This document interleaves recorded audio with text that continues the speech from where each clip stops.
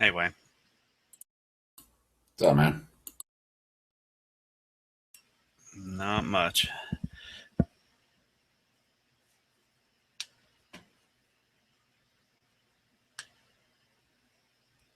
So after chat already ended? No, this is the after chat. No, I meant the offline on the other one. Oh yeah, yeah. Matt had to take care of go take care of his daughter, and everybody else is pretty much tired and going to sleep and stuff.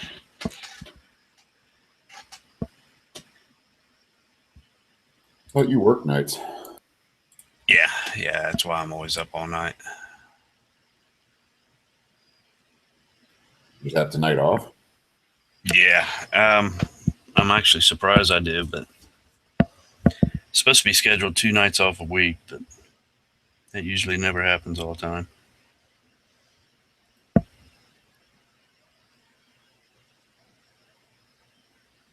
I know there for a while I was working 6 and 7 days a week, so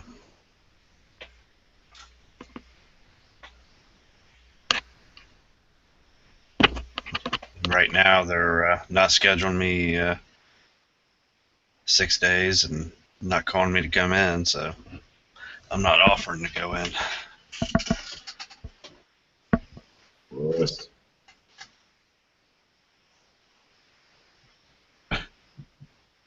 Yeah, that I was showing them a website I had found. It let me find it here. Relating to There we are.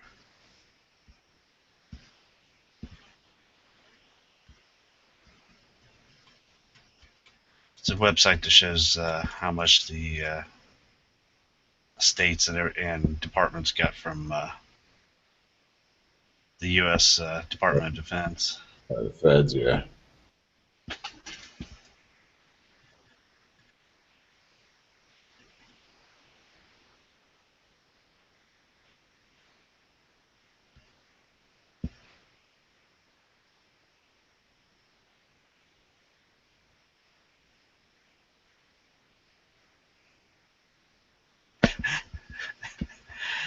This one this one sheriff's office in New York, they got $562,000 worth of stuff from the government. They got one complete combat assault tactical wheeled vehicle, which cost $460,000. They got two utility trucks, which cost $100,000. Then they ended up with 15 rifles, 7.62 millimeter. Yeah, I've seen a couple of those sites where they're actually listing what some of them have gotten. A little crazy. Like, do they even have? I've never read anywhere, but do they have like some kind of stipulation, like they can't sell it or anything like that? Because It's not saying on here. I'm sure there probably is. I mean, I know there's a local sheriff around me that they either have a tank or an MRAD or something like that, but I know they were wanting to get rid of it. yeah, I mean they can get Give it rid of back that. to them. That stuff they could sell. I mean, we wouldn't be able to sell any of the select fire weapons, but the other stuff they should be able to sell.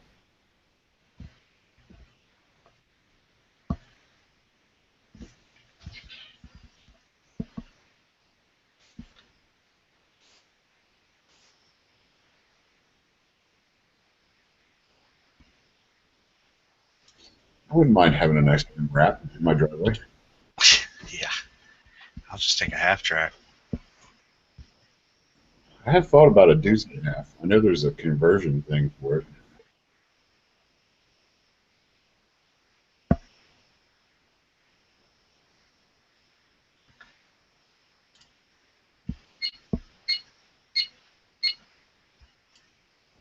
Turned it into like the best camper ever.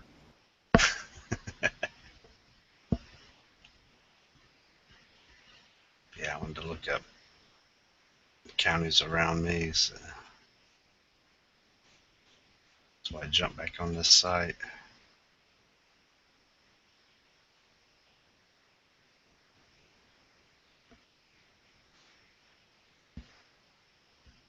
There we go. Let's see. My county got 73. Is that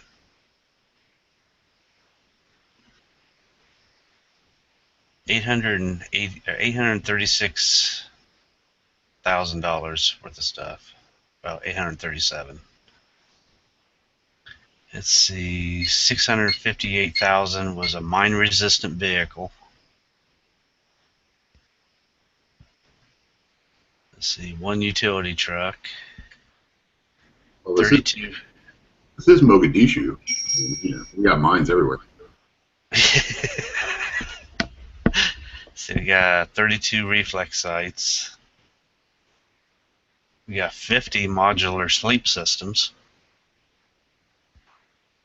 Let's see, 25 rifles in 5.56, 2 night vision sights, 1 laser transmitter, 200 working jerseys, 10 holographic sights, 300, what is this? Chemiluminescent lights,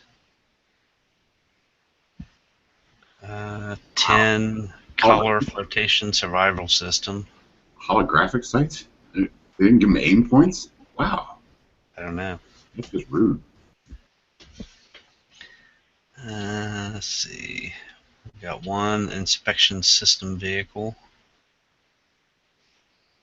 40 first aid kits, 70 mittens. Mittens, as in, Yeah, extreme cold weather mittens. yeah, where exactly is this? Ohio. Yeah, I don't think it gets that cold there. Let's see. 5 telescopes. Let's Is see. that in case alien attack? Hey, you never know. 100. Let's see. Strap webbing. Let's see. 4. Looks like 4 racks for small arms storage. 36 cots. 50 flashlights. 30 cold weather overalls. Wow. 14 cold weather boots. Sounds like a good bivouac excursion. 30 entrenching tools. 11 power wrenches. 40 bayonets. There we go. Right. They got 6 of the 7.62 rifles. 10 men's safety boots. 2 magnifiers, weapon sights. Gosh, 98 washcloths equals $738. I'm waiting on the toilet seats. Or the hammer.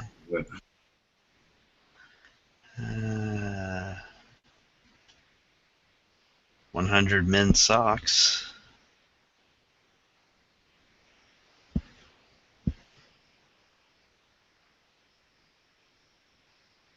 38 hoods. 30 mats for sleeping.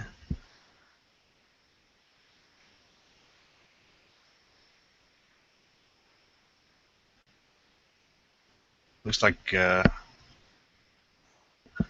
this one went for more clothing and stuff like that.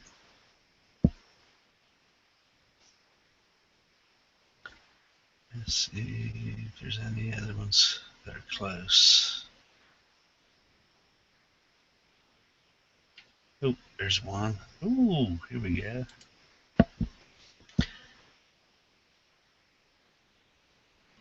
Let's see, this is a local PD. We got 4 deployment kit radio frequency identification, whatever that is. 1 utility truck. 1 miscellaneous communication equipment, which costs $36,000. A digital computer system, 10 of them. Let's go down through this. 6 computers, laptops. With trunking system. 440 chemical luminescent lights.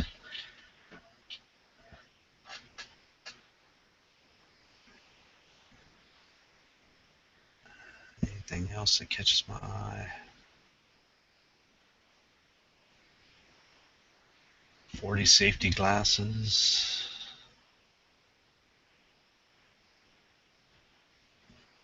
I got 2 telescopes. Point. Point. Boy, paste that link in here. Okay.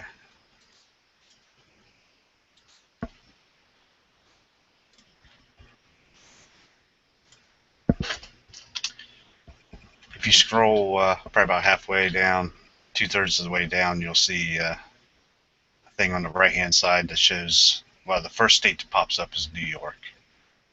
If you click on the state, it'll let you change states.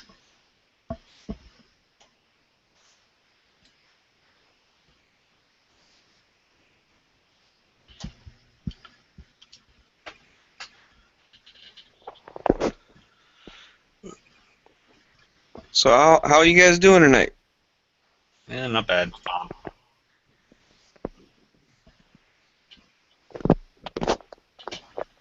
I totally missed the Every Second Matters chat. I just got home. I was out of town. Anyone do anything special?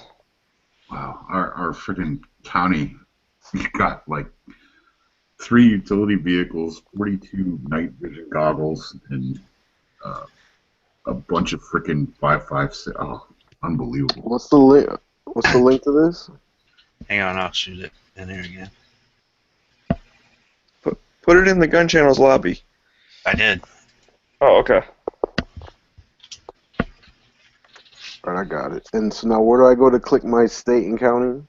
If you scroll down about halfway to 2/3 of the way down the page, it'll show first state it shows is New York, and if you click on the state, it'll pop up a list of different states. Let's see what's next.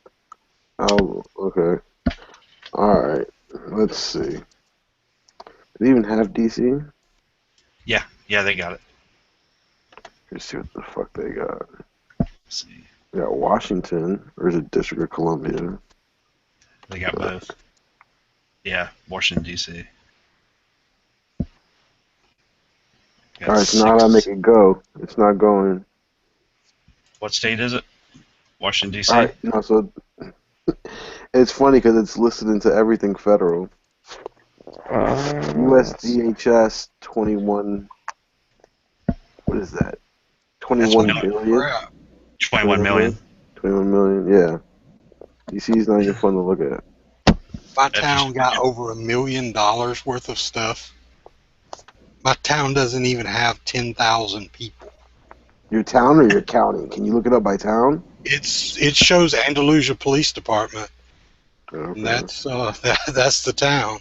But is that the town or is that the county? No, that's the town. It's Covington County, but it's Andalusia is the city, and it's like somewhere around 10,000 people. Okay, yeah, because I'm realizing now that they have like each county, each I mean like police department and sheriff department. They have cities in here. Yeah. Yeah. And if you click on your city, it'll show you a list of everything that they got.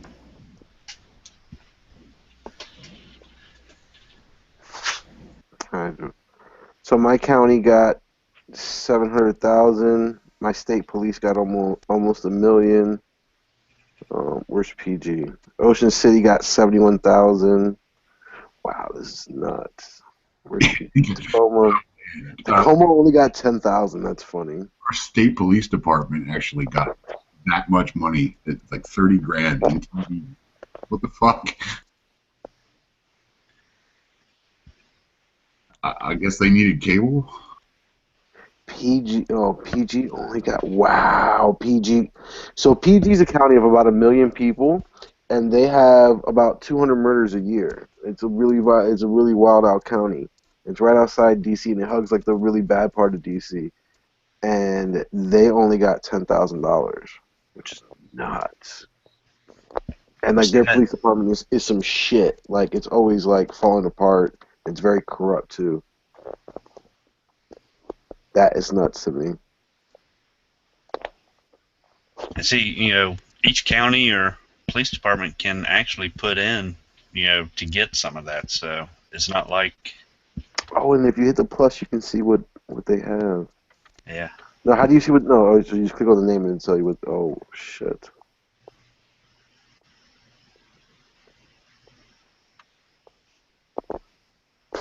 The Harrington Police Department here in Delaware, they actually got the bulk of it, which is about $7 million worth. I only got one thing. It was a mine-resistant vehicle. Well, that's useful. That's about 640,000. 733. Things are more expensive than that. Yep. So what is that? The MK3 MOD0? You know what that is? Nope. Google search it. Whatever it is, we got 3 of them, and it was it's like $500,000 for that. That's the bulk of what we got.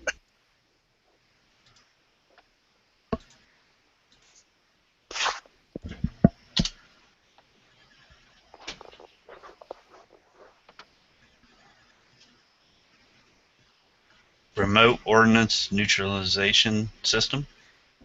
Really? Yep. Yeah, I just Googled it too. It looks like it's a freaking knife.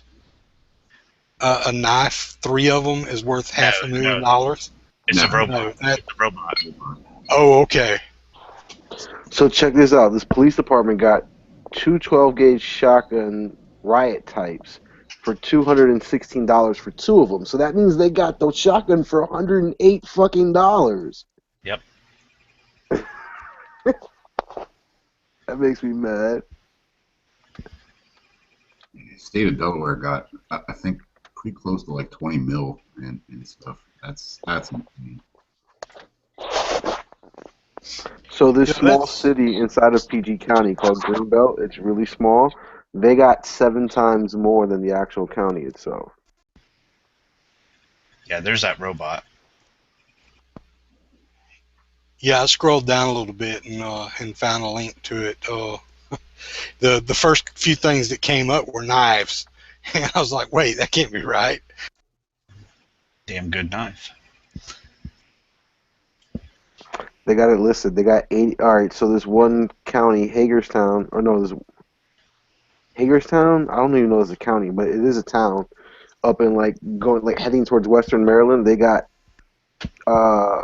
Glock Gen 3 40 cal pistols. They got 86 of them for $27.52. So let's see how much they get a Glock for. 27,520 divided by 86. They paid $320 for a Glock. That's how you know the blue label's ripping you off. You're not really getting blue label prices. Well, those solving are used world too, problems. right? I don't know because they're buying them, so they're obviously not buying used ones. Yeah, true. This is what they're getting, right? Not what they're giving away. No, they're not paying for them. This is what these counties and cities are getting from the government. Hyattsville, another small city inside of PG County, received almost $180,000. That's 18 times more than the actual county itself. And these police departments are small compared to the county. I mean, the county runs like Around here, it's the county police department is really the shit, and the little city cops, like they're the ones that get in like the county's way. It's weird. Yeah, see here they work hand in hand. No, sheriffs don't do shit here. Sheriffs are like they're here to do like warrants and fucking evictions. Yeah, because there's well, like I was saying in the Every Second Matter chat, like our local PD, they send officers off for the training for the SWAT and stuff like that, and when they get together to do a raid, they've got the sheriff, the city, and like a couple other surrounding PDs, that are part of the SWAT, team too. They all work together as one. I mean, it's a pretty open. How would you say it? Open I checkbook. mean, like the most podunk town that we have, and they got like near 7 million. What? Yeah, like that's crazy. I mean, 7 million for Delaware. I mean, really. So Maryland State Police got 577 reflex sites.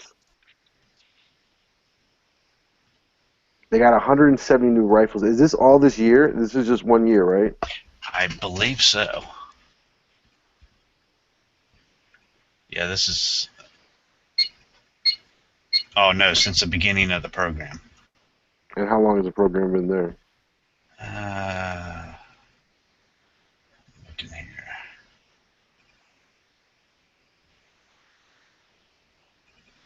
They got 10 computer. Dude, they got 10 computer desks for $11,000. I found the fucking loophole right. How the fuck does a computer desk cost you $1,100?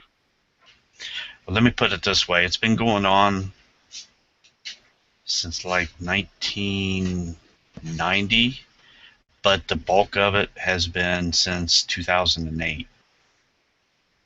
Here, let me screen share this real quick. Oh, what the hell's a fiber scope? Fiber Is optic. that a fiber optic? Like you put on a camera to look down in a tiny hole. I don't know, but it's fucking $7.5 grand. Like they always do in the movies. If they have to look into the floor below them, they'll drill a little hole, put that little fiber optic tube down there. So what did I say earlier? Hold on, look what a computer desk, 10 for $11,000, and they have Yeah. regular desk for 4 for $1,000 each. So if you want to put a computer on the desk, it's going to cost you $100 more. It's Yeah, got to see, be right. extra sturdy. It's been going on since probably Yeah. 1990 or something, but right here, around 2006, 2007, that's when it really spiked. And I'm guessing all these 7.62 millimeter rifles that I'm seeing are 7.62 by what is it, 51? It's the 308, I guess. yeah, it's 308s. Okay, they got recreational and gymnastic equipment. I guess that's a good gym for them to work out in. They got one filing cabinet for over $3,000. How does one filing cabinet? It better be like a room full of filing cabinets.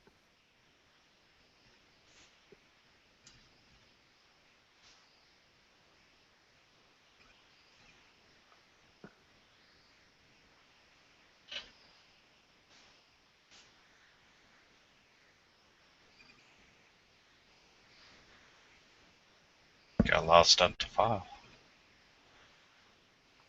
Bro, this is nuts.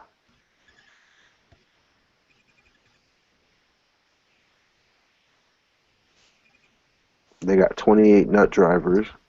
They got 13 bayonets. Holla at me. How many of y'all got any bayonets that came to y'all? I would approve of that purchase. Ours got 40. We got 13. 13 divided by 46, so that's like 20, maybe like $28. I'm like, oh, let's see. 346 divided by how many? It's like $26 and some change.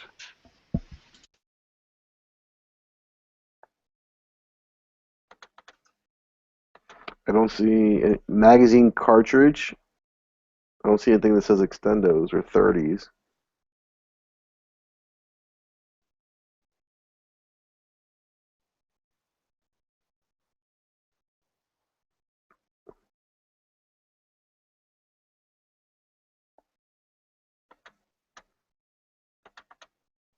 This is awesome just to look through, though.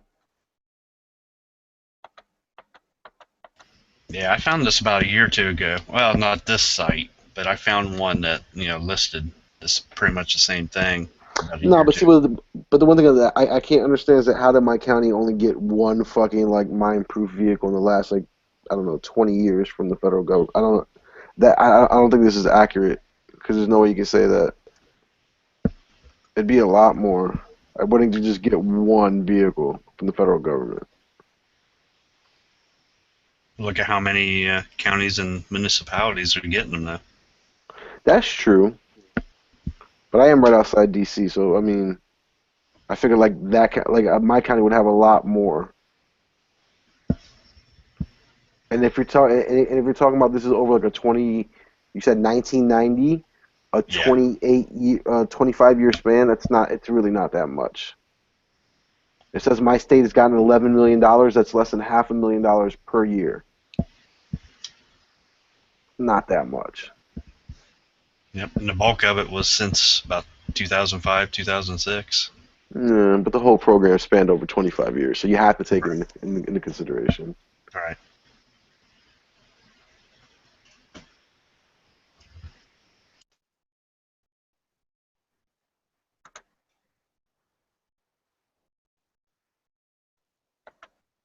Yeah, I'm going back to the DC one. This one's going to be interesting to look at.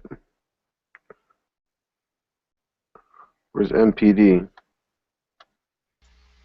This little thing down below here says Sean Musgrave is an editor for the investigative website Muckrock over the last 14 months.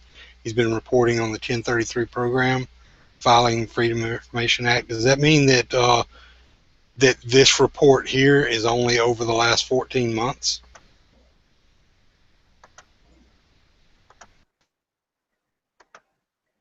No, that's what he's. No, I think it means he's been working on it for 14 months, Well, it trying to compile everything. yeah, it sounds like that's the data he's compiled here in this report. That's not what it sounds like to me, but I'm not even looking at it, so I don't know. Well, It's what he's been able to find over the past 14 months on the actual program itself.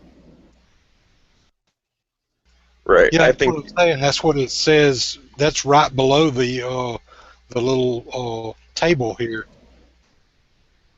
Is where it says that. So that would lead me to believe that what I'm reading here is noted down here that it's 14 months of data. It's 14 minutes. It's 14 months, Red. I mean, yeah, 14, That's what I said. 14 months. yeah, 14 months of data that he's been able to collect, but the records go back much further. Yeah, but does this particular report reflect anything other than his 14 months of No. data that he's compiled? Is what I'm. If you look at the very top, it gives a graph, and it shows like the spending and all of that collection. I believe is over that period, that extended period.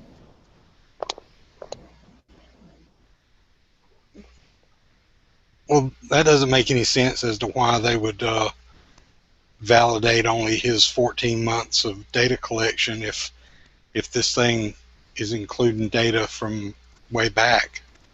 Because if you read the article fully, then it states basically he was getting shafted from most of the states and municipalities, claiming they either they didn't have the data, or that they thought that it was irresponsible to disclose it.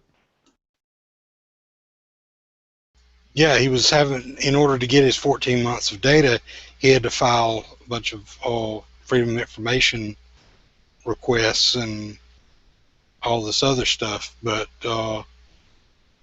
it's not very clear on what's what here.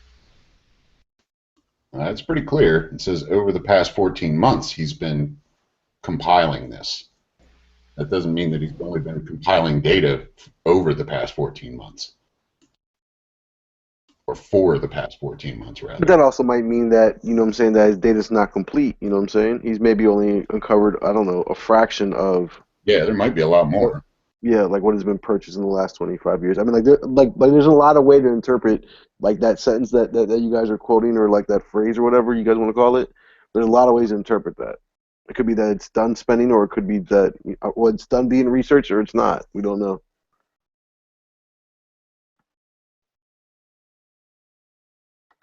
Hopefully, it'll be ongoing. That's nuts.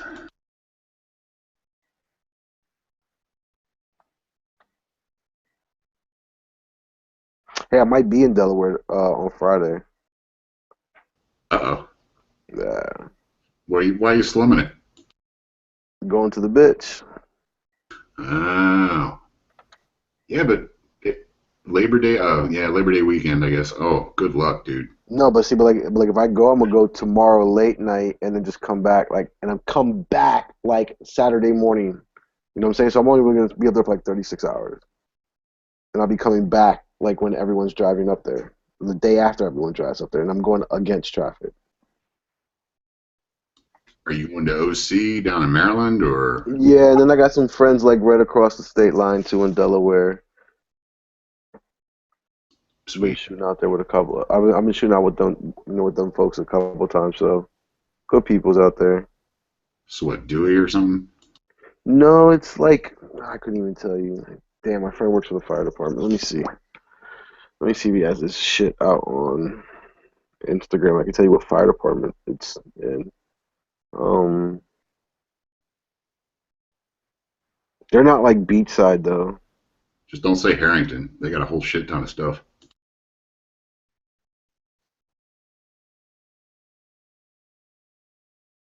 Let's see, what is this? Gumboro? Gumboro. Oh wow, yeah, that's an obscure one. Okay. Tower 88, whatever the fuck that is. Yeah, it's probably got. I think it's got like a population of like maybe 1,000. Millsboro, I'm sorry. Oh, Millsboro. Yeah. Well, 10,000.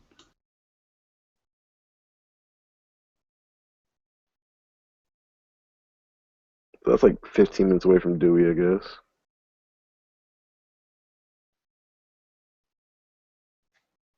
Yeah, it's pretty close.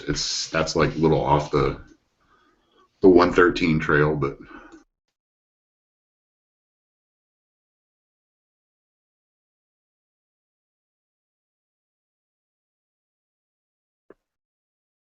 But yeah, I don't even know because I'm thinking I'm gonna be fucking lazy. It's a lot of shit. And I would have left tonight, but fucking my professor listed the wrong books, and then I try to go return my books, and they have time during my lunch break today. Got to go all day tomorrow to do it. Just ruin my shit. yeah, even if you leave early tomorrow, it's not going to be pretty. Yeah, I would have left tonight.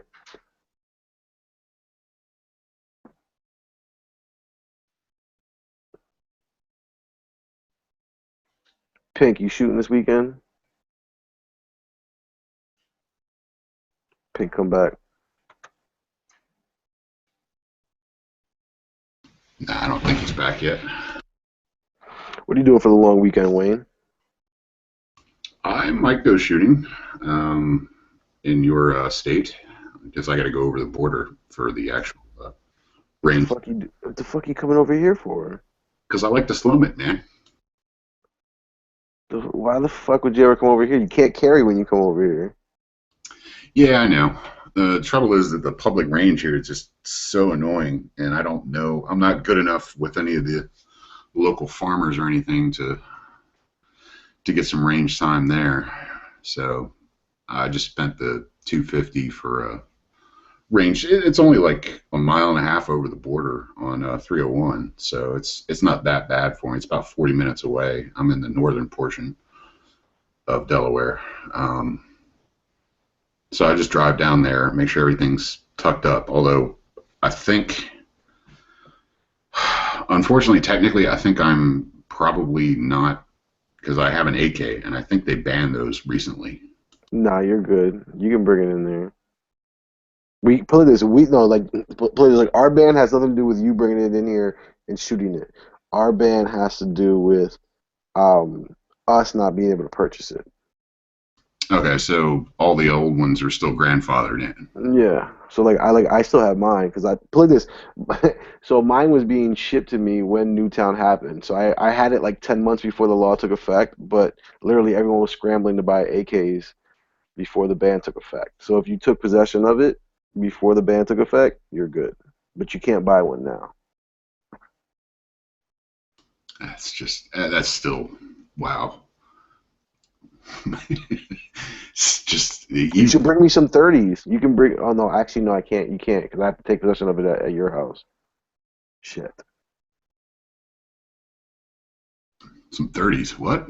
I can't. So I can't purchase 30s in my state, but I can go. So for example, like this is legal and I totally do this and I don't care. I like my best friend lives in West Virginia. So Maryland's super skinny. Like I can get anywhere out of state like in less than an hour. Like just like you could. Like you can drive anywhere in an hour and be out of state. But so I can get 30s delivered to my best friend's house in West Virginia, drive to his house, pick them up and drive them right back to my house. Well, yeah. I mean, But shit. you can't bring me any. You can't bring them and give me possession. You can't hand them to me in my state. Okay, so it's okay for me to give them to you, In your state. but can you? Outside of Well, yeah, but can you buy them at a store? Because you can just get no, villas. I mean, no. okay, That's the whole thing. Is like you cannot transfer. You cannot take ownership of. okay. Well You can then, have ownership of. You can bring ownership of into the state line. But you cannot do the transferring of ownership. how would that work then? Because if it's a private transfer, that's still considered the same thing, right? Yeah, but it all depends where it happens. It's the actual act is what's illegal. Okay, So the so possession of it's not illegal. It's the act of transferring. Well, what he's asking is if you can go to a store in our state and buy them. Totally. Yeah, I Okay. do that shit all the time. Yeah, I I think go to that's the why he was Virginia asking. Gun Show and stock up on 30s and drive them right back over the Potomac River. And it's totally legal. Colorado can do the same thing, but Colorado's a really big state, and a lot of like its big cities or whatever, or where most of its population centers are, it's like in the middle of the state, so it's a long drive. so It's you my guys favorite loophole. so you guys are limited technically to 10 rounds as Uh well. huh. Oh, yeah, another reason why I never moved to Maryland. So like so like what's actually cool to do, or well, I don't, well, it's smart to do is like for example, like I go to Virginia Gun Show, and like if I'm gonna pay, well, like I could take possession like of the mags there, and then like if it's like really close, like they might drive it to like a Maryland gun shop, or they might charge me shipping, and then I'll just ship the gun without the mags, and I'll take possession of the mags right there since I already paid the guy for the whole fucking gun. He'll just give me the mags there.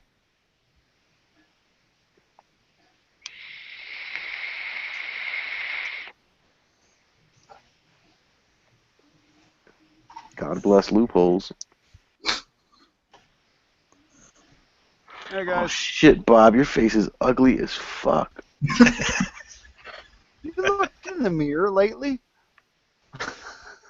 You look deader than we thought you died. Oh fuck, man. It's just a lot of sun here. It's been fucking brutal hot. It's like 40 degrees Celsius, so that's like 100 and some. It's ridiculous for this time of year. It's been too hot to go shooting gophers. I mean, that's how bad it is.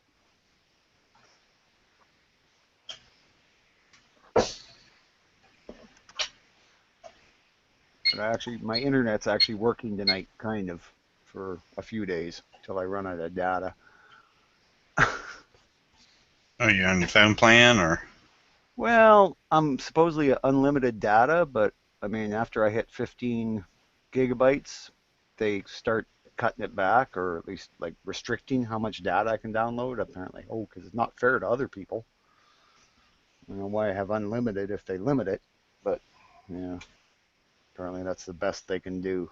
15 15 gig. is a lot. If you're not downloading video or if you're not chatting, 15 is a lot. Like for just Yeah. Facebooking and like emailing, and that's a lot. But Yeah. if you're on a chat, it goes by so fast. Oh, well, that's what they said too. Is that like even a Netflix movie is a gigabyte, right? So I mean, it's 15 movies a month. Well, This is my only entertainment is my internet. So, fuck, man. I watch 15 movies a week. I thought you were supposed to have fiber optic all over Oh, we Canada do, up but there. I'm in my trailer, so I mean it's like hard to get fiber optics hooked up to something that you move around. Apparently, if I'm down in the States, I can get a satellite that will do the internet, eh? But up here, they don't do it unless you actually live in a house, which I Yeah, don't. that satellite stuff is a lot slower than your phone data.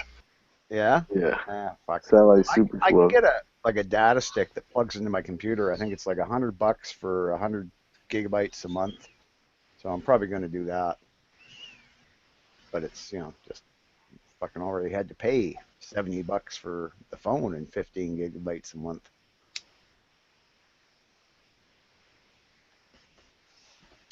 Yeah, it sucked. I tried to download or upload a fucking video to YouTube, and it was a 3-minute video that took 3 hours to upload. Jesus. Oh yeah, once they throttle it back, it's fucking near like dial-up. I mean, you can watch a Netflix movie, but at some point it's going to stall, and you have to hit pause and then listen to the radio for half an hour. Fucking sucks, man. I never thought this would be that much of a hassle. I thought living in a fucking fifth wheel would be just great. I was gonna say your family doesn't have internet there. Well, they just use their phones, eh? Because Oh, they they don't. do. Yeah, they don't do shit all with their internet. So yeah, sucks. But fuck it. Like I said, I can get this data stick that plugs in the computer that gives me 100 gigs a month. It's well, I don't know, 2G maybe. So in between 2G and 3G, so it's okay. Like this is 3G right now, and it's working because I'm still under my 15 gigabyte per month limit. Yeah, I've got one of those.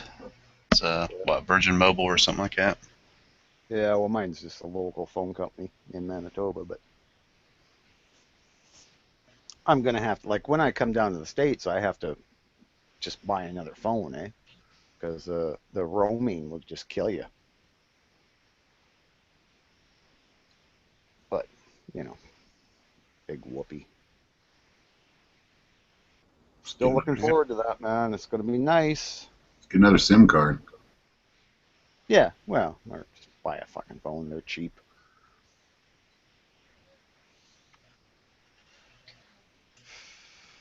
Should be interesting.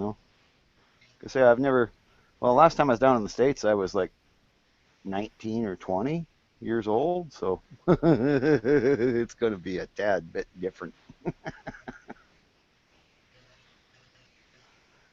Yeah, for one thing, I had to get a passport, fucking passport to come visit, the States. That's just crazy.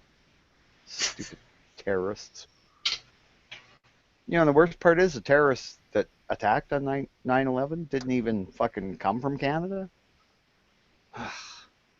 Hey, Pink, Yeah, did you see that Stone Guy's giving a gun away the whole time? yeah, yeah. I I saw did something like not that. even know that. Yeah, I know Dead Horse offered some parts too. That's what's up. I did not even know that the whole time. The whole time because I didn't read his description. I just saw a picture of a lower. I was like, okay, Stone Guy got a lower. Trust me. Like I was like, I got a lot better. Like I'll just skip over Stone Guy because there's a lot better pictures out there and I'm like way behind on posting. So I just like perused over it and little did I know he was giving it away. Yeah, he's gonna build it. He's getting donations from, I or he's tagged a trying couple trying to get people in the some. picture. I tagged That's like pretty sweet. fucking who Hogue because they use my hashtag all the time or our hashtag. I what Aimpoint, Magpul, Surefire. I couldn't think of anybody else. Hmm, You can get like a barrel company. I don't even know who makes barrels though. that's pretty cool. That's actually pretty nice to give away a fucking gun. But he's giving it away for gun generals. Yeah. Yeah. But still, yeah. I mean, yeah, I guess. So it's gun channels. It's really nice, not Stone Guy. Fuck. No, I mean Stone Guy's the one, paying for it and stuff like that. It's just Oh, okay. Well, see, Stone Guy. Fuck. Who'd have thunk? I Stone got to Guy stick would. that disclaimer in there in this chat. Gun channels is not liable for anything about the gun. Yeah. For any pervertedness that the gun may come with. Stone Guy is building this, so who knows what he's gonna have done with the parts. You might want to wear gloves when you first get it and wash it in something. Spray 9 or, straight rubbing alcohol, something like that. Something that'll sterilize it.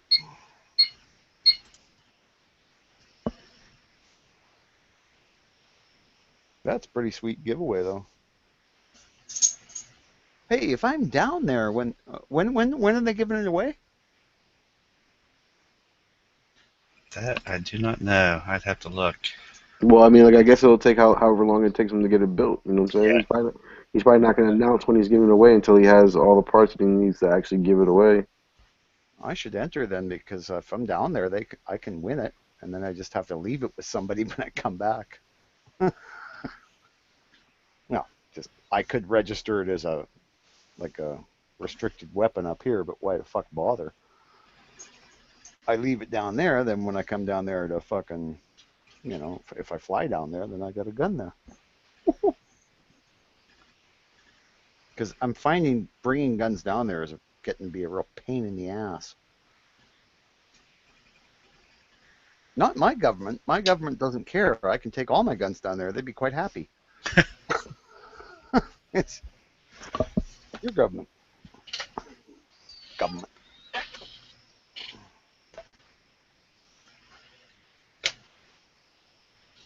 Apparently they think I'm some kind of gun importer or something. That's the type of guns.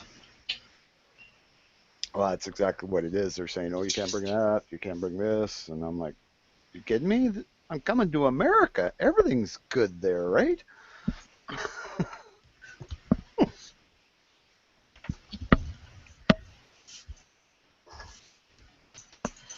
Yeah, with those import bans, they Yep. That's what's put a killing me. damper on things. Just trust me, we would want you to come with a trailer full of Norinco AKs and Yeah. SVDs and everything else. Yep. Well, we can't get the AKs here. We can't get anything that looks like an AK except for the VZ. And it really doesn't look like... The only reason we can get it is because it's so different than the AK when you actually get into the details. But yeah, there's a 22 caliber rimfire that looks identical to an AK. We can't have that here because it looks identical to an AK. It doesn't function like one. It's not an AK. It's got nothing to do with the AK. It just looks like one, so they banned it.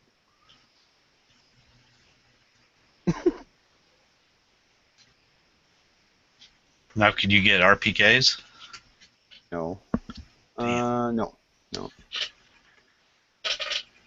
But strangely enough, we can get like belt-fed machine guns, as long as they're semi-automatic, and as long as they use a cloth belt, you can have like a 100-round belt, whatever. Like MG34s, Brownings, stuff like that. We can have those. They're not even restricted. They're just considered like a rifle.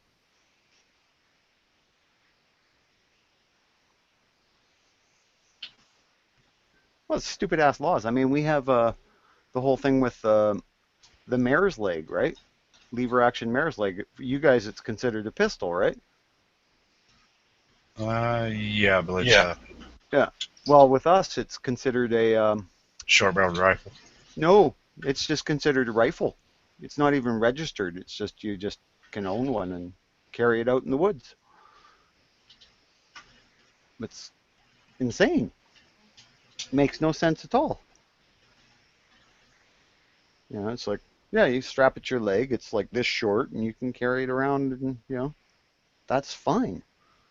Well, you can't carry it around the city, but if you're out in the fields or something like that. But yeah. But yet I consider that a pistol because it's you know I've tried to shoulder one. It's yeah, it don't work.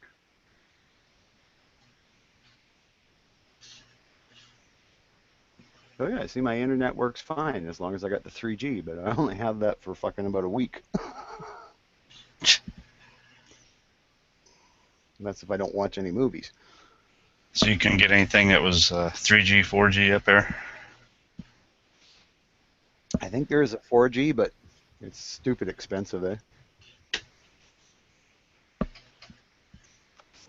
Like 3G is, kind of everything's 3G. But yeah, it's a distance here, eh? Like we have such fucking huge distances. Like most of the time, if you're, a couple hundred miles away from a city, you're not getting very good cell coverage anymore. Yeah, and if you're up north, you might as well have a satellite phone because cell phones don't work. Moon wants to know if you can get Vepers. Like which? Vepers? Yeah. No. It looks too much like an AK.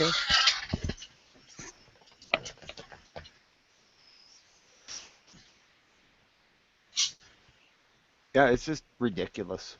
I mean, there's no rhyme nor reason to it either, eh?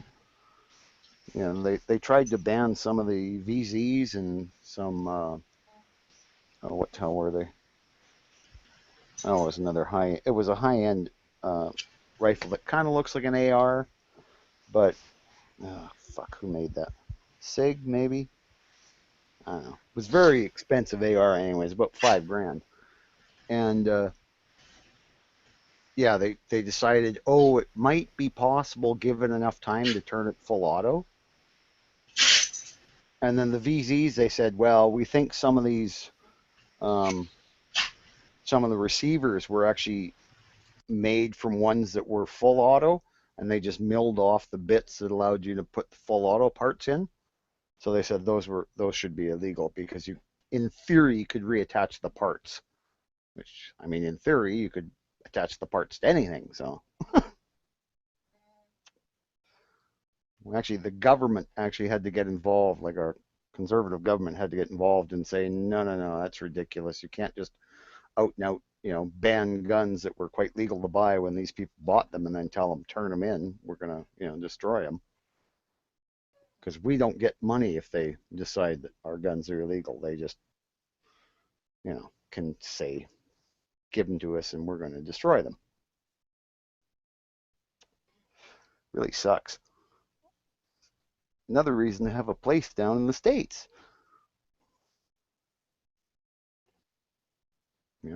Got storage and stuff.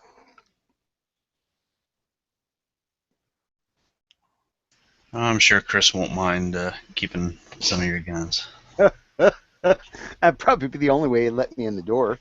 No, come on, Chris, I want to leave these with you. Yeah, he'd probably love that SVT-40. Yeah. Yeah, because it doesn't really kick. It's not like the Mosin. He's a little recoil sensitive. I don't think he really is, but we bugged him about it so much that, now he's just sensitive if you mention it. I haven't seen him on in a while. No, he must be busy at work.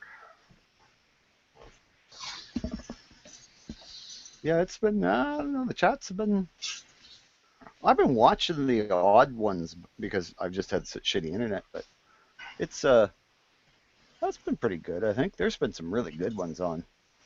Yeah.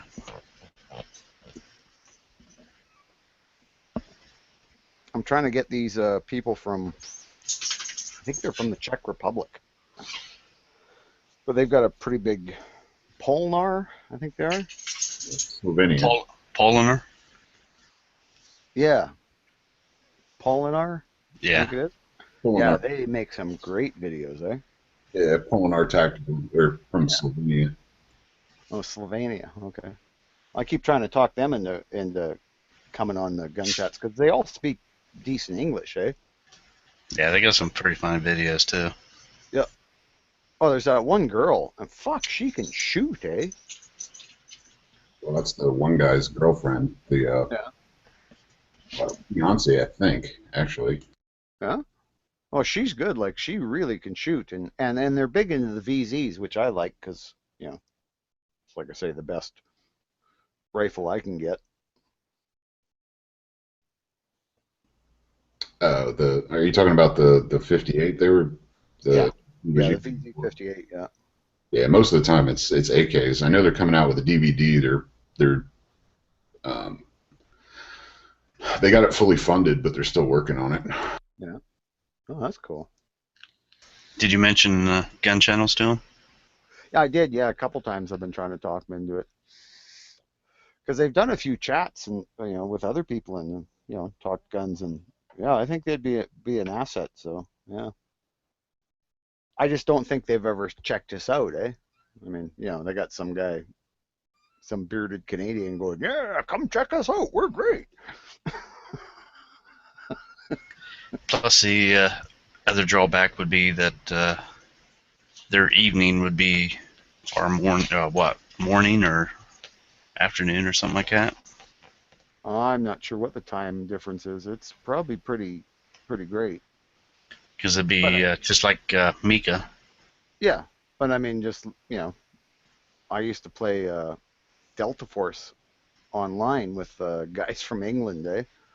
So it was Yeah. fine. It was just they were playing at 3 in the morning because that's kind of what gamers do.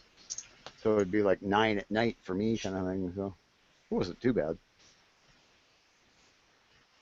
The one guy from the Netherlands, he was really his time was really fucked up.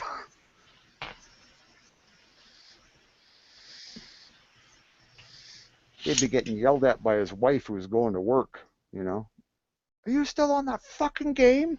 Well, apparently that's what she said. He had to translate for us because he was from the Netherlands.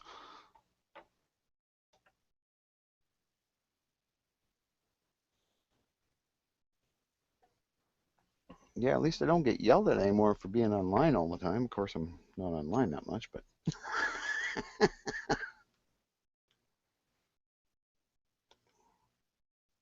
gotta tell you, man, it's sweet living alone in some ways. Other ways, it's like, fuck, I hate doing dishes. That's why you buy paper plates.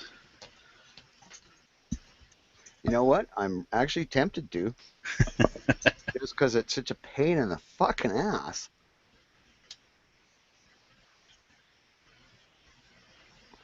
I mean, because it's just me, I can usually go a week before, the one of the sinks is full, because I got double sinks in the trailer, but um, yeah, after one's full, it's kind of like you gotta do the dishes mostly because I'm running out of dishes at that point.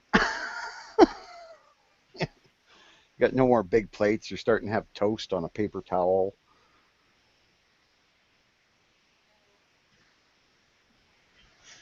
Yeah, and so you get the paper plates. You can just throw that in the fire at night. Yep, that's what I'm thinking.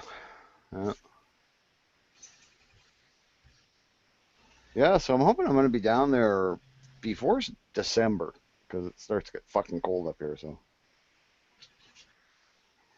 yeah, should be early November actually heading down there. Otherwise, I gotta winterize the trailer and then you gotta flush all the fucking antifreeze out of the lines.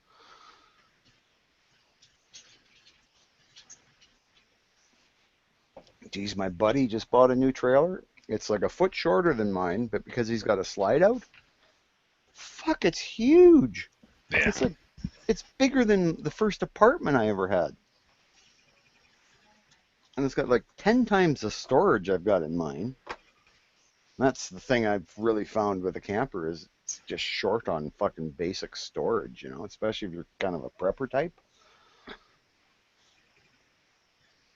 Which is another thing. Apparently, I can't bring all my meat to America with me.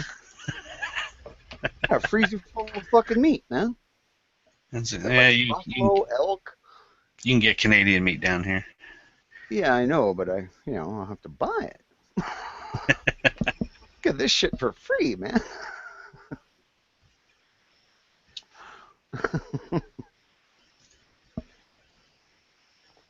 That's the nice thing living in the country too. I can kind of staying at my sister's ranch. It's we're talking about, oh yeah, we need some meat for winter, eh? Well, let's go out and pick out a cow. Just go out there. Oh, that one's fat. Let's kill that one. Okay, that's our personal beef cow. We're not selling that one. That one's just for us. It's my buddy rents his land to his brother for grazing his horses on, right? Because my Mhm. buddy's got a quarter section of land, but it's just fucking prairie that you can't grow shit on. So, you might as well um, get something out of it, right? But he rents it to his brother for a half a beef. So every year his brother has to buy a beef, which he does anyway, or buy one or take one off his herd, right? And every year it's like get a beef, get it butchered, half the meat goes to my buddy, and that's his rent for pasture that he doesn't do anything with anyway. So it's a fuck of a deal. Yep. And he still owns his quarter section, eh? Like it's just when you think about it, like, this was my biker buddy, right? Never thought he was going to own anything. He's got a fucking quarter section of land. He's got a big house on it. He's got like a 3-car garage. Fuck. And he's a carpenter. Yeah. Here I got fucking a 5th-wheel trailer and a couple old cars and motorcycles. And a bunch of guns. That's true. He doesn't have nearly as well. He doesn't. Yeah, he doesn't have nearly as many guns as me.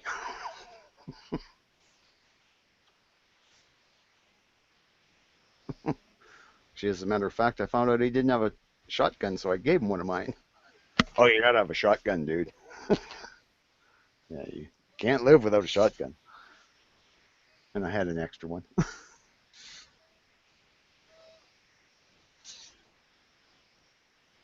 So actually, one of the things I had to do is like fucking scale down and get rid of some guns. It sucked, man. Like I'm only gonna come down to the States with like 4 rifles and 3 handguns and a couple of shotguns. It's barely enough. I want to go hunt pigs. I want to go hunt more pigs. I want to do a tactical rifle course, which is going to be hilarious. So did you decide where you're gonna come down to?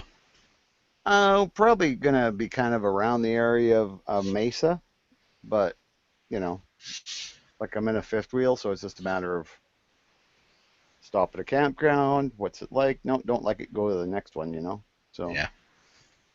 yeah, I want to go. I want to go see Huck. I want to go see G-Webs. I want to see Chris, even if he doesn't. I just want to pull up in front of his house and video it. I'm pretty sure G-Webs will go along with that. He'll help me with the videoing. Yeah, he'll be hiding in the camper. Yeah, and he'll loan me a vest just in case Chris isn't bullshit. Okay. I want the one that'll stop a 308, okay? Because I don't know what he's coming to the door with.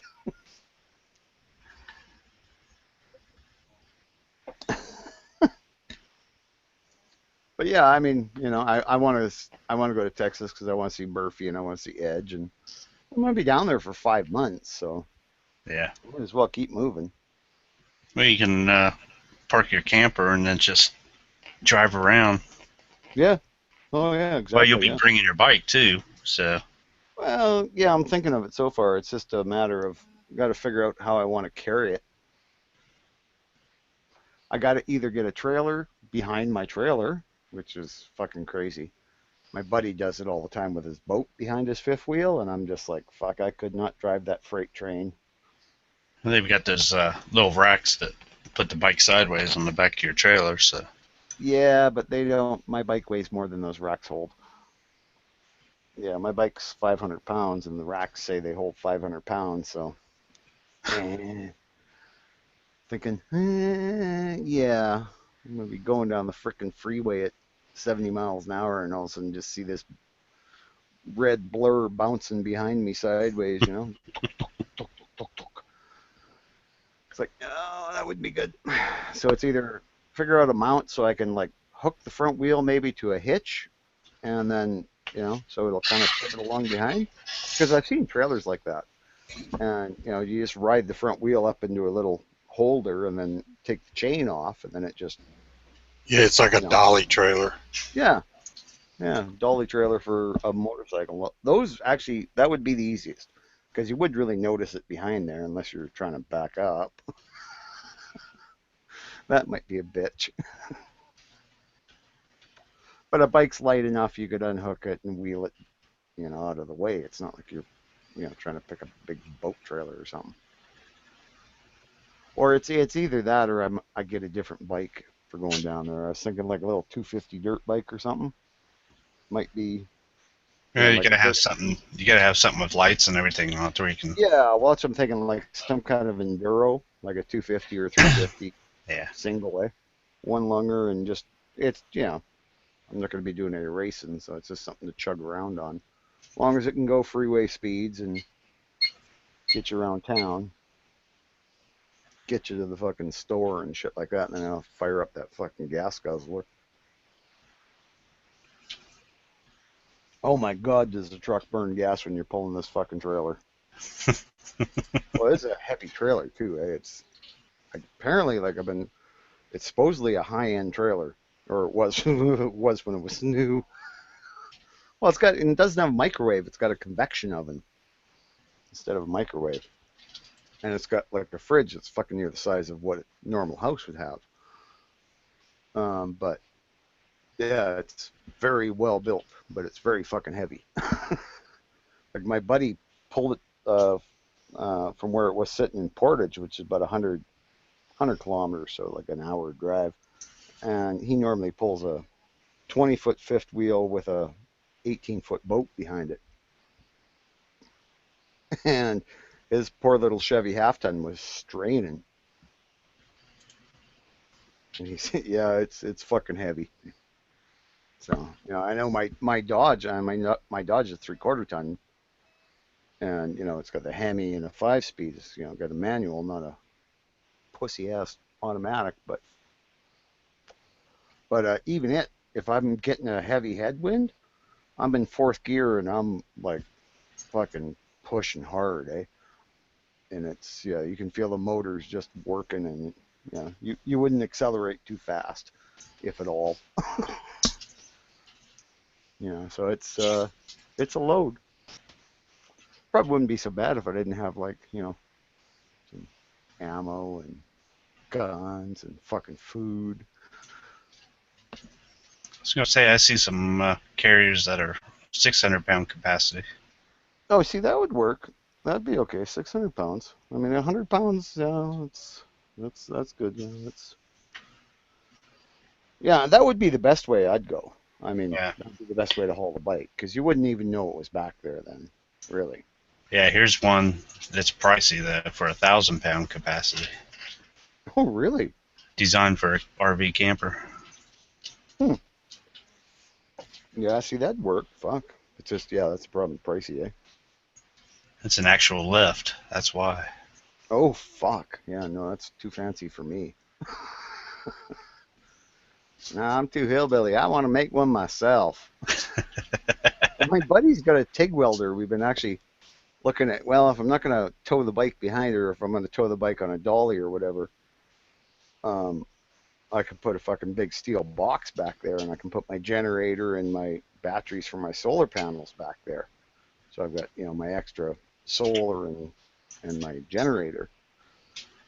Because, this thing does, you're either plugged in or you're running everything off propane and a 12-volt battery, and the 12-volt battery don't last long. And, propane's expensive.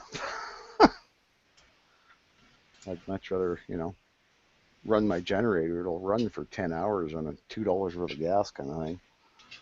Yeah. There's that. Oh yeah, that is fucking sweet. Of course, look at the RV there, Yeah, pulling I know. this big turbo diesel bus. Yeah, that would be nice.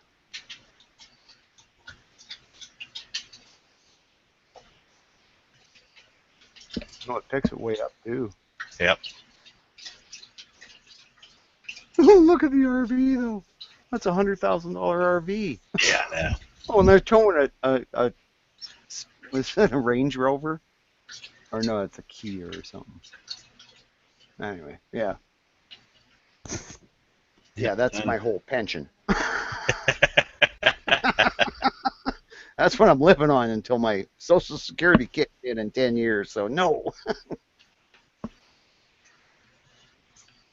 Yeah, that would be sweet though. Yeah. Yeah, I think the dolly's probably going to be the way I'm going to end up going because I do want to put the big steel box on to have my generator and shit in there. Right?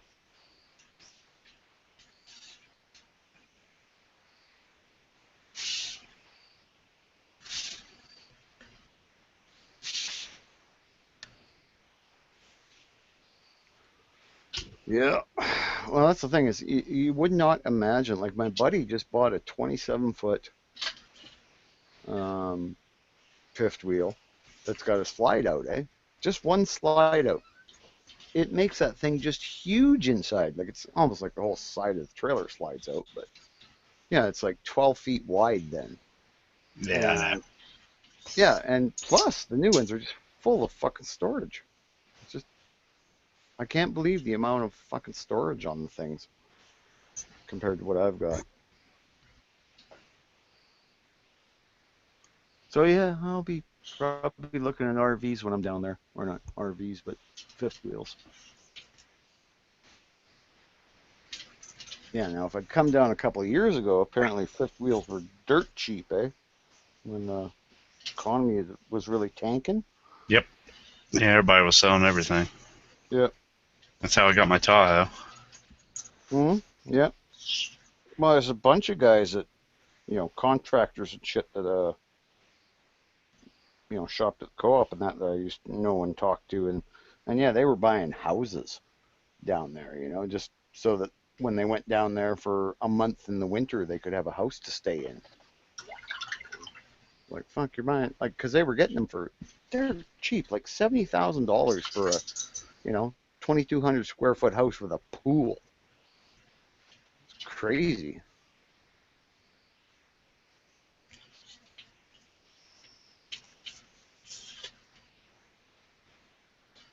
Wish I would have bought something then. Yeah, but what you know now you didn't know back then, so. Yep. Oh, isn't that it? It's 2020 hindsight, eh?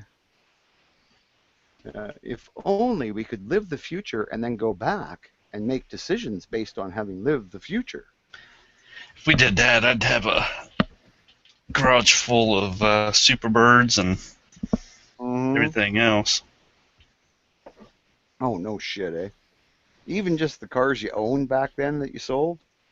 Yep. Like I had a 69 Barracuda convertible with a 340 and a 4-speed, and, sold it for next to nothing because it was, starting to get miles and get a little rough and needed a roof and shit. Now it'd be fucking, 20 grand to buy it in that condition.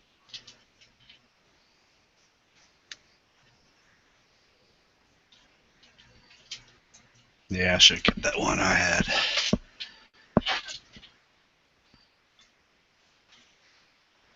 I had a Hemi Charger when I was like 18. It was in 1967, so it was a fastback. Was it Ugly the one. 413 Crossfire?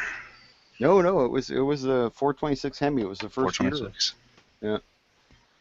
Yeah, and yeah, it had 80,000 miles on it. It was all original. The body was starting to rust out on it, and it got like 7 or 8 miles to the gallon most of the time. So Yeah, but gas was cheap back then. oh, it wasn't that cheap. It's like 40 cents. Well, you got to remember, like it was, you know, 10 years before that, it had been 10 cents a gallon. It was up to 40 cents a gallon. Well, that was, expensive. But yeah, it was a terrible car. I could never. If you tuned it up, it was fast, but it was fast for about a week, maybe 2 weeks, and then you had to tune it up again. And it was like, change the plugs, put new points in it. The motor was just, plus it had 80,000 miles on it. Yeah, that was one thing I hated was points. Yeah, and it had dual points too. Yep. Well, funny thing is, I blew it up racing a guy on the #1 highway, and just like scattered it, literally, like blew the whole bottom end out of it. Didn't crack the block or anything. It just blew the crank, and piston rods going out through the bottom of the car or through the bottom of the crank and shit. And so I went and put a 383 in it just so I could keep driving it. And my old man bought the motor from me, or I didn't buy it, he borrowed it, and put it in a tractor for tractor pulling. I think he was the first guy to put a Hemi in a tractor, but all he did, it was a stock rebuild, but it was a Hemi in a tractor. And I mean, like, didn't look like a modified tractor, it was a fucking regular tractor. And he'd use that for pulls. It was pretty funny. It sounded good. But he went and sold that tractor with my motor. Pissed me off. Did that when I was working up north, So it's like I came back and said, "Oh, what'd you do with your tractor?" "Oh, I sold it." It's like, "But that was my motor." "Oh, I didn't think you wanted it." "Yeah, I wanted it. I was going to put it in my Valiant." Yeah, the 66 Valiant two-door coupe, that I was going to drop it in. Fuck, that would have been badass.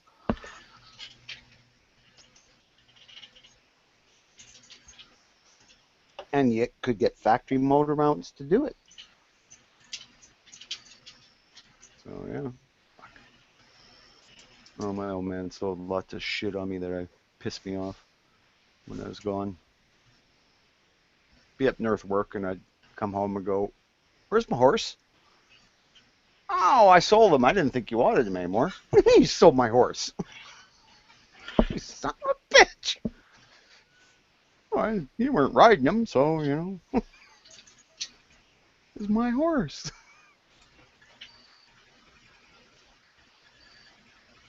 Farmer mindset, It's all just livestock. Yep. Except for his pet cow.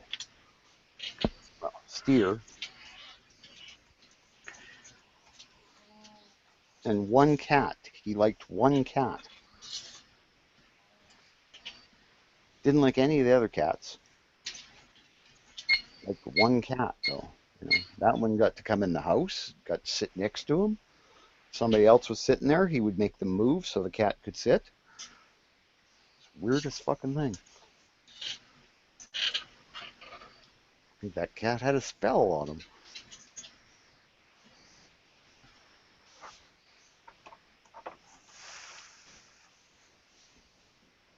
Yeah, my old man, he acted the hard ass, but he wasn't. At least when it came to animals. Caught him feeding the neighbor's cows one day. Because he was feeding his cows, and all these neighbor cows, they were just like, they weren't getting fed enough. They were skinny as hell and shit. So he's throwing bales to his cows, and the fence line's right there, and kept looking over these other ones, and and they about every 3 bales he'd throw to his, he'd throw one to them, Well, looking the other way. Ooh, oops. So I come out there to help him, and I'm like, "How come you're feeding the neighbor's cows?" Oh, I don't know how. Well, they must have just fell off. Fuck, I walked up there and seen him throw a couple of them. But yeah, oh no, never admit that. Nope. Yeah, we eventually had to report the neighbor because he had horses that were in as bad a condition. Like fucking just skin and bones. He had a riding stable. and yeah, I used to just just didn't feed the animals, eh? So my old man couldn't stand it. Even though the guy was his friend, he turned him in. So did he get his cows? No, no, no. They all they had to get sold to people who would look after them, or I guess, or same with the horses. Like that, they shut his business down. Just inhumane. And he wasn't like properly supervising the trail rides. He'd just let people get on the horses, and some of these people hadn't been on a horse, and they just like think it was like the movies, and they just yeah, yeah, yeah, yeah, and just make these poor horses run until they were just about dead. So it was an ugly time.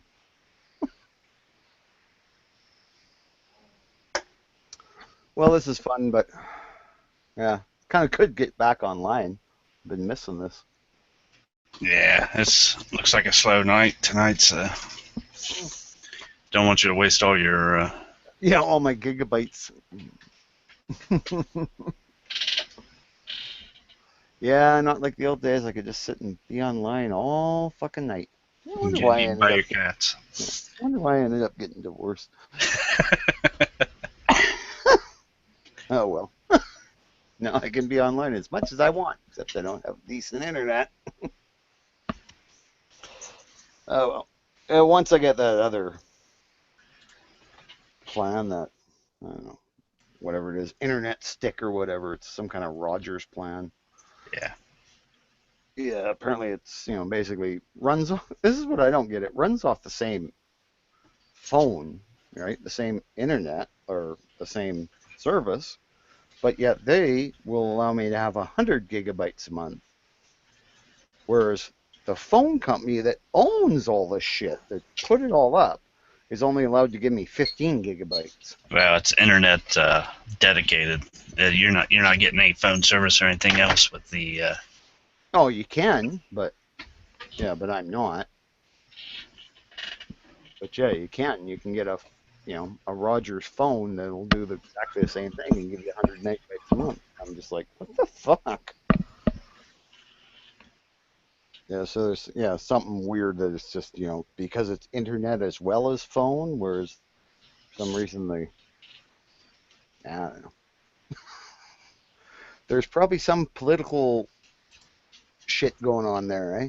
They don't want to give the provincial phone company the rights to more than what the big business Rogers gets or something. I don't know. Yeah. Anyway, same old, eh? People are getting fucked. But yeah, I've been flying my radio controlled airplanes. They've been fun. Yeah, so I get all my toys out here, eh? Whereas before I lived in the city, I'd go across to the park and fly my slower RC planes, but I couldn't fly the fast ones, eh? Because there wasn't the room.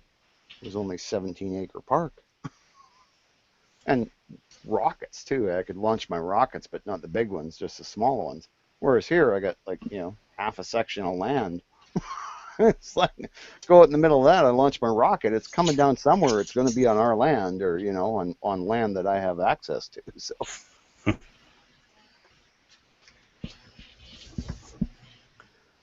yeah, it's cool living out here. Now I just got to buy some acres from my or just a couple of acres from my sister and brother-in-law here, and build a tiny house. And hey, life's good. Yep. You go Right? leave your camper down in the States then? Yeah, well, exactly. Then I don't have to haul it back and forth. Yep. Or I guess I could. It depends what the storage costs. You gotta, take storage versus gas. How much gas it burns me to haul it back.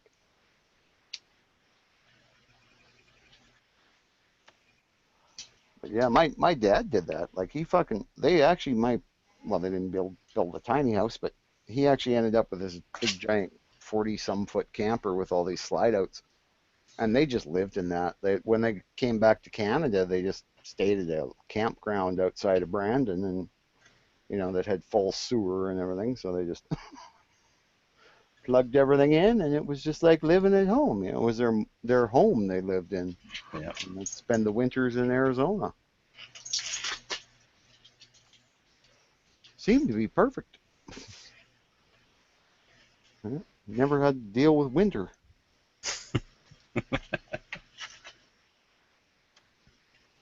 Well, that's the thing, and winter in Arizona is kind of like fall here most of the time, and that's the perfect time of year here. It's 25 degrees Celsius, which is just a nice temperature.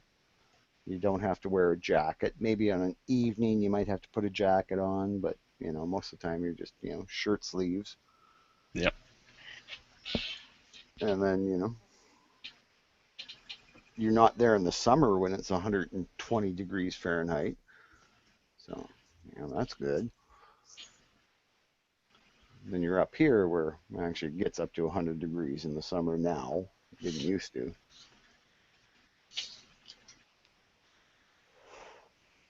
Fucking climate is just fucked. I swear the sun's hotter. Feels like it is. Yeah, honest God, man, it just feels like the sun's gotten hotter. Because, I mean, this is really late in the year to be this hot up here. And it just seems like every year it's the summer is hotter and it lasts longer. Let's see, we're right now we've been in the low to mid 80s in the daytime, Yeah, and that then would be nice. Yeah. at nighttime it's been dropping down to like 50. See, that would be nice.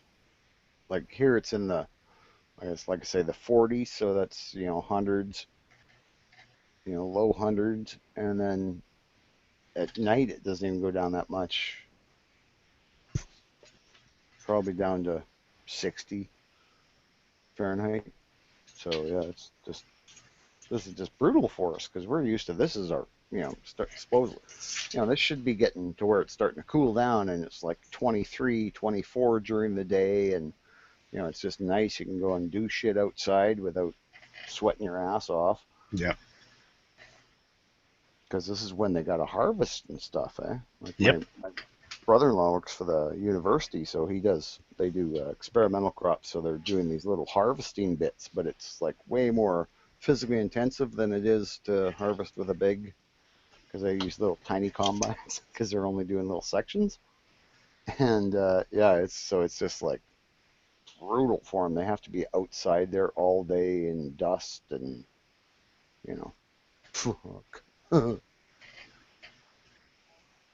You couldn't pay me to do that. Well, I remember baling, and we used to bale at this time of year too. And back in the days before they had the big round bales and shit, it was the little ones. And you had one person driving the tractor, and he had a baler on behind, and then the baler shot the bales up onto a trailer, a big giant flatbed trailer, and you'd go grab the bale and go stack it, Yep. and you'd stack it up until it was full, and you did this all fucking day. Well, holy crap, in this kind of heat, you'd die. Yep, that's what they've been doing around here. Yeah. Yeah, see, here now it's all, big round bales and big square bales, and nobody does anything by hand anymore.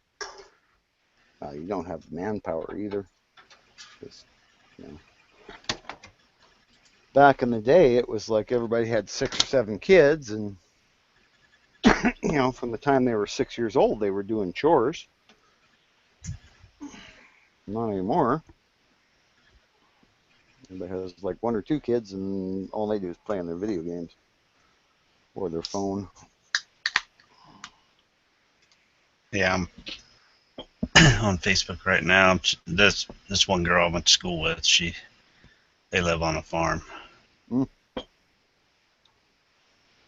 Let's see here.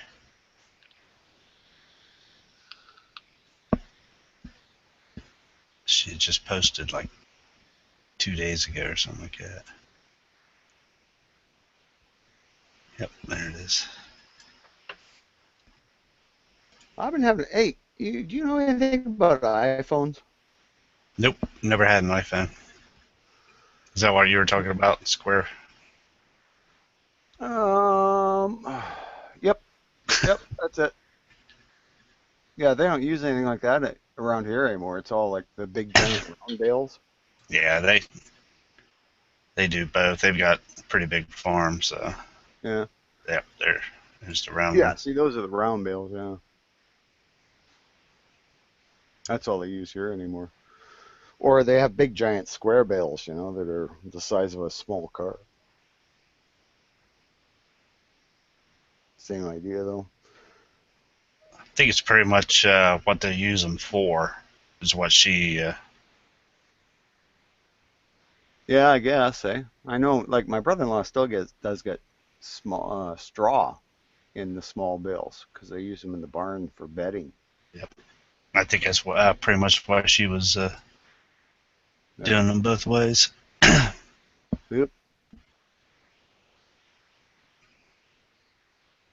Oh, it's, I mean, there's the farm. You live on a farm, the work never ends, eh? Yep. But hey, you keep busy, you stay healthy.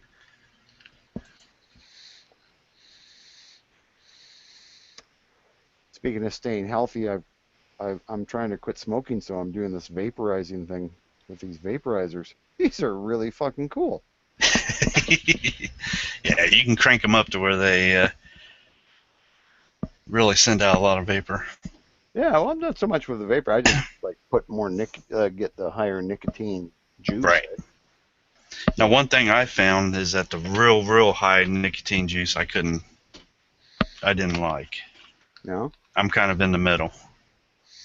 Well, I got the 24 milligram, I guess. So I think that's the higher stuff. Yeah.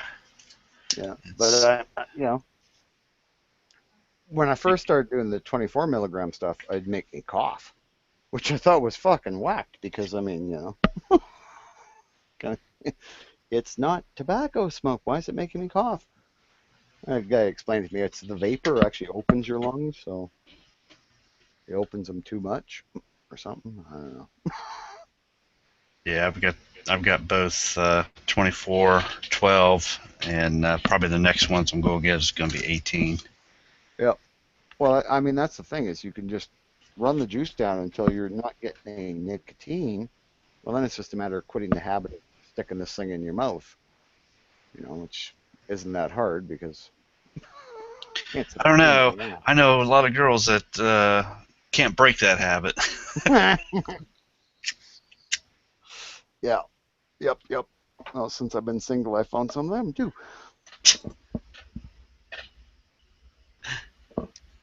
Yeah, mine aren't MILFs, mine are GILFs.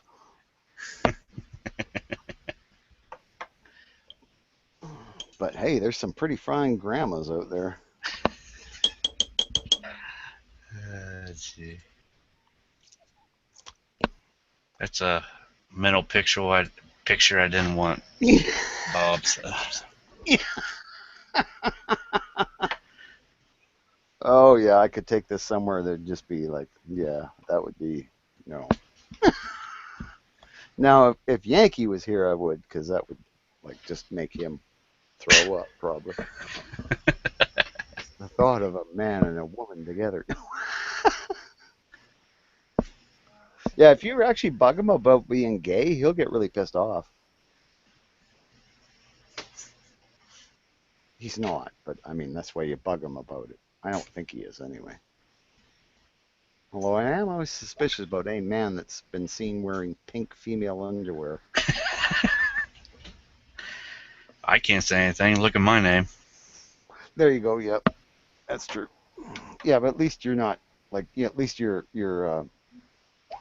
avatar isn't, you know, a male in pink underwear, pink female underwear. Especially lacy. Like, I mean, oh my God, it was lacy. Like, women don't wear that shit because it's not comfortable and it's lumpy under their clothes, right? I don't know. I know a few.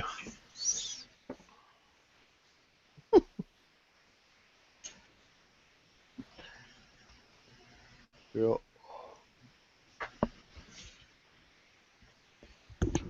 Well, I'll tell you, I'm really looking forward to coming down there this winter, though. just to get away from the fucking cold, eh? It's just, Yeah. I hate it now. I used to love it. It's really weird. I used to really like the cold, but now, you know, I'm yeah, surprised nobody's brought up any more the subject of the gun channel shoot. gun channels, what? Shoot? Yeah. Oh, I didn't know they were having a shoot. We're having a shoot? Oh, yeah, yeah. We were talking about it before. Yeah, we're going to go have a shoot. That's right. Yeah. Nobody's talked about it in a while. Yeah, fuck it. We'll have to start talking about it. Get it together, man. Might as well be this winter. Well, they were talking about the 1st of November. Yeah. Oh, fuck, I don't even know if I'll be. Oh, I should be down there by then. I'll have to see how the border crossing goes. I have to do a test crossing. Test. Well, there's some things I'm not sure are expunged from my record yet, so. You wouldn't be able to get a passport if you couldn't. Oh, no, you can get a passport because there's just some things you can get in the States for. Like, if you're an American and you've had an impaired driving charge, you can't get into Canada. Oh, really? Yeah. Oh, yeah, they're fucking dicks about it. And I know, but I know I have been in the States. I went to New Orleans, but that was before the whole you needed a passport and shit. Um, and they, and they you know, any felonies? And I was like, no, not that I know about. You know. Oh, you had impaired driving charge? Yeah, but that's not a felony in Canada.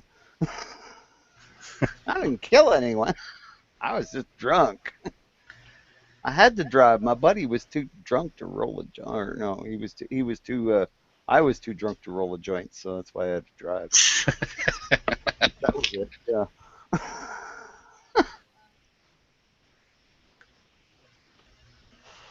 But yeah, and it was like, oh yeah, we don't care about that. What are you bringing back from New Orleans? See, the thing is, I got a cold when I was down in New Orleans for Mardi Gras.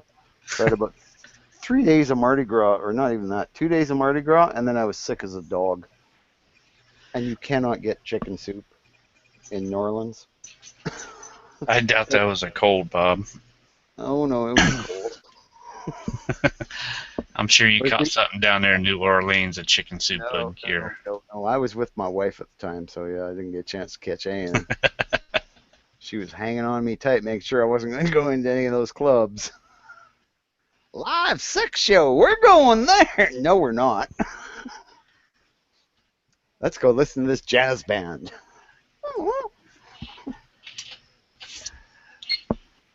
Yeah, it's a crazy place, man. I could not believe how packed with people it was. Yeah.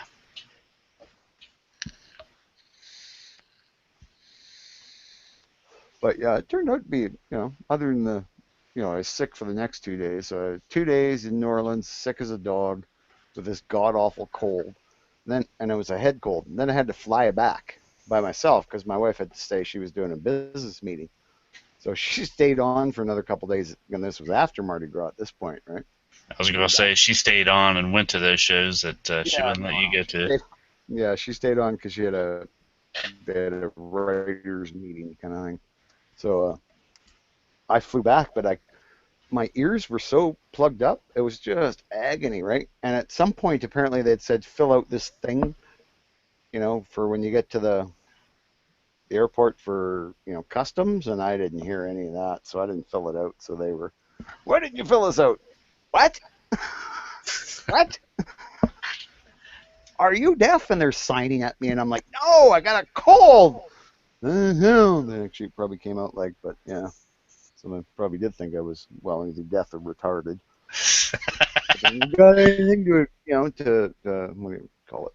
It's like he's not wearing his red helmet. Yeah. Yeah. Exactly. Got anything to declare? Bought a penthouse when I was down there because I was bored.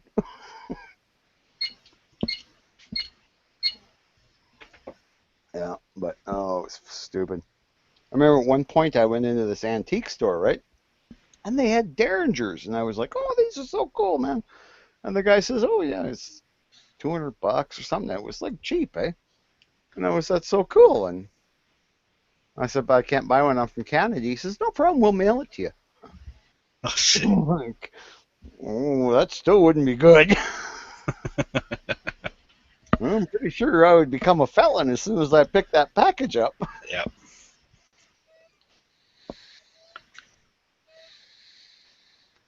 That was when they first got our stupid new gun laws. We got most of them rescinded, but not all of them. Now it looks like we're going to get a government that's going to outlaw semi-automatic rifles because they're apparently modern killing technology. I am not shitting you, man. Like, I think what they'll probably do is just grandfather in anybody who has a semi-automatic, but I mean, it's going to take a government change again to get it put back to normal. Oh, it just sucks, man. I'm tempted to fucking immigrate. I was gonna say we already got Justin Bieber. We can't give him back. Yeah. Well, no, I think you guys should. You should, especially if I immigrate, because then he can go fucking live somewhere. Well, he'll only live in the big cities, eh? So that's fine for me. Like I said, my brother used to always want to separate from Canada at the Manitoba border, in between Manitoba and Ontario, and then just take BC, like Manitoba, Saskatchewan, Alberta, and BC, and join the states. Yeah, Toronto, Quebec, all that they can stay.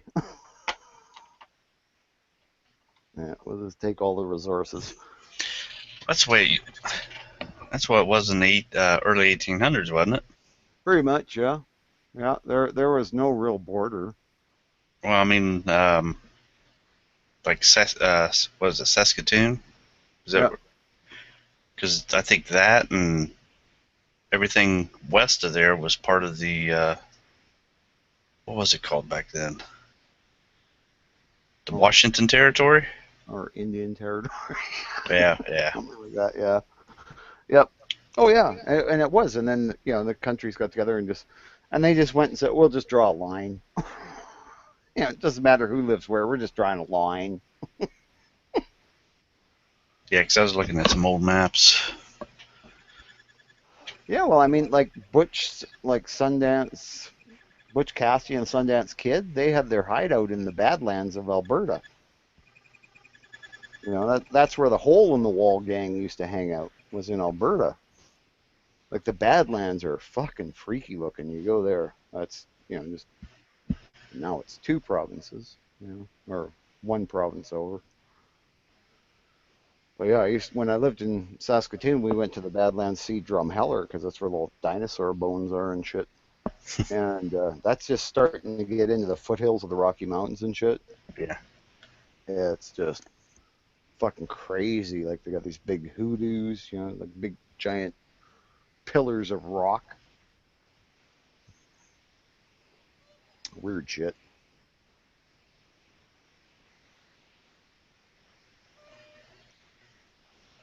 Yeah, But probably when I retire, I might have to travel around, see some of this shit. Yeah, well, that's kind of, I know my parents, they did a whole lot of traveling. Like they went everywhere, everywhere except Alaska and Quebec in North America.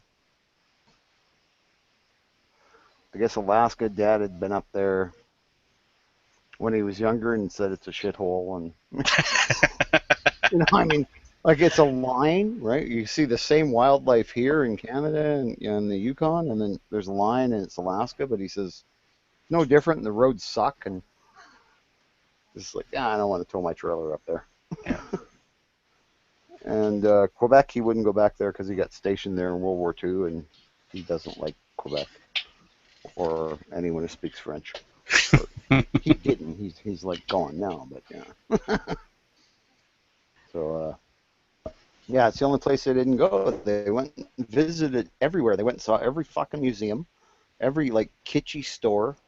My mother had spoons from every state and every province in North America, like little silver spoons. She had in racks in the camper. Yeah, my mom's got those. Everywhere. Yeah. Just like every wall in the camper is covered with racks of spoons. It was bizarre.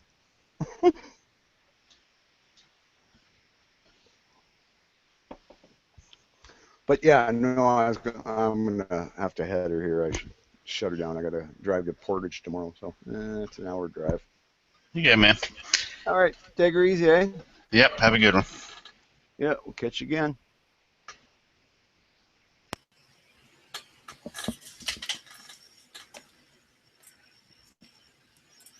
Let's see, there's 8 people viewing. I do want to throw a shout out to One Shot Kill It Media on the main page of Gun Channels. They did a pretty good parody for every town, so you guys might want to check that out.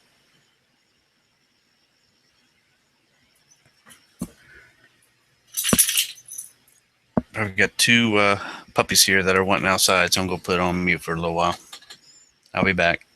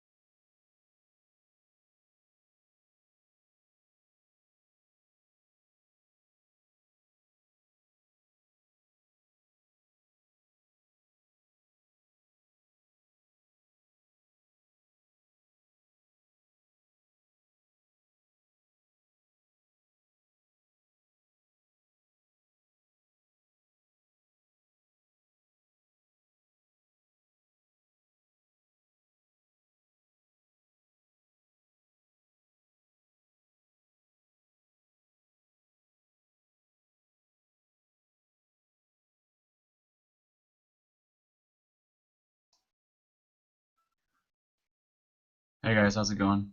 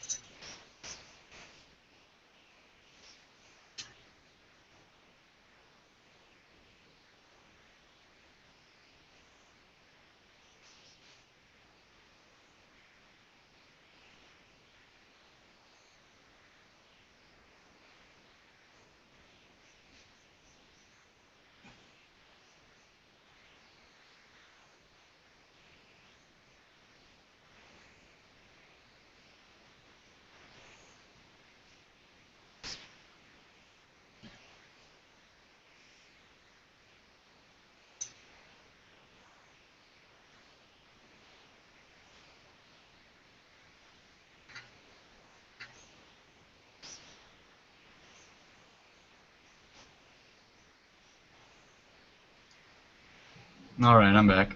How's it going, Pink? Hey, Tap. It's going. Did Bob I'm just leave? Yeah, yeah.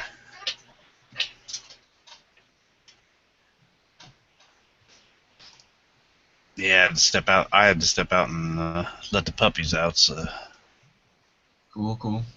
What kind of dogs do you have? pit bulls. Did you rescue them or did you raise them? Actually, I got them from the neighbor. They brought them up from Florida. So,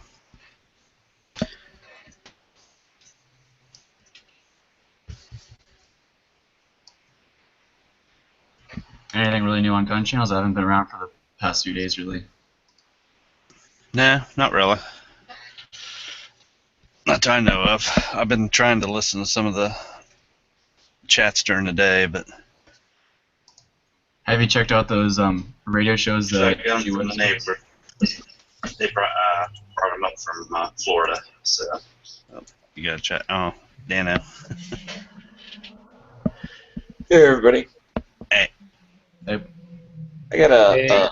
New on gun channels? I haven't been around for the past few days, really. Still got chat open, Dan. I have a couple gun channels navigation related questions. There are no answers. But the first one is close out the chat. So it's played in the background. Just a minute, sorry. Is that better? Yep. Sorry about that. No problem.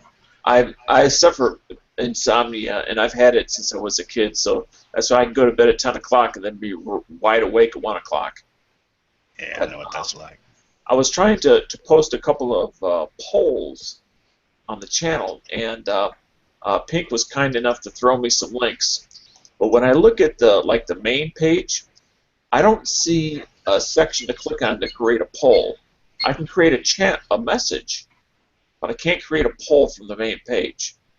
And then once you create a poll, I cannot find a location to edit. Let's say I make a mistake in the way I worded a question or something, but I've already posted it.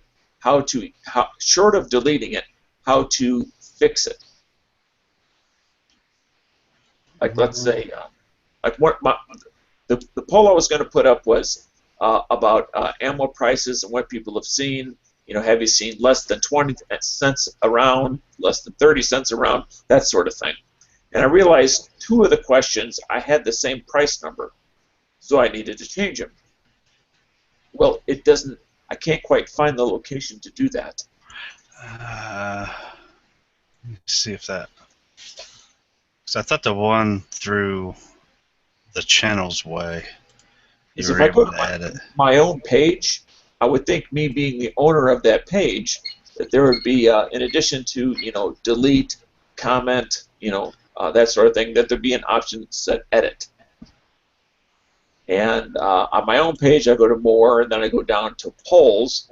As an example, I've deleted most of the polls that you'll see listed on my page. In fact, I'll go ahead and post my internal page here internally, just so you can kind of see what I'm talking about. Let me get this going here.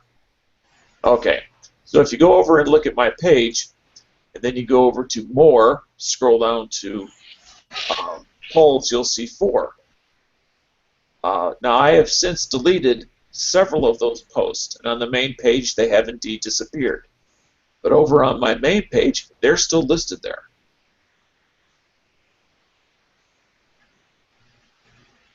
Which I thought was odd. And if I click on one of the ones that I've deleted, it still shows up. All I've been able to do is delete it from showing up on the main page. It might. Well, the only 4 I see are the. Yeah, there should only be a maximum of 4, but I have deleted all but one of them. Oh, okay. So only all 4 were showing up on the main page, and I had gotten it down to only 3 show up on the main page. But if you go to my page in particular, you still see all 4. And obviously, like one of them I have 30 cents per round twice in a row. And on another one, I think I have 20 cents a round twice per row. And I just need to fix the cents per round. Okay, as far as the fixing them, Sort of deleting them and then reissuing them. right. Let me And obviously, if I delete them, they're not truly being deleted. try that one, because that was another tab on the second link I sent you. You might be able to edit. Okay, I'm gonna bookmark that page for show. Let me do that here. I haven't created any polls, so nothing shows up for me, so I can't manage any. But you might be able to edit with that one. And it's very, I mean, I've never had a want or a need to create a poll, but since what sparked me onto this, and I've been meaning to do it for a couple of days, is I know the very beginning of December there's a National Ammo Day.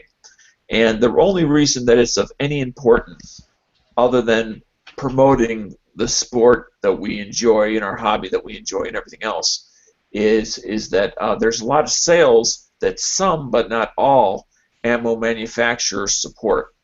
So if you're looking to save up a little scratch and maybe save some money in the process, that's one of the handful of really good days to try to target. Everybody's buying stuff for Christmas too, so right. Everybody's running sales. Yes, Black Friday is of the various Christmas-related holidays seems to be the best ammo or gun day that there is, or I should say weekend. But you know, if you don't want to wait till Christmas and you have, or let's say you want to do it now so you can, someone else may not know what you spent the money on, sort of a thing. Yeah, member profile. Do you guys get Cabela's coupons in the mail? No, I don't have one that close to me. I do, actually. I was going to say, if you do, then you get that 10% off every 2 months or so. You can spend that on ammo. Something like that, yeah.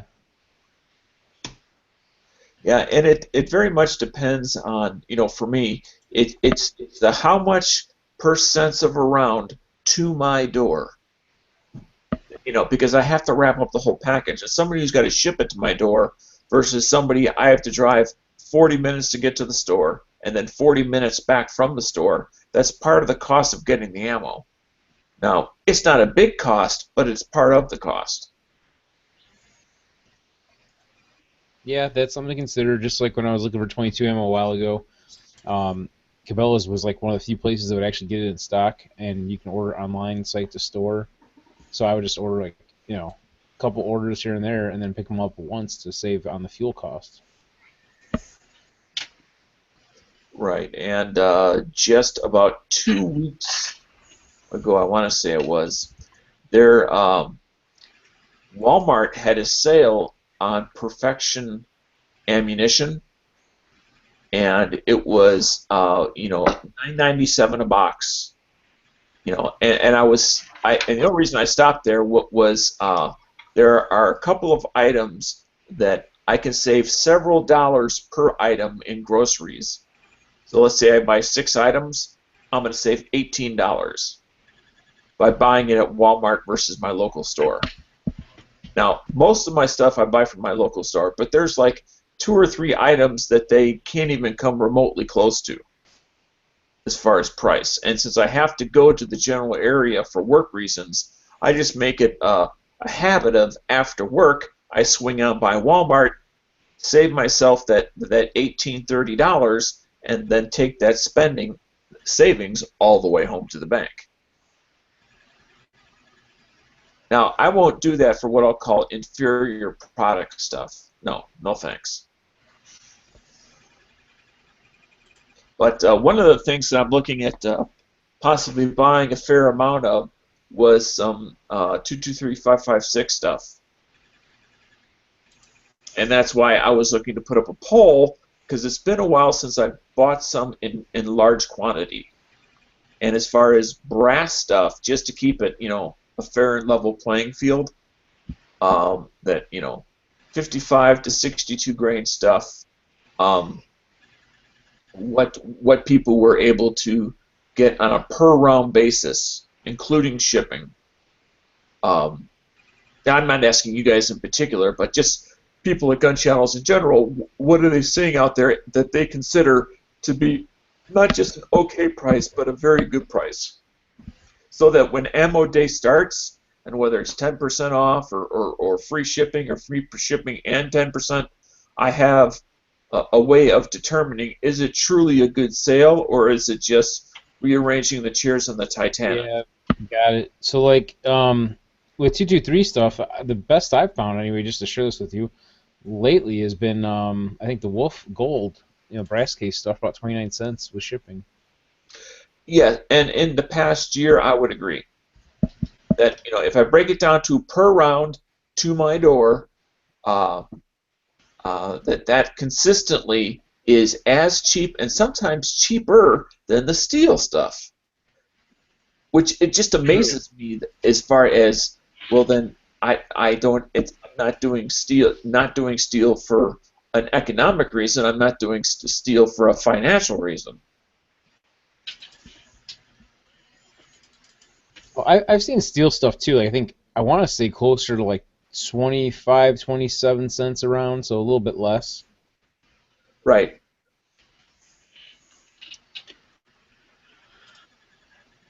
And But I got into reloading anyway, so.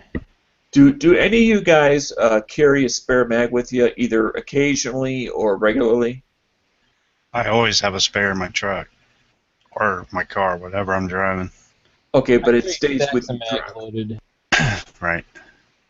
Okay, well, the reason It all depends. is, I conceal carry and we have no open carry. And the fact that, most carry pouches are almost always vertical, which means if you either tuck your shirt in or your shirt, is not tucked, but it doesn't come that, you may bend a little bit and a little may poke out a little bit. I live in a very gun-wary state that people panic without even thinking. And so, unfortunately, not for their sake, but for my own sake of getting less hassle, I try to take that a little bit into consideration because I don't want to be hassled. I just want to go about my day and be left alone. I've looked at the idea of a horizontally mounted spare mag, which I really like the idea of. If you are, like, I normally wear a black belt, and these carriers are typically black, and I had one, but it had some what I'll call either chromed or somehow some sort of silver-looking rivets. Well, that kind of draws the attention to it, rather than being truly all black, where it would tend to blend in with the belt. So I saw two variations online that were they're I don't know if they're truly Kydex, but they're plastic variations of a horizontal mag, and it just goes over your you tell them what size belt you wear, and then which side your weak side is on, because that's where you draw your spare mag from, and it's designed to be carried bullets down as far as its orientation. And I've always liked that idea, but the one I had I didn't like because it was a little bit too glitzy.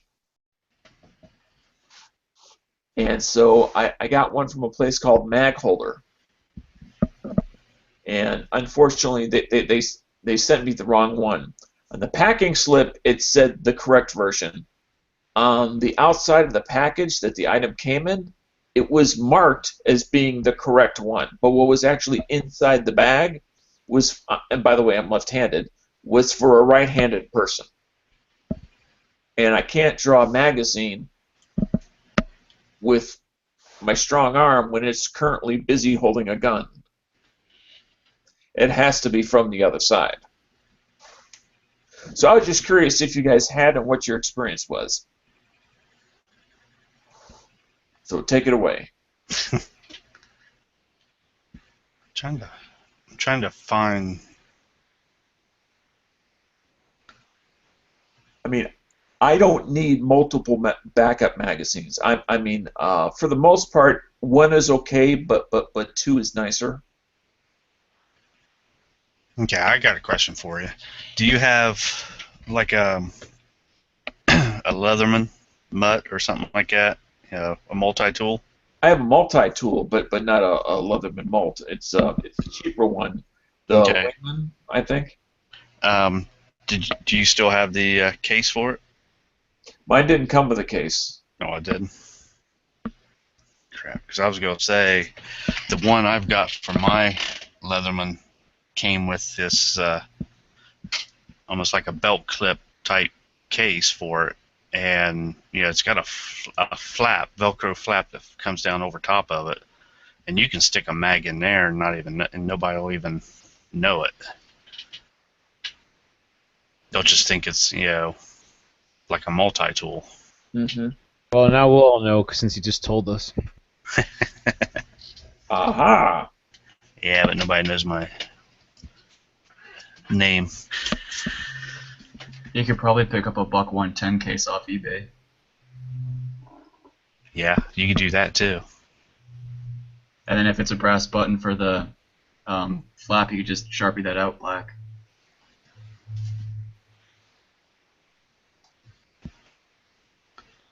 I can tell I'm getting tired because I had a question and I've already forgotten what it is.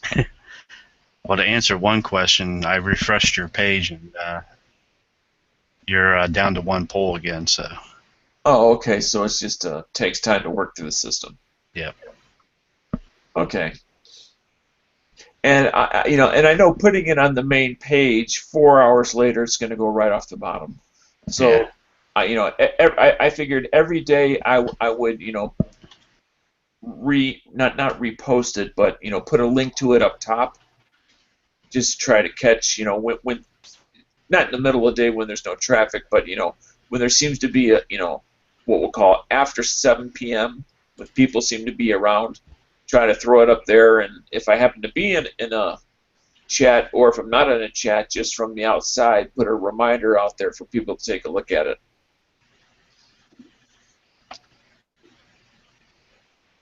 I mean, I have an idea from last time I purchased, what was considered a fair or good deal back then. But, things change, and I fully understand that. Yeah, here's what I was talking about, Dano. My multi-tool comes with a belt sheath like this, and my multi-tool is large enough to where I can fit one of my compact mags in there. Yeah, but isn't that vertical? Yeah, but they just think you've got a multi-tool. Right, I'm looking for a horizontal. It's just personal preference. Let's see. And that I've got less of my cover garment I have to dick around with.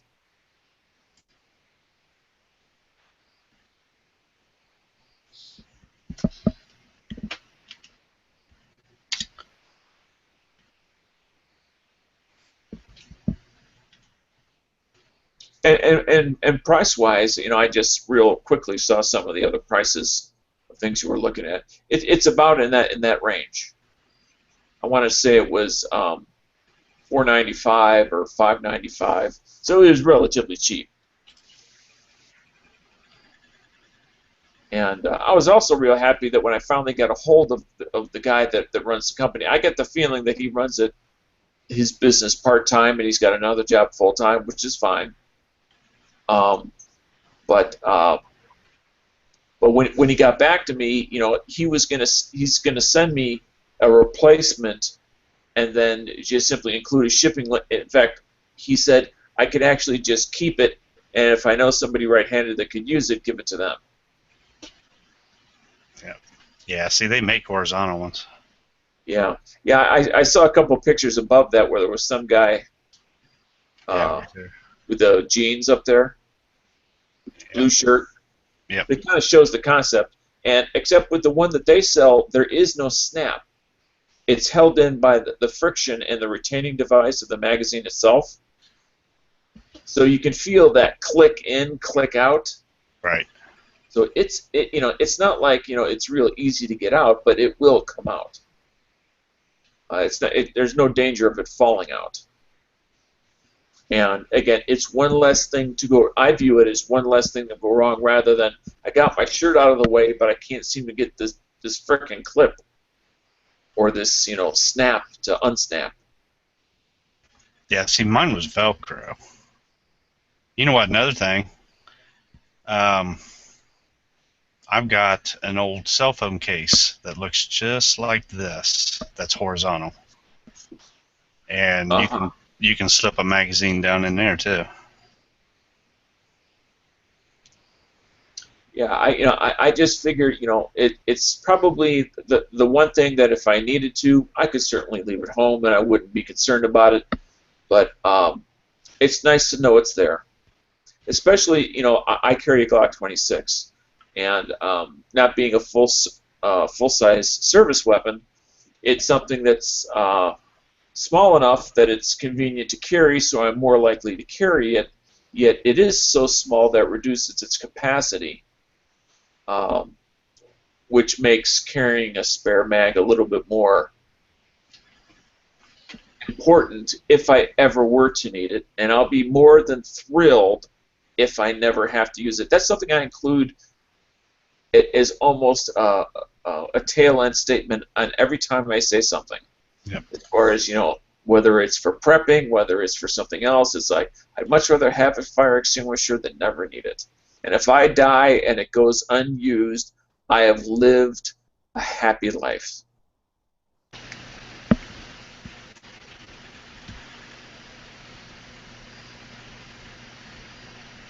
Yay.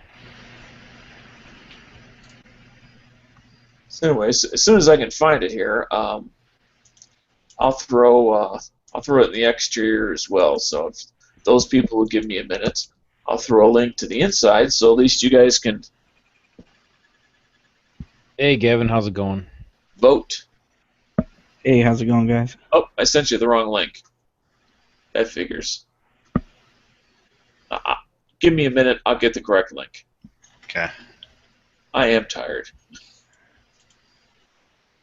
That's my excuse, and I'm sticking to it. So was that manage link? Was that were you able to edit with that? Oh yeah, the one that you gave me before. Yes. No, I mean, were you able to edit the polls that you wanted to with that manage link I put in here?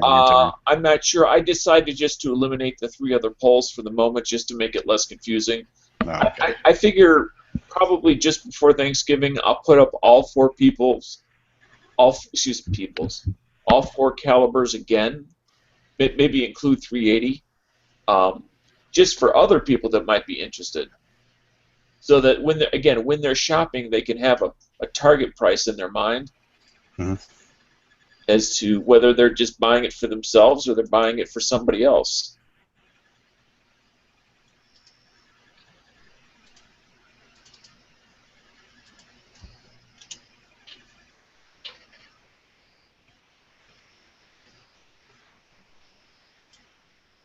Okay, I get the keyboard up here. You guys sound like you're running dry up here. I'm just tired. Okay, the second link I just put in should get you to the 9mm. Excuse me, the 223556 question. And if it's not, please let me know. There, I took it. Okay.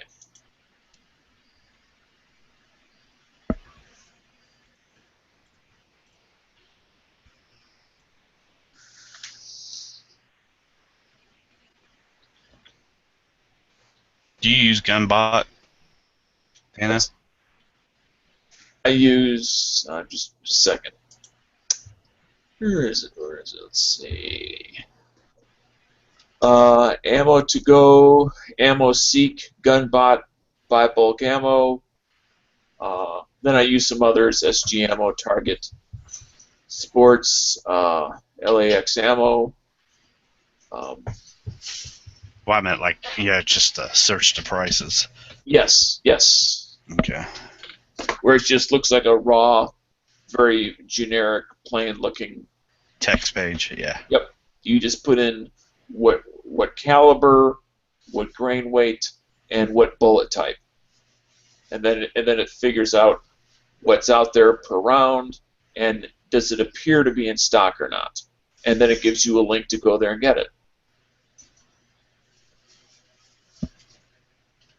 Okay. So I had a thought. You mentioned Gunbot. Someone should use the website domain name gungrabber.com.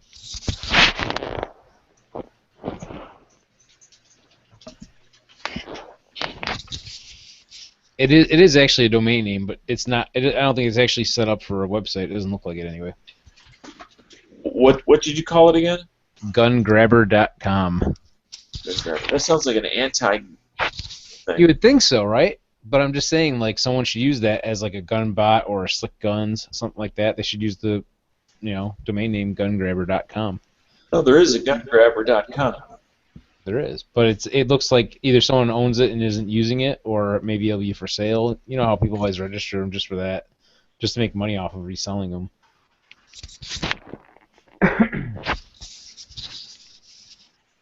Let's see. Let's go to About Us. Let's see. Began in 2000. Yeah, that's the kind of ideas I get when I'm up late and tired. Now there is a thegungrabber.com.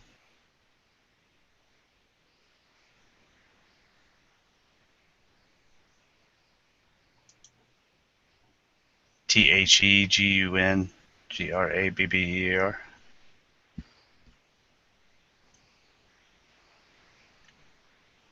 Okay. Gungrabber.com. They have a product that basically you can nail it or screw it into a tree, sort of a thing, to rest your gun so it won't fall down. That's the gun grabber, but I'm saying gungrabber.com without the in front of it. Oh, okay. Well, I was just trying to explain to other people what was at thegungrabber.com. But yeah, you're right. Oh, gotcha. Okay. Yeah, they make vertical mounts.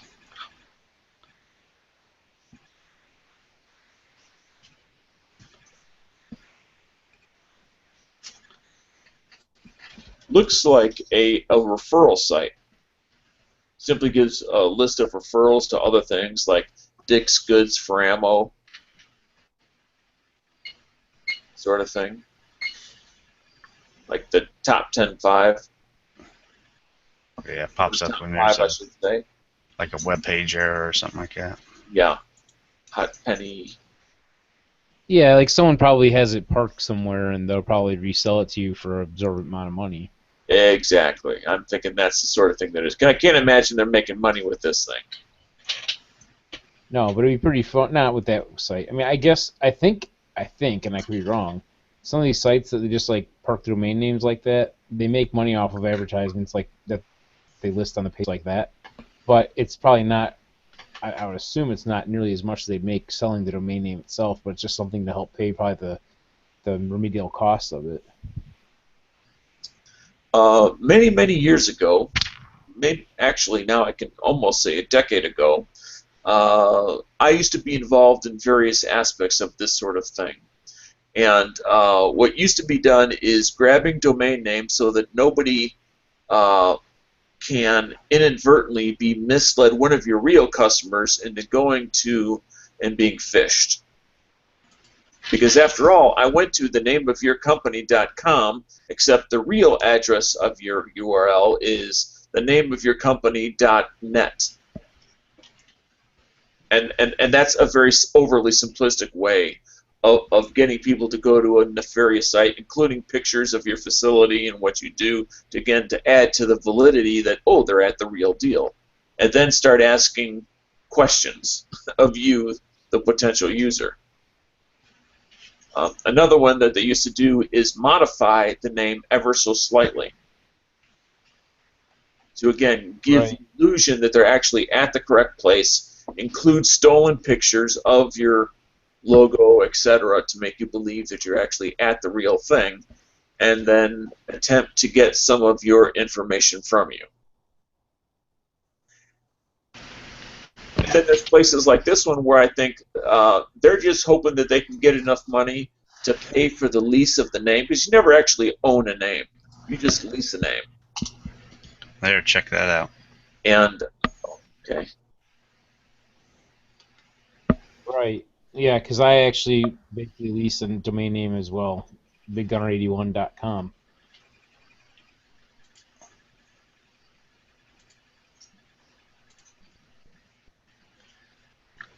Yeah, you can have it for $47.50.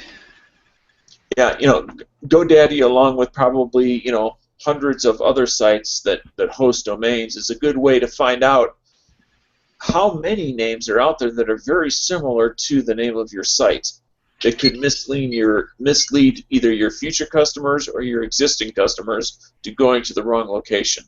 Now, I know there used to be businesses, and I'm assuming to a certain extent there still are, that would actually invest money in what they consider to be potentially good names for websites, and would literally try to find advertisers redirecting a certain amount, like that one site we just looked at, redirecting some traffic, getting a little bit of money just to pay for the rental of the name, that someday they would hook a big fish and maybe get 10 grand for that name, or maybe more, off of somebody who decided to name their new product whatever the name of your website is. Yeah, I think this is pretty funny. I don't know if you see my screen share here. Share around with ISIS. Of course, I'm not a big fan of thermal mags. I can tell they got a thermal mag in there. I own a bunch of them, so I can say that. But yeah, I like that. Share around with ISIS. Yeah, that's an interesting take on the. That's the Coke thing, isn't it? Yeah. Yeah, like was share a Coke with whoever, the name and that kind of crap. Now, is that a picture you got, or that's a picture you have?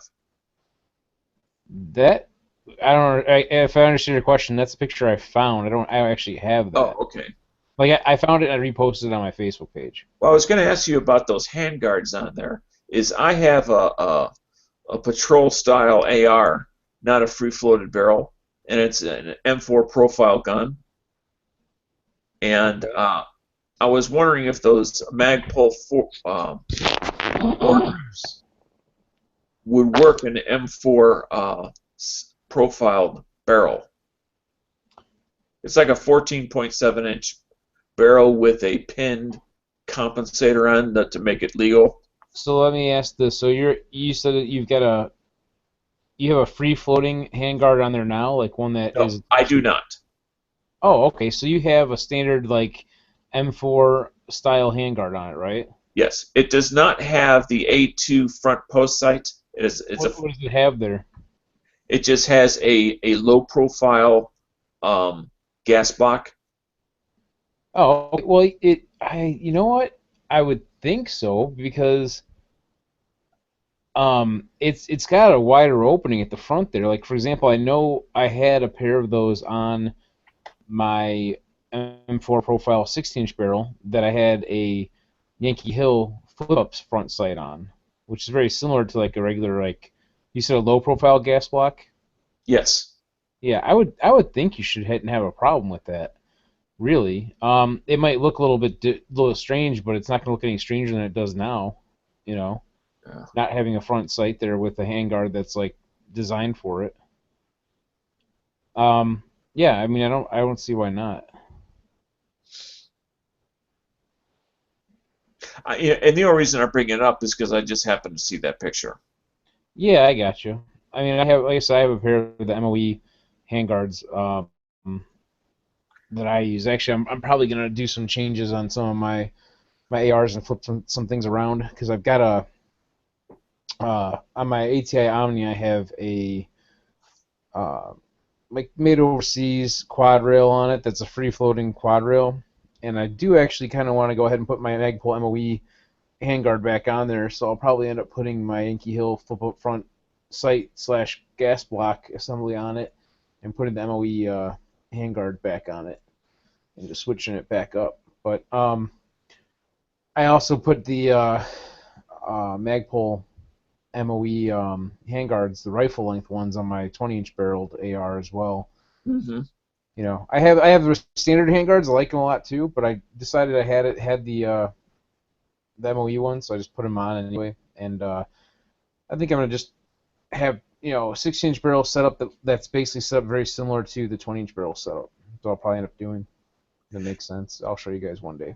Yeah. I could certainly kick myself. You know, a year and a half ago when I initially purchased this, I was only a couple $100 away from getting a free-floated 18-inch barrel.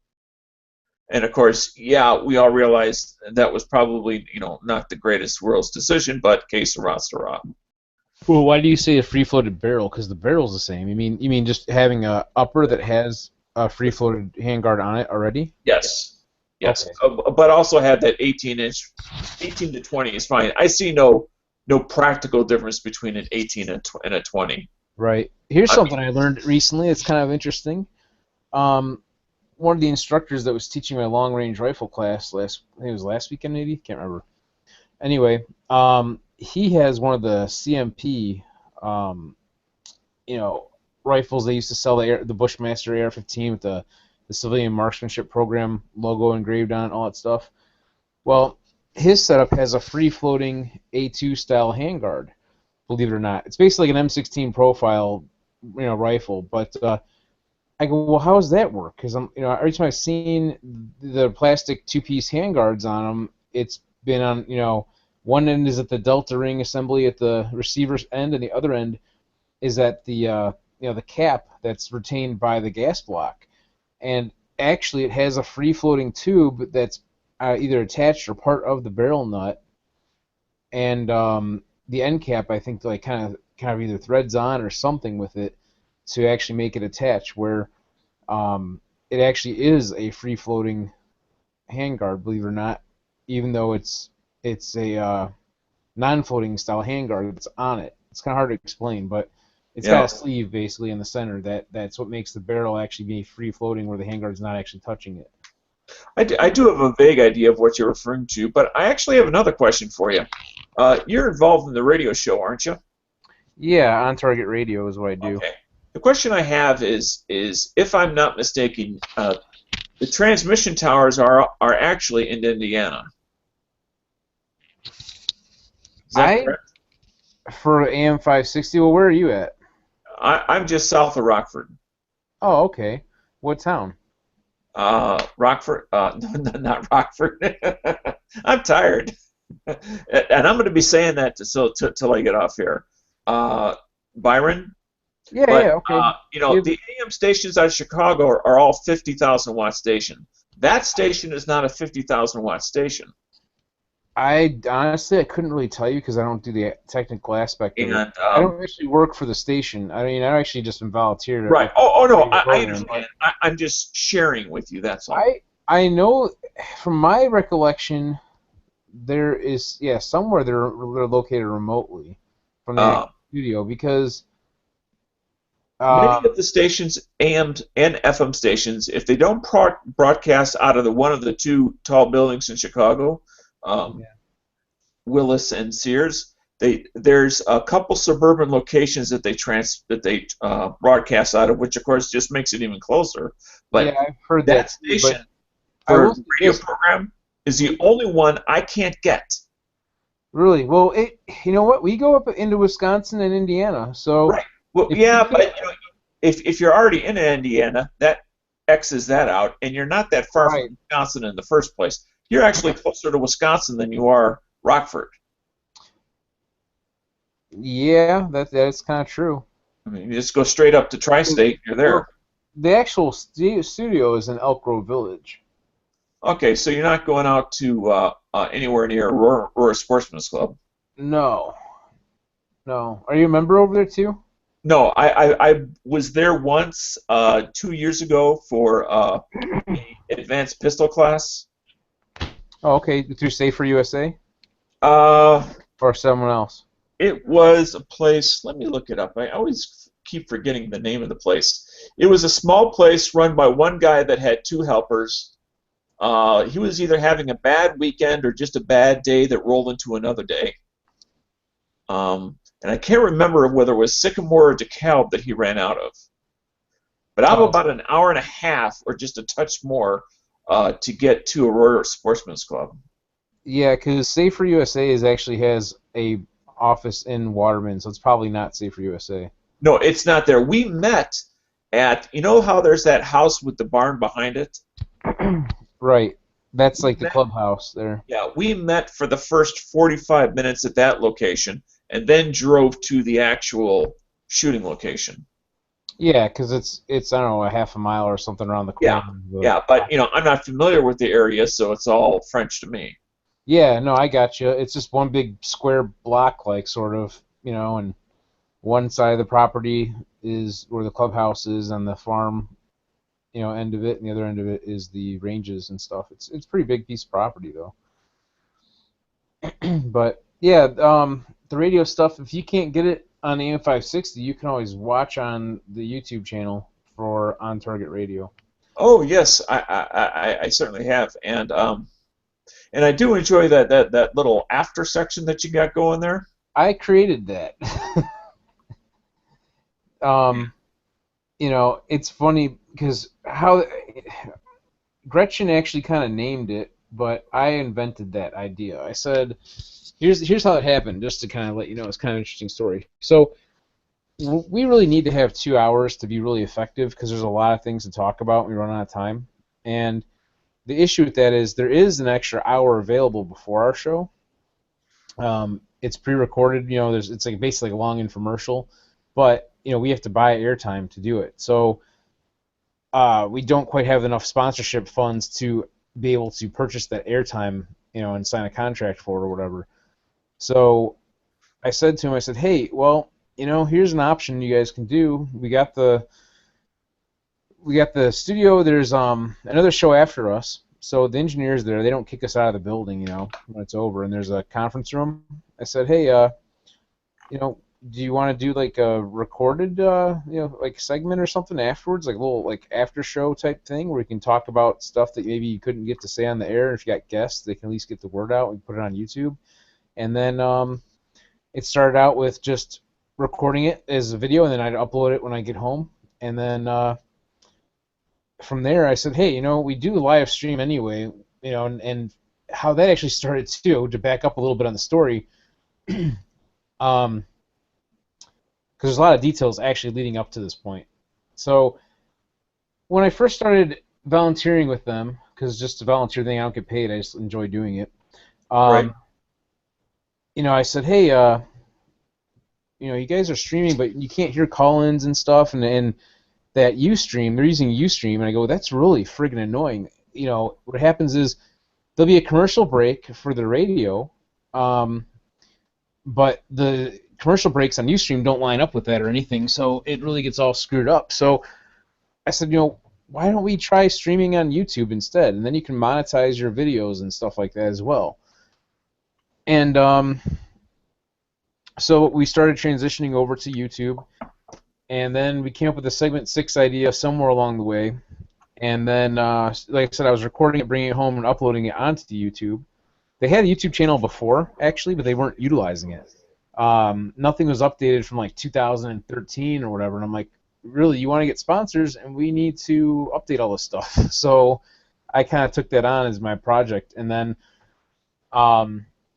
from there, we started streaming the segment 6 live, and I recorded it because the recordings obviously come out like way better because I'm recording in HD on like a Canon XA10 now in like 1080p, and when I upload it, it's in much higher quality than a streaming from either a webcam or like the other thing I started doing was just taking the feed off the camera that I'm recording with and using a capturing card for the laptop that we bring to the studio.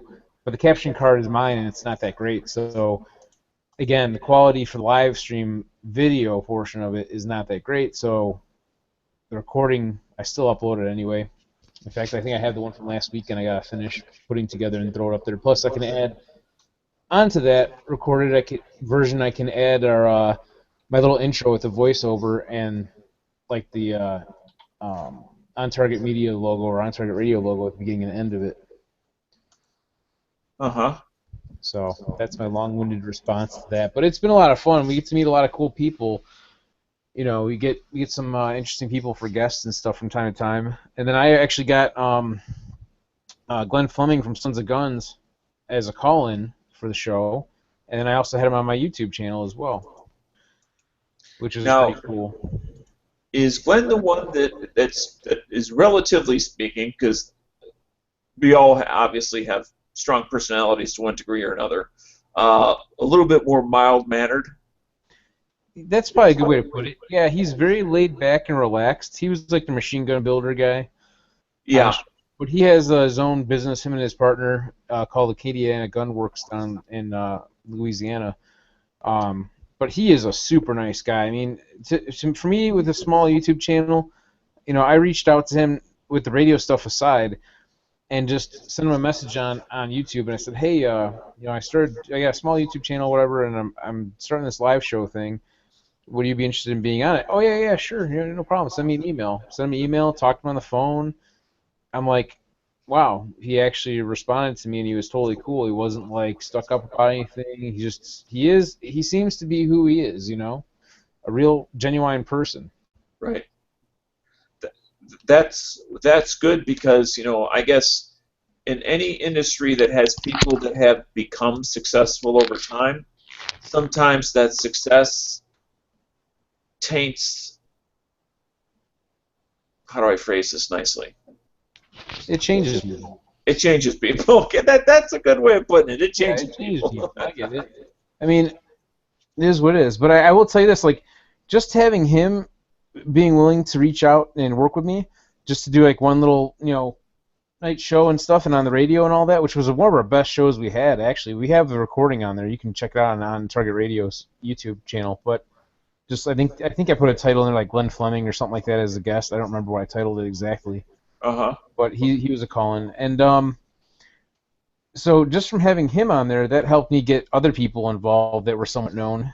You know, I had it's only been a short while I've been doing it, but I've had like him. I got one of our local pro shooters involved, Jason Carrillo, who's sponsored by Armalite. I'll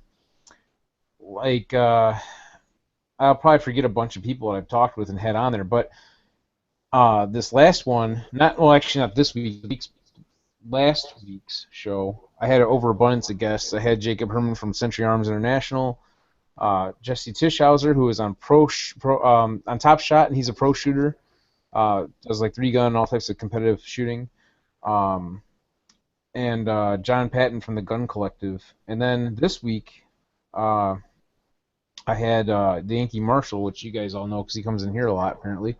And so he was on the first half of my show, and then I had local, one of the owners, the managing partner for a new range that's being built here in Bolingbrook. I don't know if you've ever been down like around Bolingbrook where the Bass Pro Shops is. Well, I've been down there, but you know, this is going to give you a hint as far as how old I am. I was a college friend of mine who was born in this country, but his parents and all of his relatives were born in Cuba. Was living in Bolingbrook at the time, and whenever we came back from Western Illinois University, we always would stop there, and then I would keep going, and then he'd be there for the weekend. So I know a little bit of Bolingbrook, but only from 35 years ago. Yeah, well, you know, like 355 then. Oh yeah. Okay, well, on 355 and like Boughton Road, so before you get to like I-55. The Bass Pro Shops is like right there, like Boughton and 355. Well, right across 355 on the other side, if you were standing at Bass Pro looking to straight east, is where they're building this new range. It's a pretty interesting place. But I kind of became friends with the managing partner over there, so I've been following it and doing like video stuff on it and this and that for the YouTube channel. And so he was on my show this week, and we talked with him for a little while, along with a couple new friends that I made not too long ago from Wisconsin. Patrick from One Shot Kill It Media LLC. He has a little media business that he started just recently, and the YouTube channel to go along with it. And Then his dealer, MGS Firearms, Jake, is the owner of that. Yeah. Changing subjects just slightly, and then we'll get right back to it. But you had asked me a question earlier about who I went through for that training down at Aurora. Oh yeah. It was Metro Training Group. Okay, that sounds familiar. I think I've seen them or heard of them before. And I went to About Us to determine which of the three instructors was my instructor. But the pictures are like, like you can barely see the sides of their faces, so I can't quite figure out which was my instructor.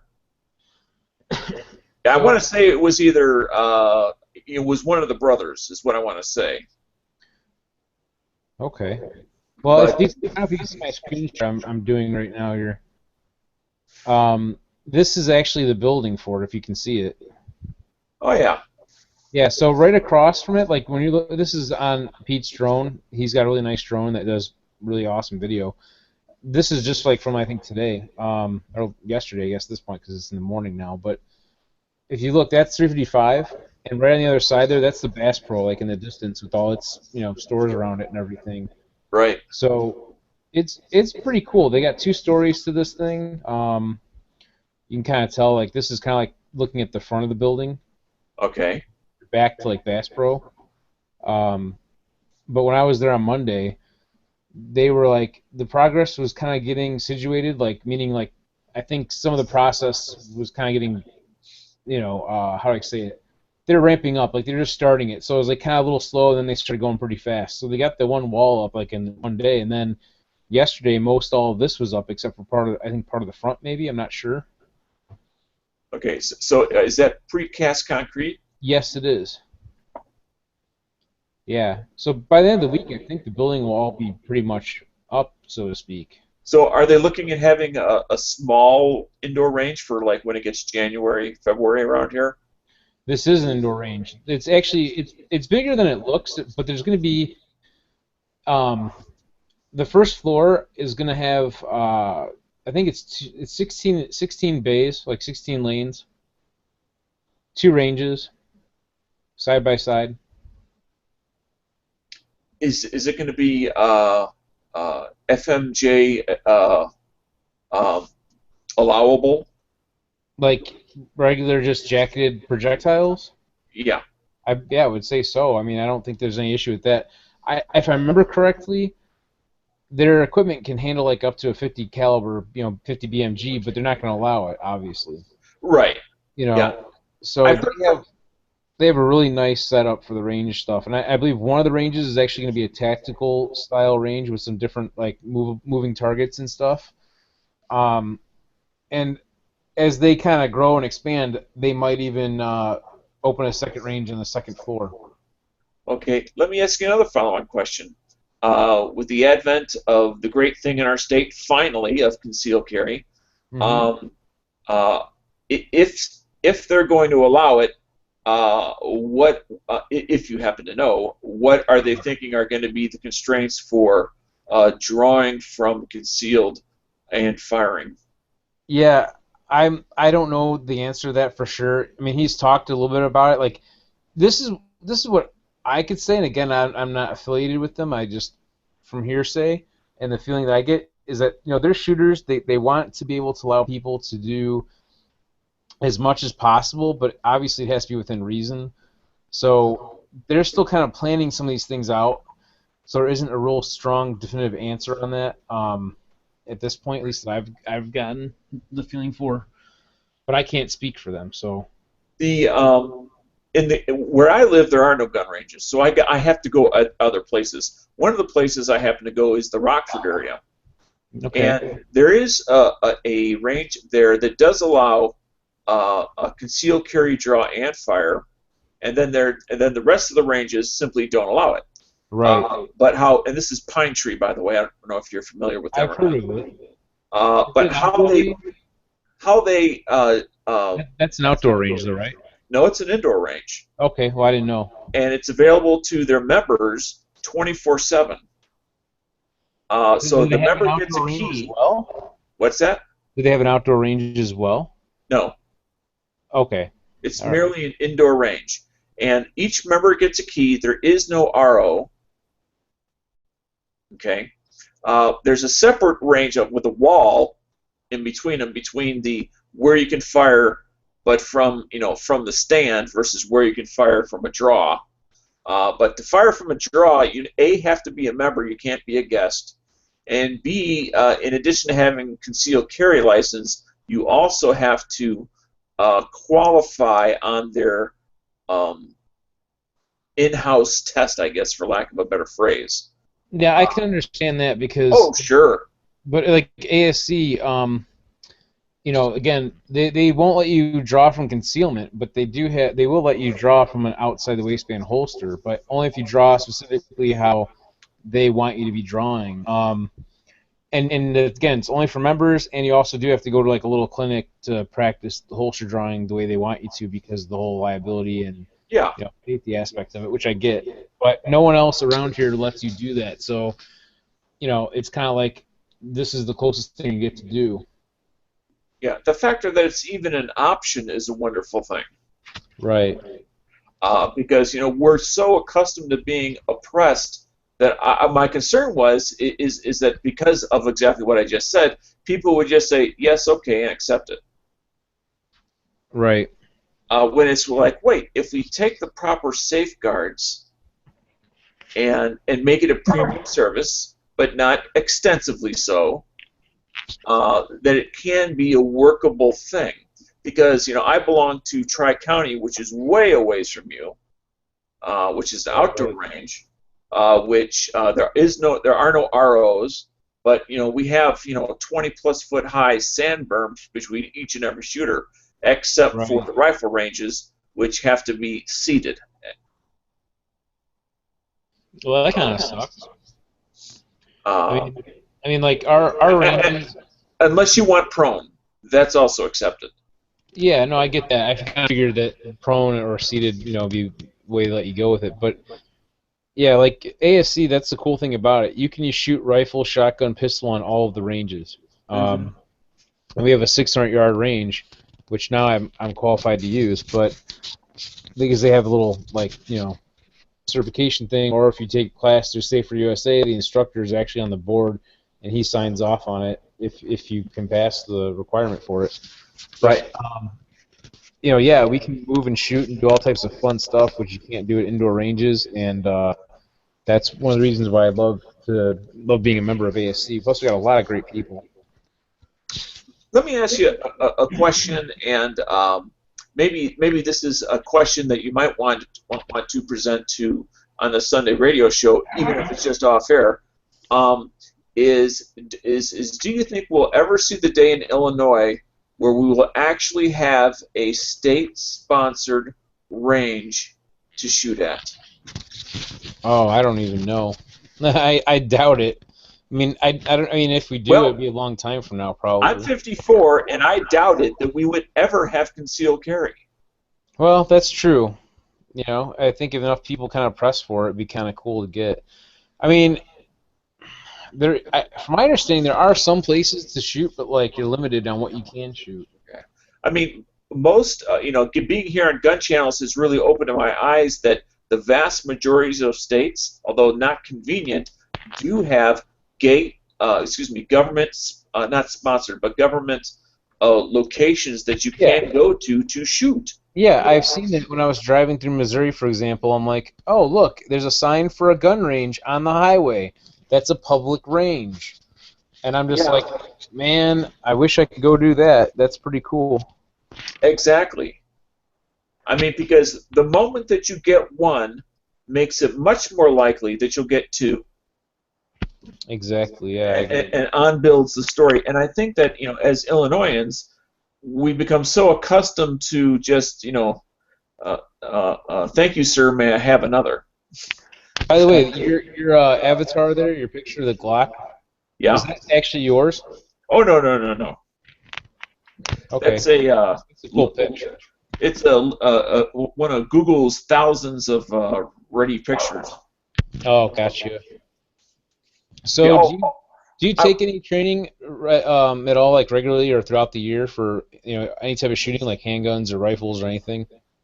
I've taken a few handgun courses, but not necessarily regularly. This year, I was going to take Moss's class up in just outside of Milwaukee because it was the Okay. closest that he got to this area, which is kind of rare in the first place.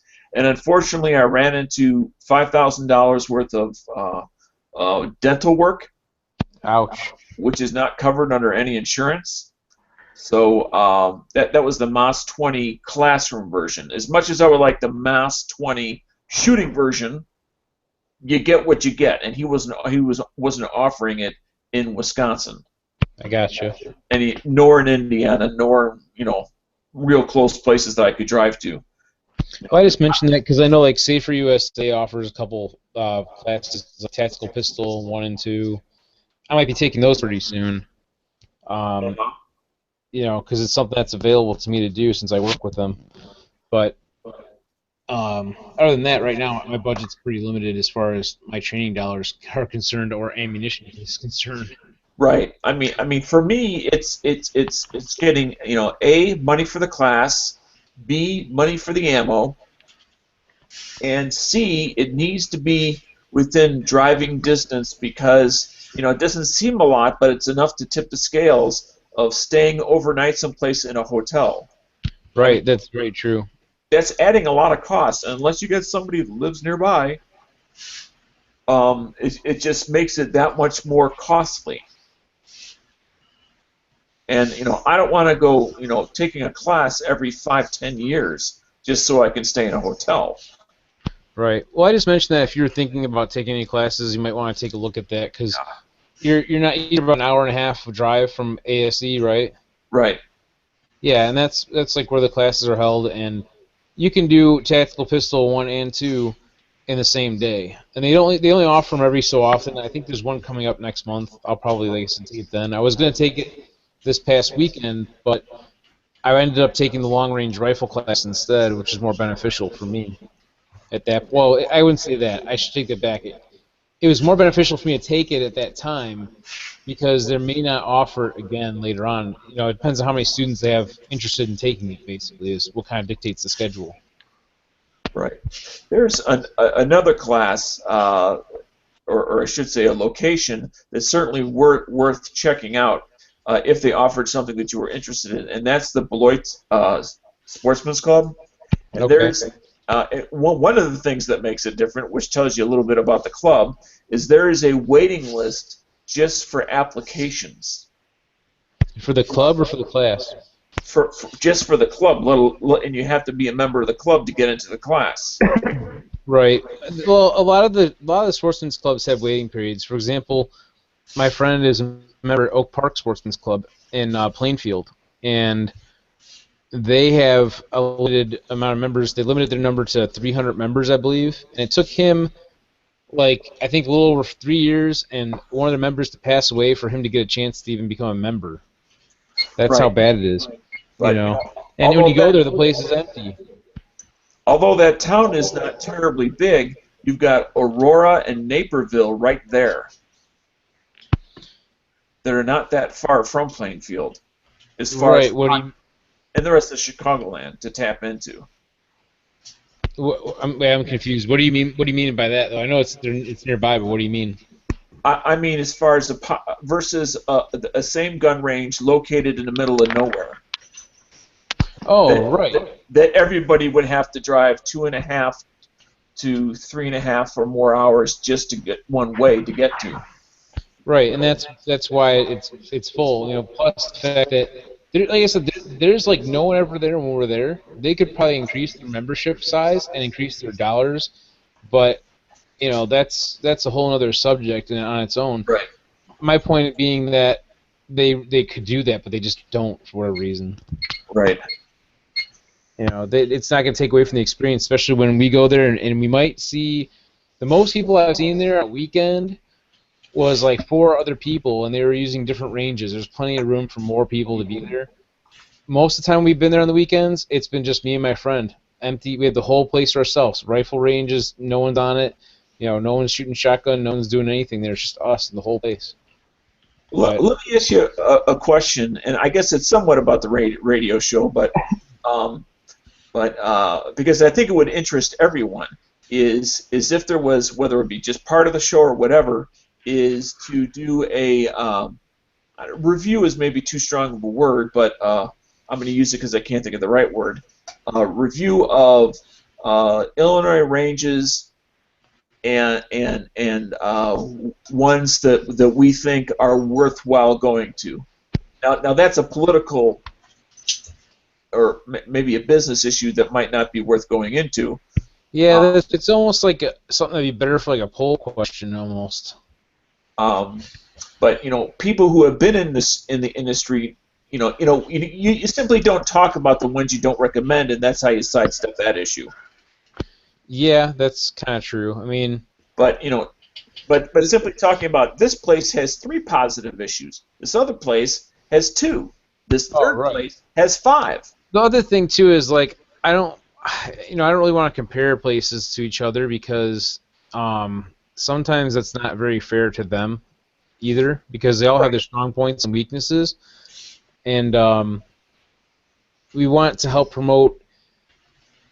I guess how I'm trying to think of how to word it. Basically, from an aspect of a firearms enthusiast that would like to see more people involved in the gun community, you don't want to showcase a range's or a venue's negative aspects. And comparing one place to another's, often that's what happens. Well, I don't mean compare one place to another. What I mean is simply talk about what are the positive features of location A. Got it. I mean, that makes sense too. That's what I was getting at. Positive locations of location B, or positive aspects of location B. One might have a place for kids and mom to go play while dad's shooting, or a place for dad and kids to go play while mom is shooting. Well, we got a lot of cool places to go shoot. That's for sure that are indoors. I mean, not a super overabundant number, but there's some places in Illinois to actually shoot, surprisingly. Another thing that places don't have, or at least not that I'm aware of, but I'm assuming there's a few that do, is like a place to, when you're done shooting, or if you're waiting to go shoot, and you have everything secured, to go and have, a soda pop, a cup of coffee, and a burger or something while you're waiting. You got to watch my last show. You might hear a little bit about that. I mean, but that's something that a range would have. That's definitely a positive attribute. Yeah, that's the thing. I'm not going to talk too much about it, but that's something like that might be happening with the new one that's opening up here. But but I will tell you this: that there's one that's already open and established. That's a membership-based range up in, I believe, Waukegan, I think. GTR Gun Club, I think they call it, or something like that. I've never been there, but I've seen one of the videos and heard some of the commercials about them. They have a brand new facility, and they actually have a bar, a lounge. But the way it works is, if you have a key card access, and in order to get in, you have to use a key card. If you've been on the range that night, you can't get into the. You can't get back into the ranges once you've been in the lounge, like for 12 hours or whatever the lockout time is. So that's how they kind of manage that whole liability issue with it, but it's a pretty cool idea. There's more and more ranges that are becoming like how do I say it, like kind of like a social club atmosphere type thing with lounges and things like that, and food and stuff. Right. There's one out in Plano, I think, RKA, I believe it's called, gun range, and I went in there when they kind of like first opened just to kind of check it out and check out some of the guns they had and whatnot. And I didn't shoot at the range, but what was kind of cool, I thought, there was that their displays were nice and everything, but or their furniture, like their couches, leather sofas and things like that with the TV set up. So it was kind of like a little bit of a lounge atmosphere in a sense. Not as drastic as some of these other new places, but it's pretty cool. Yeah. I like that idea, the social aspect, because a lot of times you go to the range, it's like shooters are kind of apprehensive to talk to each other sometimes. Sometimes you get a good conversation going and it's great and wonderful, and sometimes it's like people don't like the breaking of the ice is the hard part. Yeah, you're absolutely right about that. I mean, when I've tried just to socially talk to some other shooters, and it doesn't matter where I'm at, I mean, sometimes you get that clear, I don't want to talk to anybody, just leave me alone message. And other times people are more than happy to talk to you, but you never know. So, well, I'll let you go. I was going to say I checked out the Illinois state parks and stuff. You guys have archery ranges right now, Right. and it probably wouldn't take anything just to add a few gun ranges to we it. actually had This is gun channels. We don't care about archery. Yeah, well, I'm actually, we had a couple that were attached to those archery ranges that Mhm. Rob Blagojevich actually made sure before he left office to bulldoze down. Yeah, that prick. Yeah, I mean, the first thing he did was make sure they didn't get a penny to run it, so it just dilapidated over time, and then of course that was the excuse to bulldoze it. Yeah, I don't understand that because I mean, like Ohio, we've got quite a few state parks that have shotgun or rifle and pistol ranges and stuff like that, and the fees of the actual getting into the range and stuff, excuse me, is what does has the upkeep on it and everything. Right. All right, I need to try to get to bed one way or another. I got to get up early in a few hours, and right now it ain't looking too good. So, all right, I'll let you guys go. Hey, man, have a good one. You have a good evening. Bye-bye.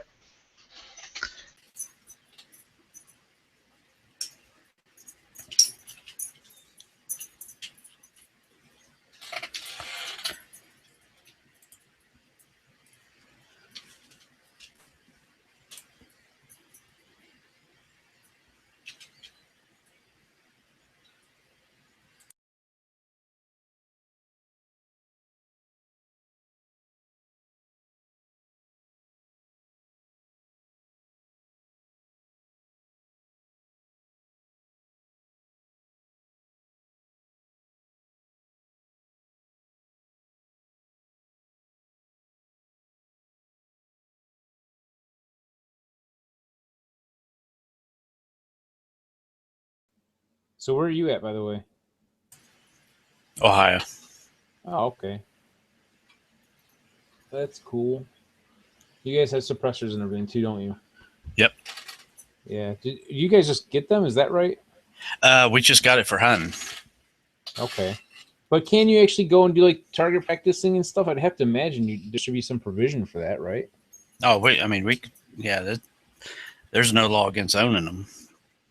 Yeah, but I mean, or shooting them or anything else. So like when they say just for hunting, it basically means what? You can't use it for self-defense in your house, right? Legally. well, if it's in your house, you can't really say anything. Well, I'm wondering, like, what's the limitations as far as that goes? I mean, when they say for hunting, I mean, why wouldn't it just say, "Hey, we have suppressors legalized for use in all areas"? Well, I know a lot of people were pushing for them, to save hunters' ears.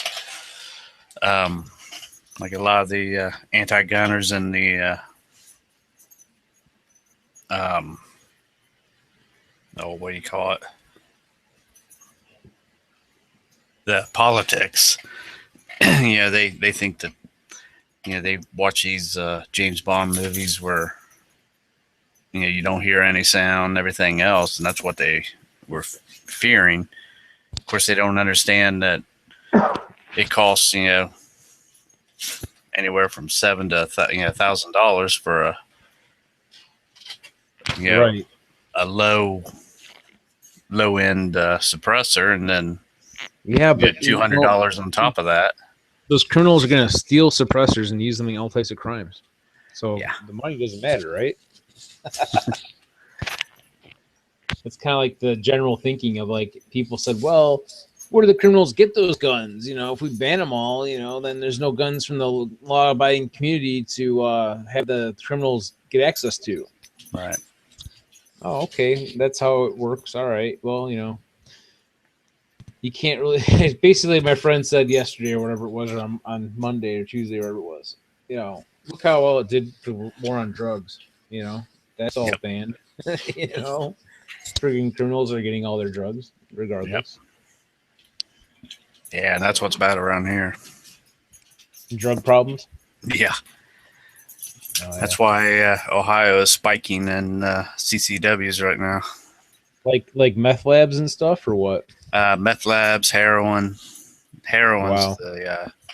the real big one right now. Yeah, my cousin bought a piece of property down in Kentucky, and he was like, he's still super happy about it. But then, like, at one point in time, I was like, oh, I was thinking about getting a piece of property down there too when I was in a different financial situation. So, I thought it'd be kind of cool to have a piece of property near his as well. Anyway, so a little while after having the property and stuff, he's telling me, he's like, yeah, so I was out talking to one of the local farmers, and he told me, he goes, if you gotta watch your stuff down here, because if you're changing the oil on your truck and you leave the old oil, in a bucket or a pan or whatever, the crackheads come in, or the meth heads come and steal it. And I'm like, really? They're gonna steal the oil? He's like, yeah, they use it for cooking stuff or some shit. I don't know. But he says, yeah, anything you don't like secure is gonna get stolen by these people. Yep. Yeah, farms around here, they're always, well, everybody has guns around here because Right. they're going onto the farms to steal the ammonia, Right. all kinds of different stuff. So, I said, so what about like local law enforcement? Why aren't they stopping it? He's like, there's not enough manpower in the area to do anything about it, really. Yep. And I'm like, so they just let it go. It's like, I guess, not enough of a problem for someone else to step in, like some other organization to step in to take care of it.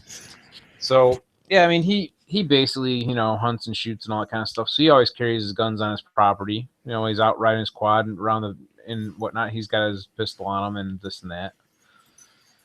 So, but right now, I mean, they haven't really started building their home yet. Because they're going to retire down there at some point. But they go down there like whenever they have like long weekends and stuff available to spend time and kind of work on different little aspects of the property in the meantime.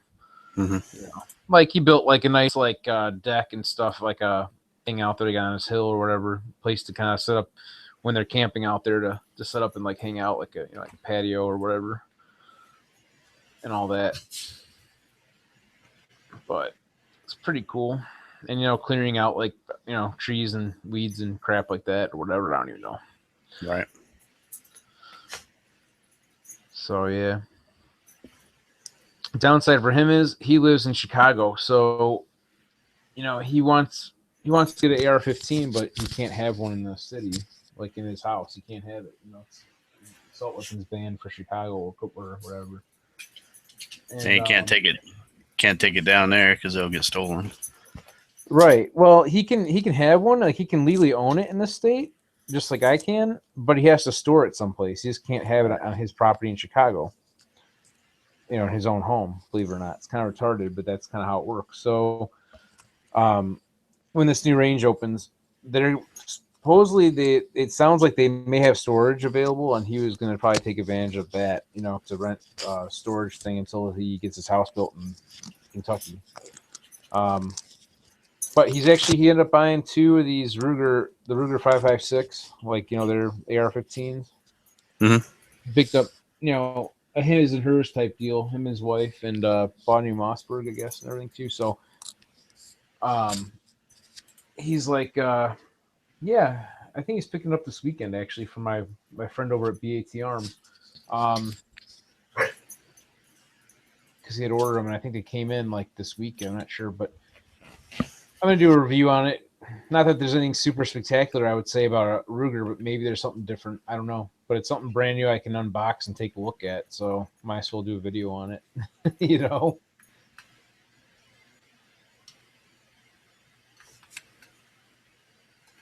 Because, otherwise buying stuff is kind of a pain in the ass, like it's expensive. Can't afford to do that and everything to make freaking videos all the time.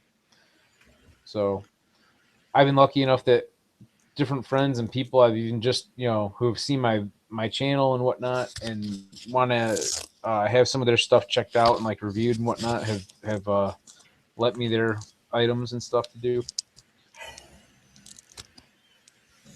which is pretty neat. I thought about doing a video on the Smith and Wesson M&P 22, and maybe a comparison between that and the drop-in conversion kit that I have from like CMMG, and kind of discussing the pros and cons of that as well. Because even though like there's a lot of people out there that know all there is to know about that pretty much, there's still people that don't. Right. So some people get bored with it, and some people are like, "Oh, that's pretty informative. That's cool." I like to see it side by side with the M&P 22 and the 715 Tactical from Mossberg. Oh yeah, that Mossberg. When I first started looking at like options for a 22 like AR, and I was thinking about buying one of those because this is before I knew Barry from BAT Arms.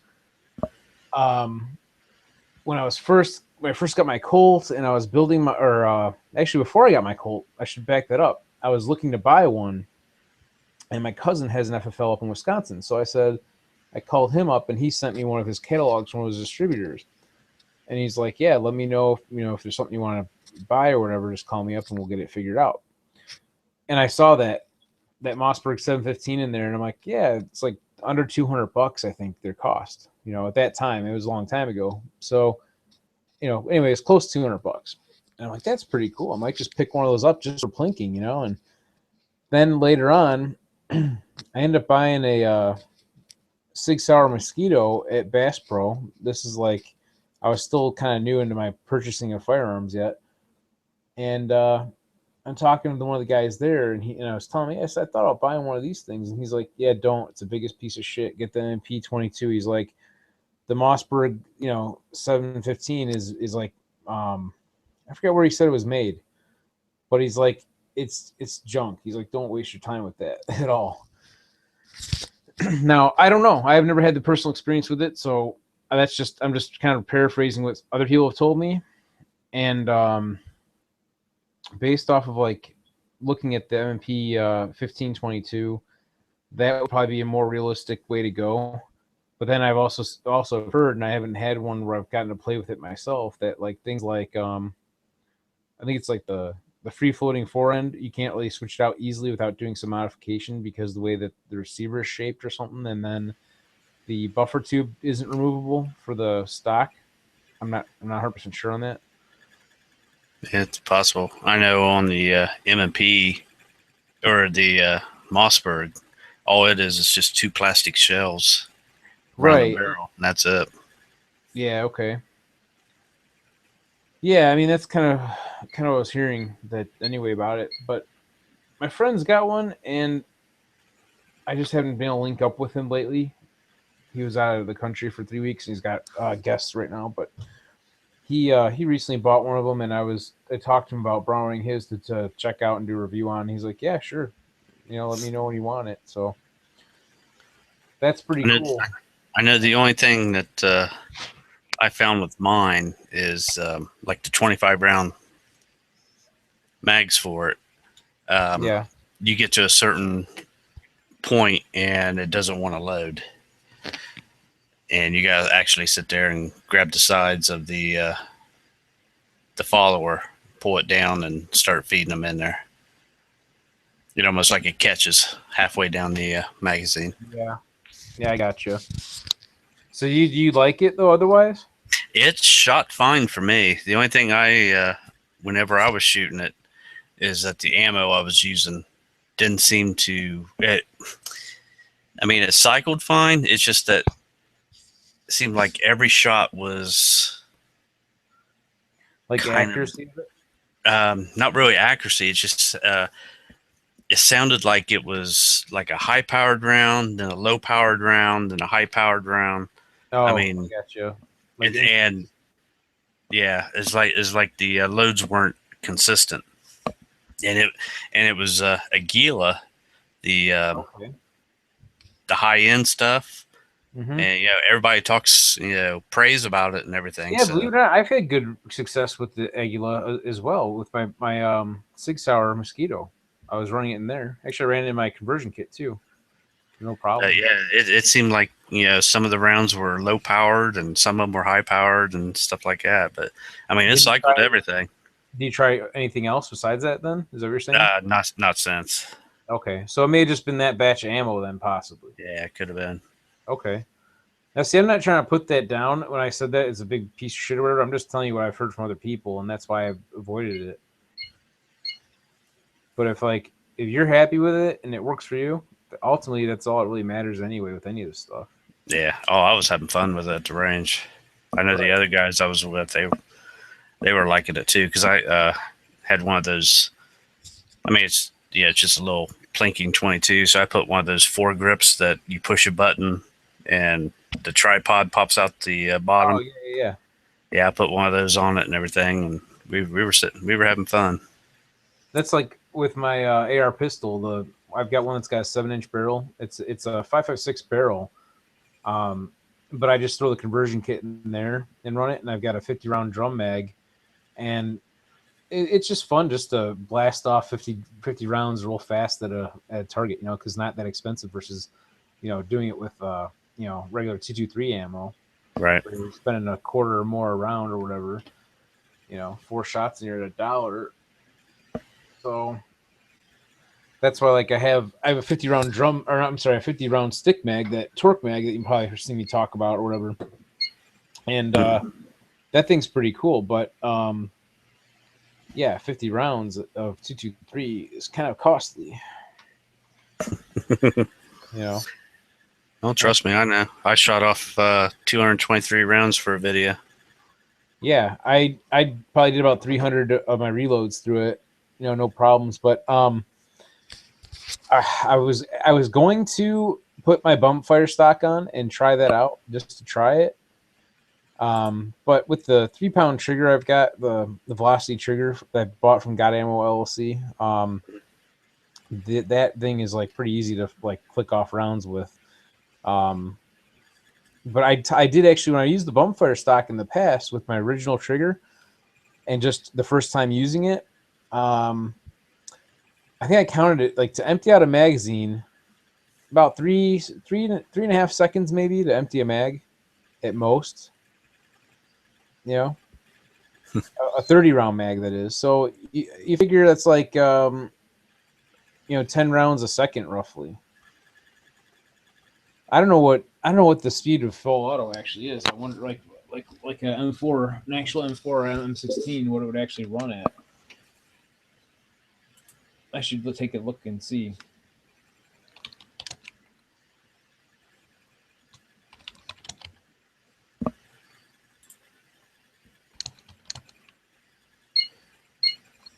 Just to kind of get an idea. They say rate of fire 700 to 950 rounds a minute. So we're just below that at 600, right? If we're about 10 rounds a second, roughly, maybe a little less. Yeah. Yeah, that's not too bad. The faster you shoot it, the faster you spend the money anyway. So I wanted to actually try it with my 22 conversion, but when I dropped the 22 conversion in there and using the original heavy combat style, trigger or whatever you want to call it, I couldn't get it to cycle. Maybe once I did, but I couldn't get it to rapid fire. And not enough recoil. Yeah, not enough recoil, exactly. And I think if I were to use it now, possibly, because it's pretty light, the setup I have as far as the upper goes right now, and then at least it feels pretty light with the slim rail I have on it, and the 3-pound trigger might make a big enough difference versus the original trigger. So I'm kind of was thinking about popping it on there and giving it a try just for the hell of it. Maybe I'll do that because I got to go to the range anyway on Friday, because I'm going to be doing some filming for the club, because we're trying to see if we can put together a promotional video for the club.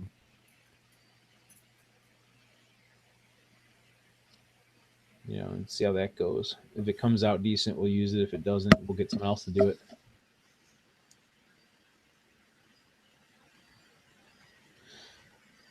Yeah, I'm not even sure what I'm going to do tomorrow yet.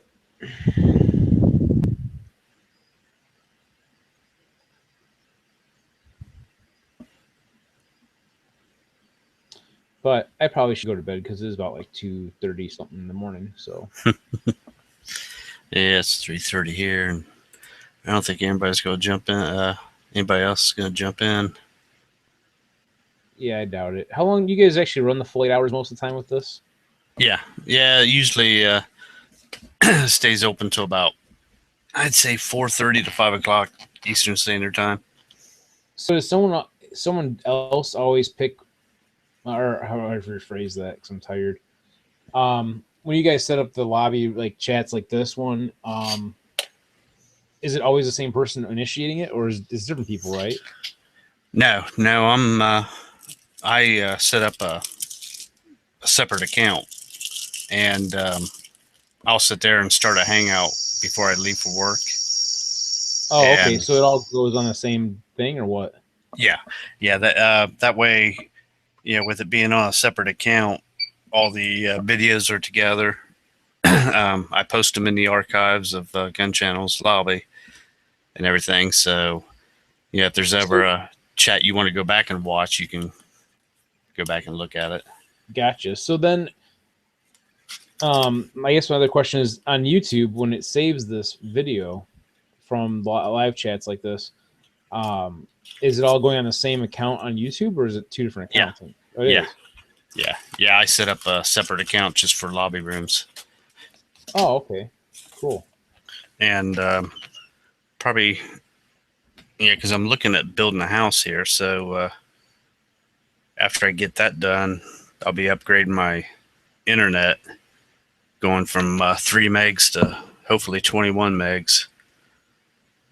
And then I'll be able to hook up a couple more of my computers. And by then, maybe Gun Channels will be a little bit larger by then. I can have, one or two, lobby chats going at the same time. So here's my question too. So are you part of like the Gun Channels as well? Are you actually partially like an owner of it, or how does that work? No. G-Web's maybe a moderator of the lobby room. Gotcha. But we're it's just a bunch of guys that just hang out and help out each other. Right, because I'm just trying to figure out the dynamic of a lot of this stuff. Because I know like Gun Channels, it's an awesome website. Some of it's a little bit difficult to navigate, but it is what it is. And I'm just part of that's me just having to learn how it all works. But yeah, because even Dano's a moderator, I think.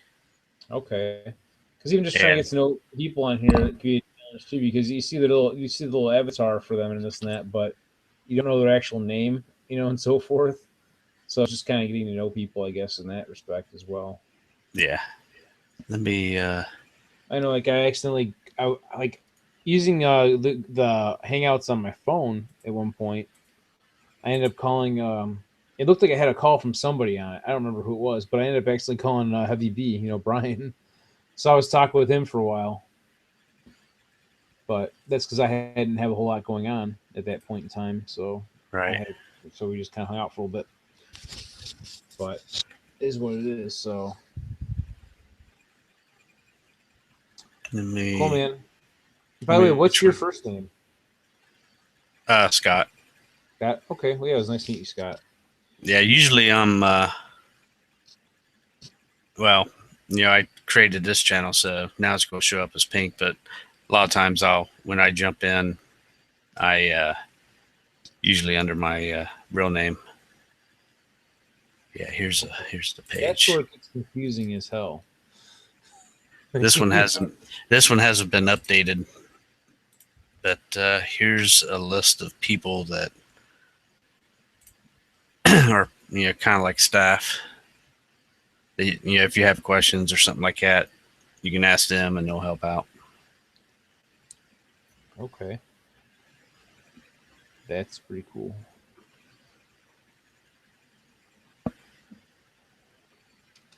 We even help each other out because, like I said, Dano couldn't find the polls page, and I had to help him. Yeah, I heard that earlier.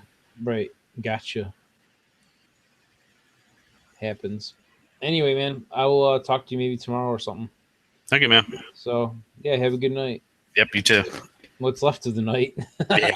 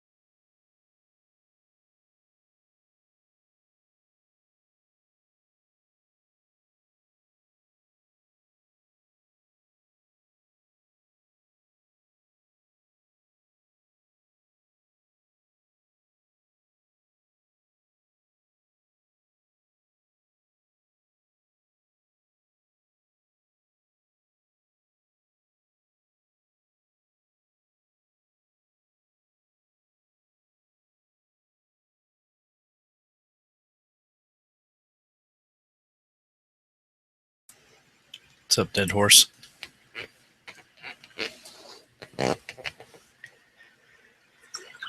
Just watching Terminator 3. Oh, really? Is that the one with the chick? Yeah.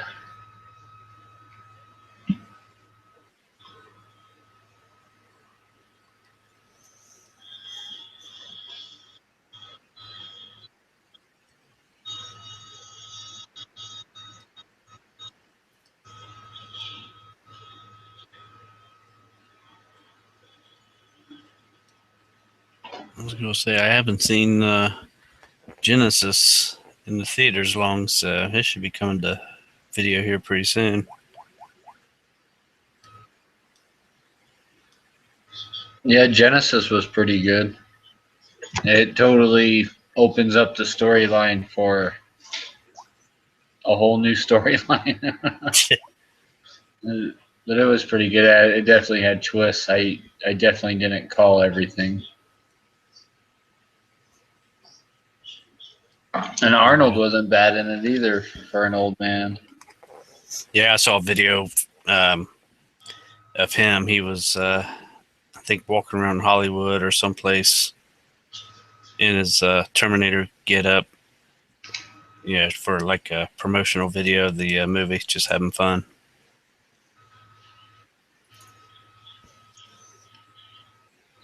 Let's see, coming to DVD.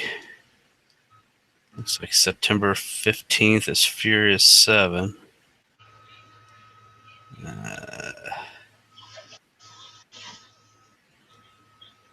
And Poltergeist on September 29th. I didn't see that in theaters long. Oh, October 2nd, Age of Ultron. That comes out in theaters? That comes out on DVD next month. month. On DVD. That's.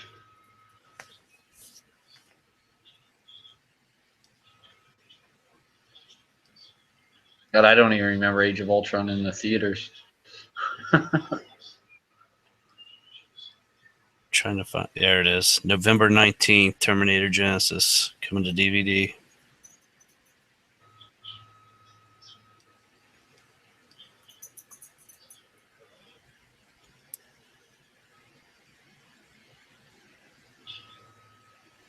Yeah, I thought it was pretty good.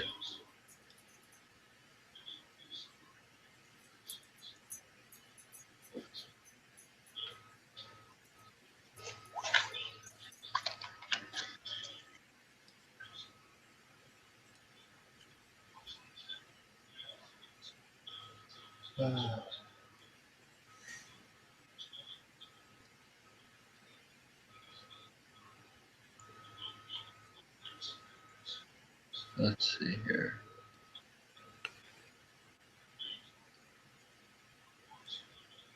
It's on Bayous. The Man from U.N.C.L.E. Like, they were saying that was supposed to be, like, better than James Bond.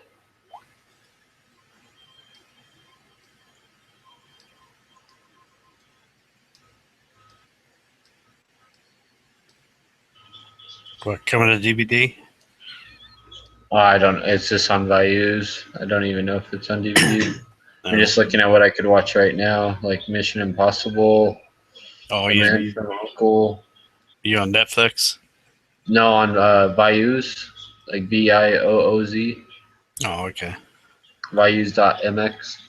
Like Hitman 47, Fantastic Four, the new Mission Impossible, Cop Car with Kevin Bacon. Ooh, what is that? I haven't even heard of that one. Let's see. Cop Car with Kevin Bacon. A small town sheriff sets out to find the two kids who have taken his car on a joyride. Let's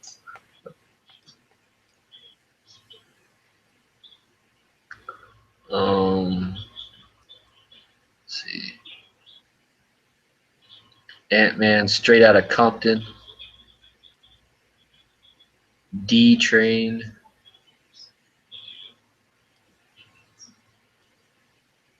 Oh, Selfless. That's that new Ryan Reynolds flick. Oh, the new Vacation. I want to watch that. I've been a big fan of National Lampoon's Vacations. Yeah, that's coming to DVD. And that has what's her name in it? Gosh, Christina Applegate. Yep. Yeah. I think this might. I'm not sure, but we'll be back from having her breasts all cut off. I heard that she had that done. Let's see, Man from Uncle. Looks like it got 67%. Ah, come on, damn ad. Excuse me. Rotten Tomatoes gave it 67%. Flickster users gave it a 80%.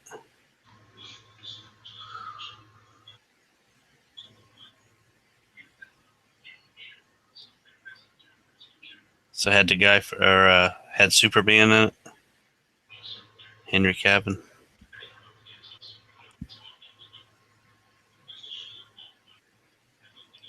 No, I saw the previews on it. It looked alright, but you never know from the previews. They could show the best part of the movie. Yep. Let's see what kind of quality this is.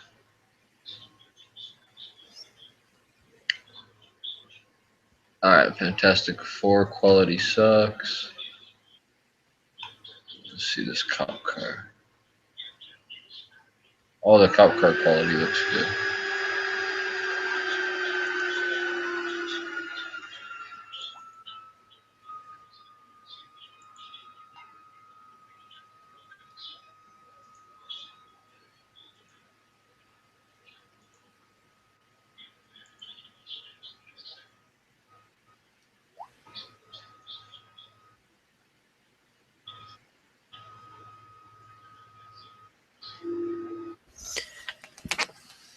I don't think there's too many more people that are going to be jumping in. Hello, Jesse James.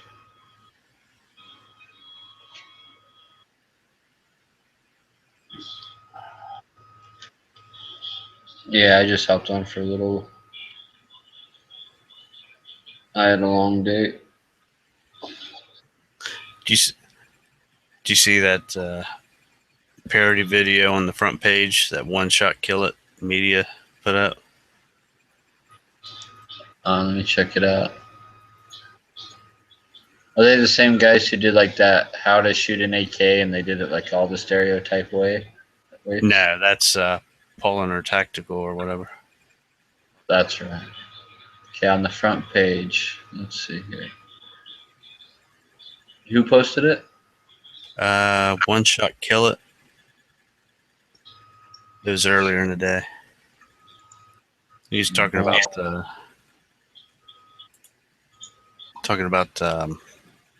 every town's new hashtag that they're using.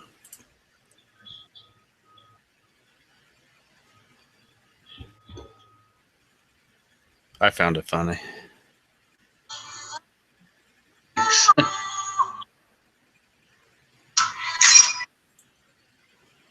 everybody, Patrick from One Shot Kill It Media here, and today I'm going to bring you a public service announcement. I feel like you don't know.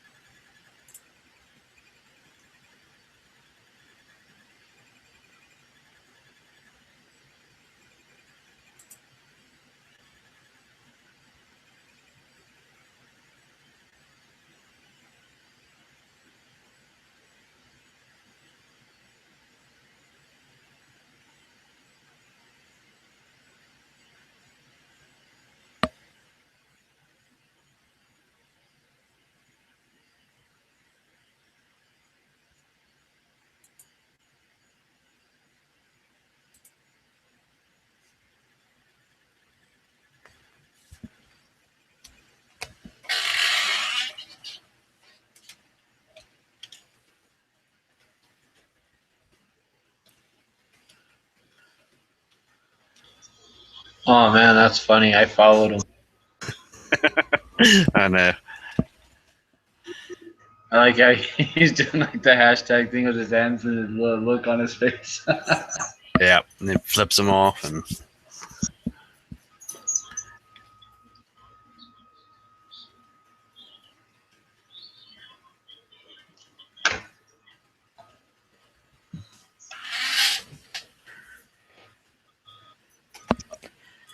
yeah, I'd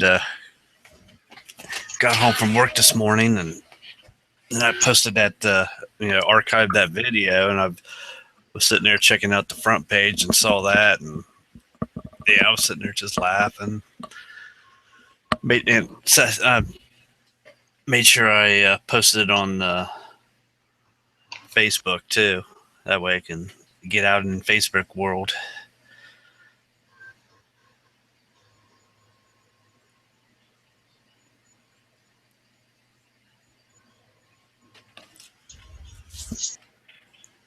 Yeah, I don't do much social media except for Instagram. That's all I do. They let us post like 15-second videos. Yeah.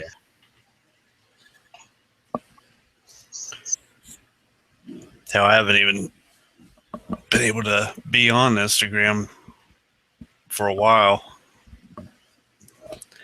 Been working so much. I think I went through this morning and just went through G Web's page and was checking out all the pics that he's posted for the past few days.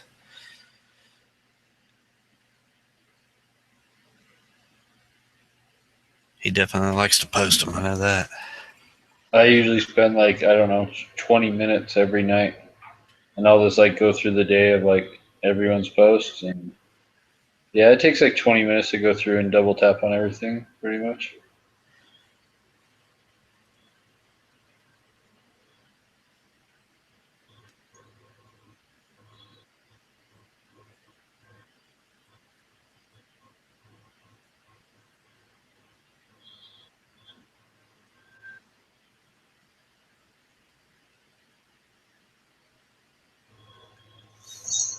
I know one of these nights when I'm at work, I'm going to take a picture in the parking lot because you know how Moon always does those pictures in the road with the yellow divider. Yeah. Yeah, sitting there in the parking lot. Yeah, that's what the yellow parking spaces look like. So I'm gonna post a picture. Found Moon spot, taking pics in the moonlight.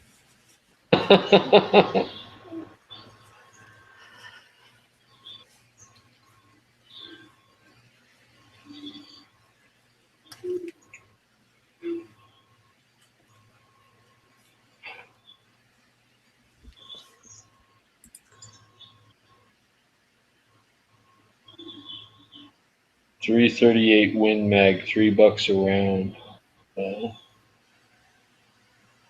How much? Bucks for 338 Win Mag.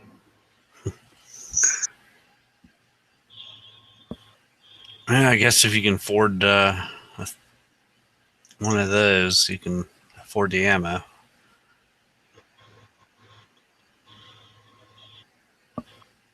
That's exactly why I don't have a 50 BMG or something.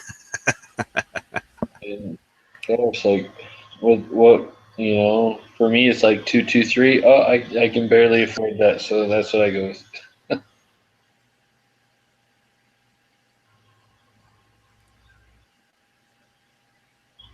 Yeah, because I was half tempted to get one of those 458 SOCOM or those 50 Beowulf uppers. I know that's going to be my next build this next month. But then I was thinking, I was like, damn. I was like, man, can I really afford this ammo? No, I'm going to do a 458. Even I'm not going to be able to shoot it much. I just want one for the wow factor.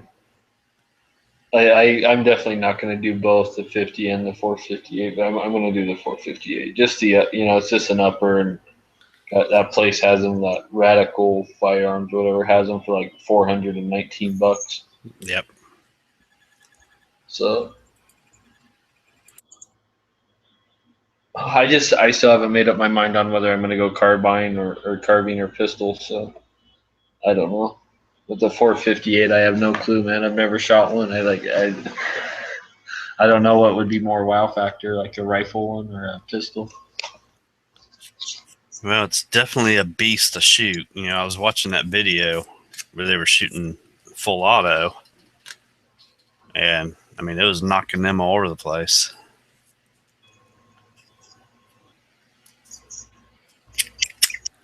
What kicks harder, the 458 SOCOM or the 50? I'm not sure. I would think the 458 SOCOM would. Yeah, for some reason I want to say that one's loaded hotter, right? Or it's. Let's see. 458 SOCOM versus 50 ballistic chart, I guess. Let's see. Yeah.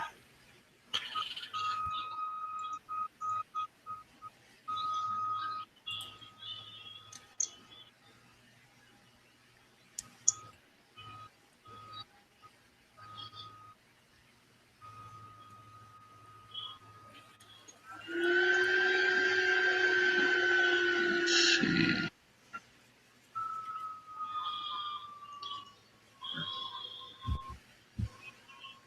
Search images.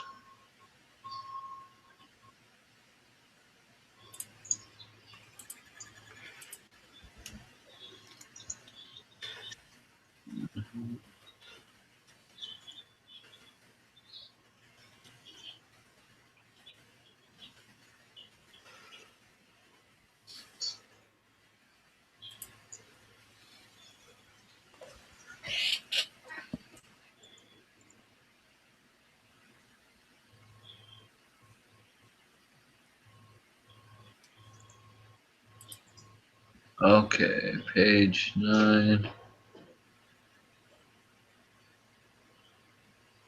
I'm on page 9. Where's the. Yeah. Here we go.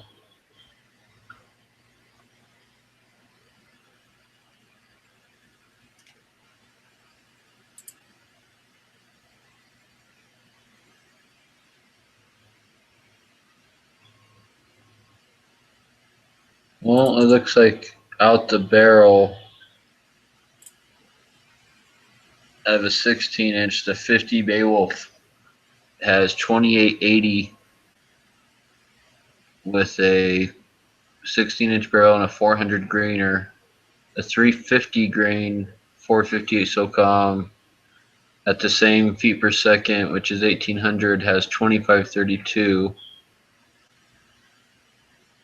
but it retains its velocity better at distance. It's going 300 and, well, almost, yeah, 300 feet, 400 feet per second faster at 200 yards.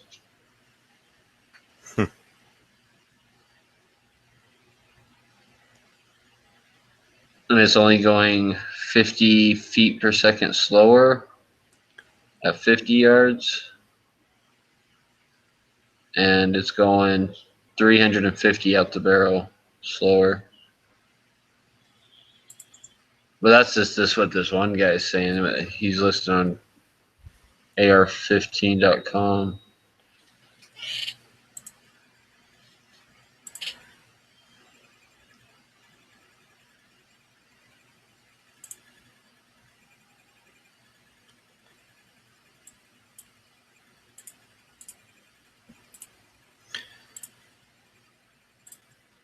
Yeah, but that right there just looks a hell of a lot meaner than that flat nose 50 Beowulf. It does.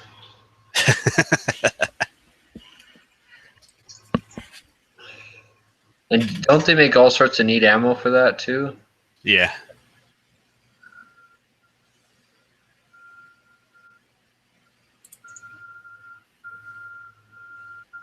Yeah, it just looks badass.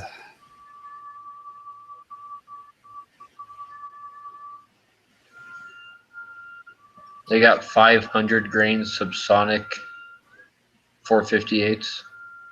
Damn. They got 600 grain round nosed and those look like that. I thought at first they were the 50 Beowulf, but it's a 600 grain round nosed. And then they got a 500 grain AGS tungsten core.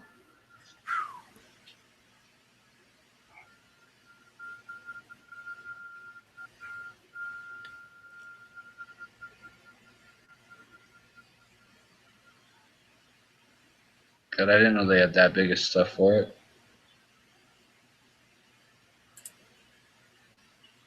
I'm looking at a picture of like all the different bullets. They got like semi-wad cutters or huge round nose. Yeah, man. They got some hollow points that just look so huge, like it's like you could drink out of. Yeah. So that's why I like the 300 Blackout.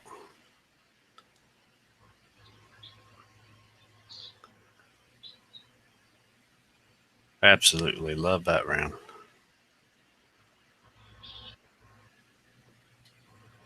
I haven't even shot mine yet. The new one I built, I haven't even shot it yet. Oh, really? I was waiting kind of because I put on 2 lowers for it because I got the matching 223, and so I got like a pair of the 300 and the 223, and they're matching. Mm-hmm. So I had to wait till I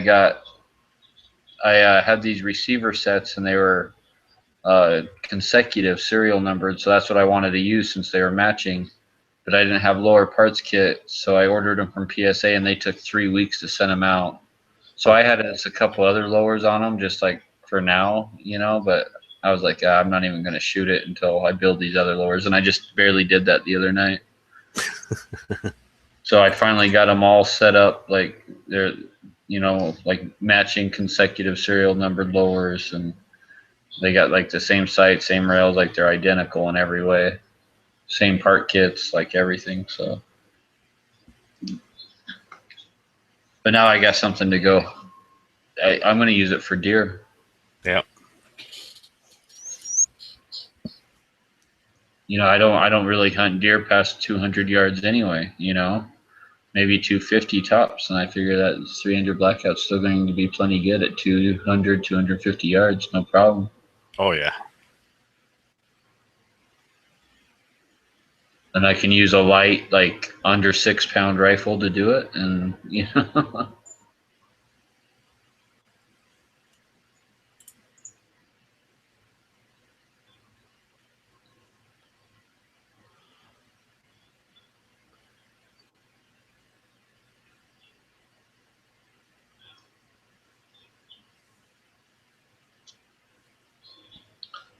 Damn, look at that casing. And that 6.5 Grendel.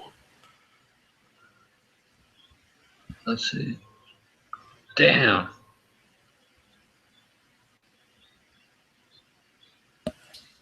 It's definitely a shitload of powder back there.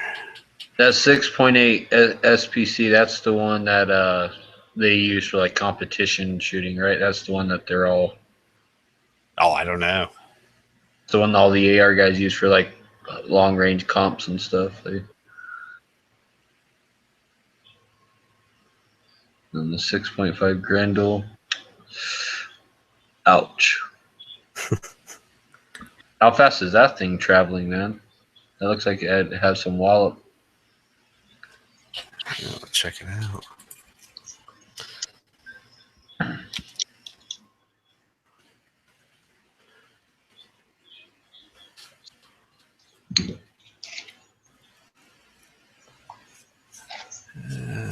Let's see.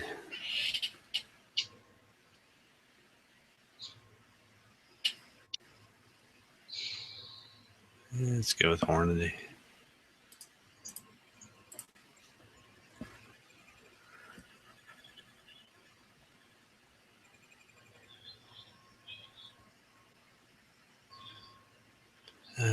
Muzzle is 2580. That's it? Yep. I was guessing up over 3,000. That's out of a 24-inch barrel too. Let's see, 16 inches, 2350. How come no one's ever used the I never hear about 22 250 conversions, because I know that there's like some guys that get the 22 250 up over 4,000 feet per second. Yeah, I know one of my old managers. He he was into hunting, and I'm trying to think of what he was shooting, because he had just bought him a Weatherby mag bolt gun. I'm trying to think of the. Let's see.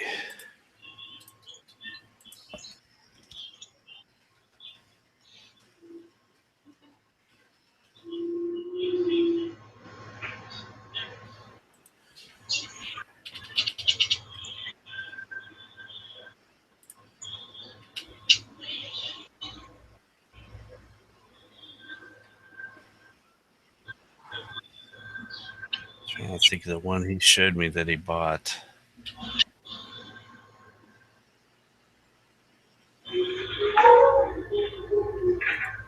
I know a guy that swears by the 22 250 for like coyote hunting and stuff, but he told me that you burn out barrels fast. Really? Yeah, that's what he told me. I don't know if that's true, but he told me that you burn out barrels fast on them. That going 4,000 feet per second, or even faster. I think he was telling me that his loads were like 4140 or something, and so I could just imagine that would probably burn a barrel out pretty fast. What did he buy?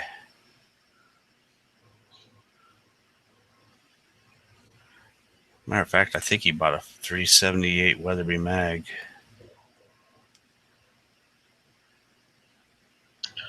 Damn, guys in these big African game guns.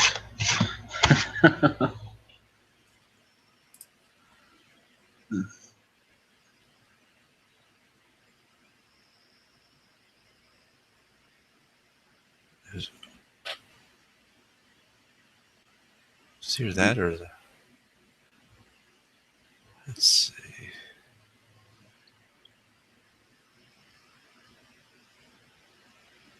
It was in the 300 range. I know it was the Weatherby mag.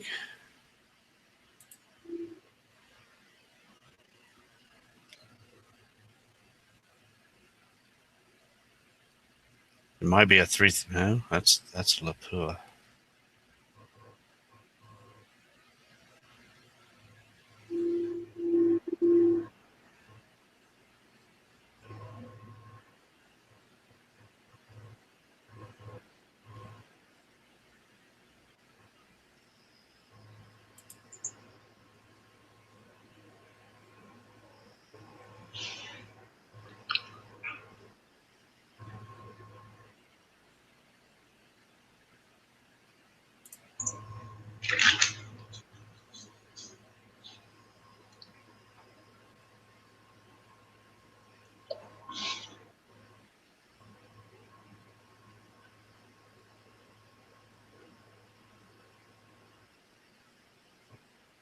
Maybe it was the 300 Weatherby mag that he got.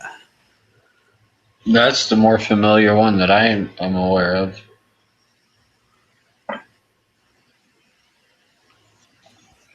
Gosh, that I don't know work. he was. I know he was pushing some ungodly amounts.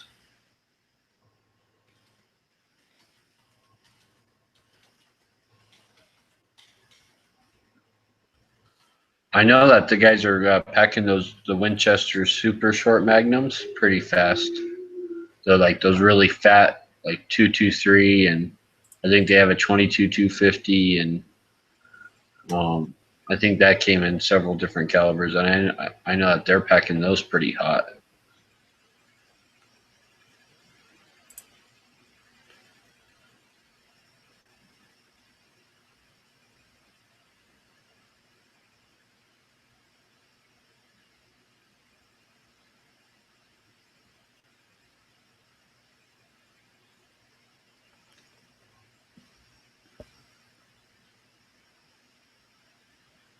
So there's a 200 grain partition at 3,060 feet per second.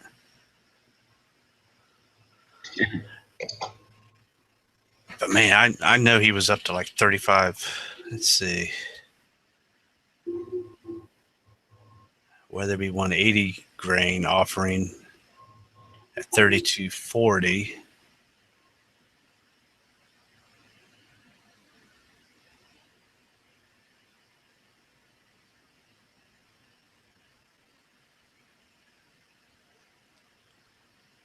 $165 grain at 3390 feet per second.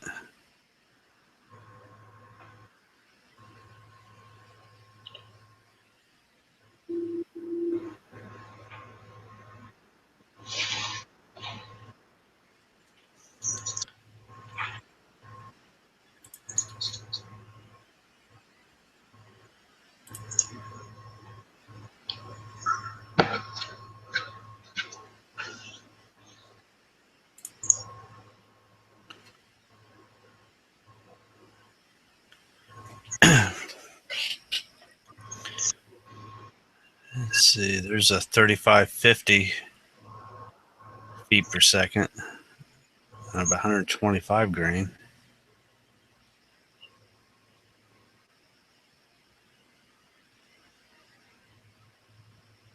Because I know he was he was always buying reloading books and stuff like that, and he'd sit there and he's like, yeah, I think I can get this up over 4,000 feet per second.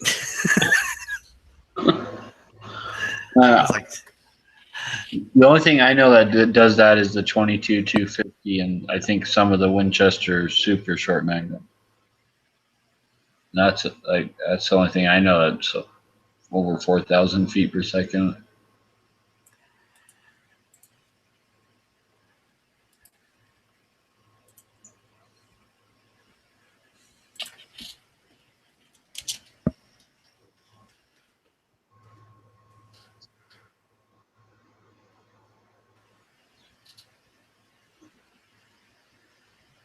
Yeah, I know it wasn't this small. I know that I reloaded some 22 long rifle and I broke the 1,800 feet per second barrier.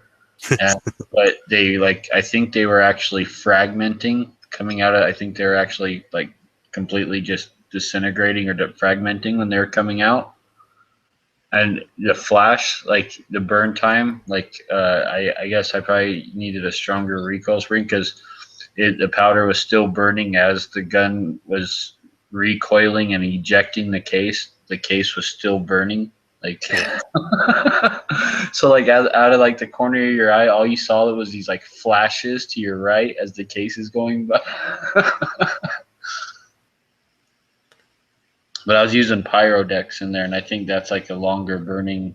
It's not a super fast burning powder. I think it's more of a longer burning powder. Yeah. And I loaded them super hot. Yeah, 257 is only 3,600. I know. Yeah, he was trying to. I know he was trying to push the 4,000 mark, and it was around a 300 Weatherby mag.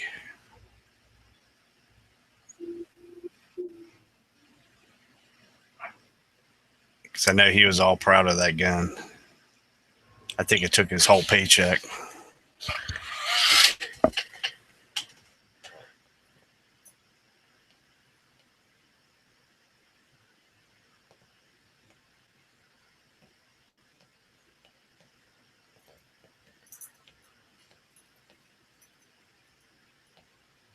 Isn't there another rifle that's like pretty much the exact same thing as a Weatherby? It's like identical, but it's just cheaper because it's a different name. The Howa something, or is that a copy of something else? I don't know. If I remember right, I think it was the Howa is a copy of. It's like basic. But maybe it was something else. I can't remember. But I think Weatherby had a copycat out there too. Like that rifle's like identical. Hell, let's just look it up. how copy.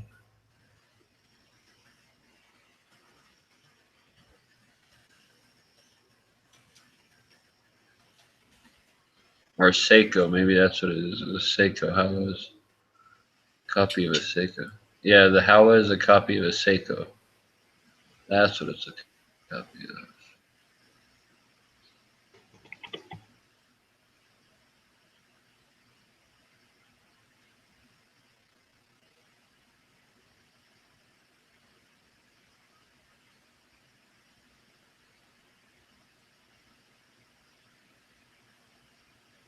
Oh, the Japanese Seiko. Yeah, that's what. Yeah, it still makes rifles sold under its own name and also the Weatherby name. And the how is supposed to be like every bit, like pretty much as good, but like a way cheaper price tag. Someone was telling me that, and that they make like an awesome sniper type rifle. That was how is like. They were telling me like, oh man, if you want like this a really accurate, shooter, those Howas are really good.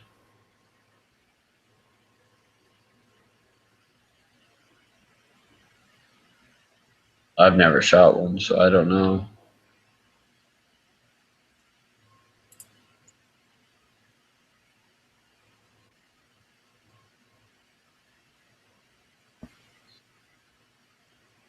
The Dixon Howa Golden Bear Deluxe 30-06.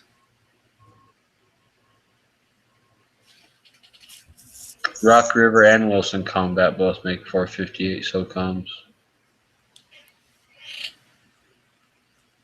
And I guess just one company makes the 50 Beowulf. Oh, I don't know. If Radical Arms didn't make it, that's at least two then.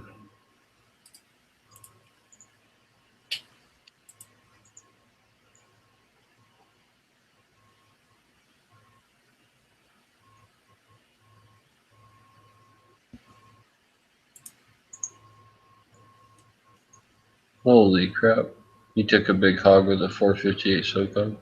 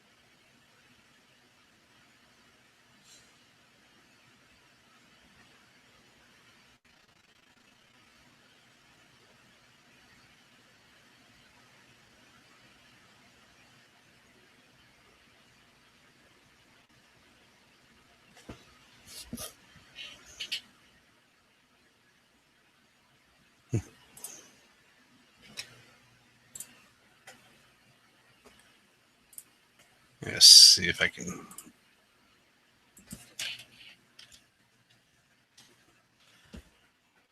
find out what caliber his is on his Facebook page.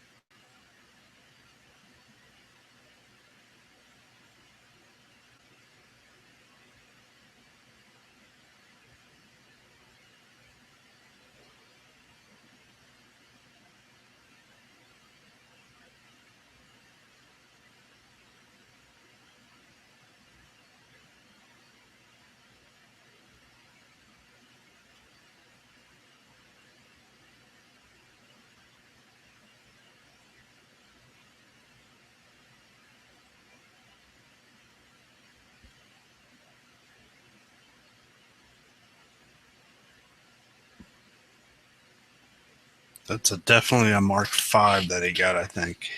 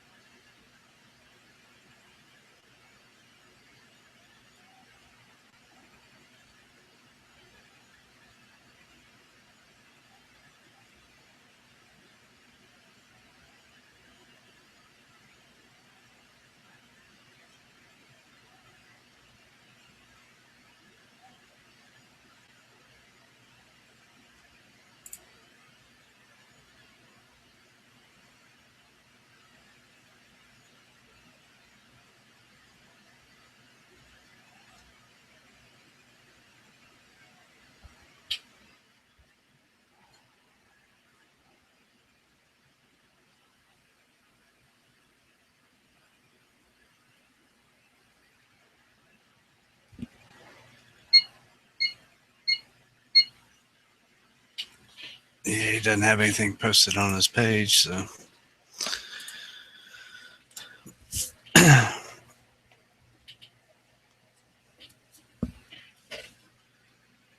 What's that? I was looking on his Facebook page to see if he had anything posted on the gun he got, but he didn't.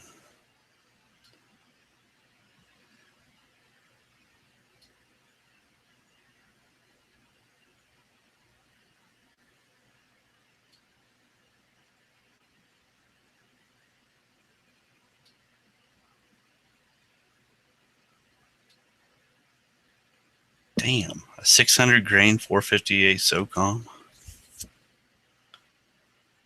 Yeah, that's what I was saying, man. There's 500 and 600 grain. I had no idea they went that heavy. I thought like 300, 350 was like the heaviest.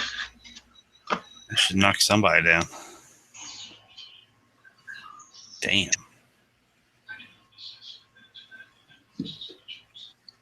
That's what a lot of 50 BMGs are, is 600 grain, right? I know they get heavier, but I think 600 grain is one of the more common. I 50. believe so.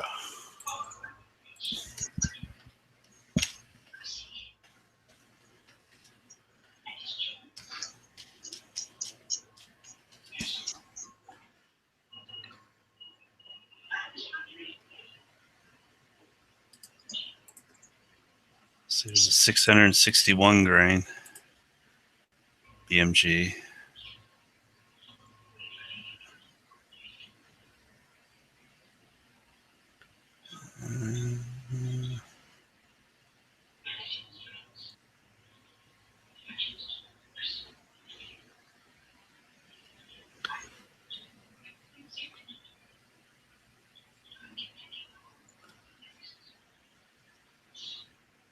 Yeah, Barrett uses 661 grain.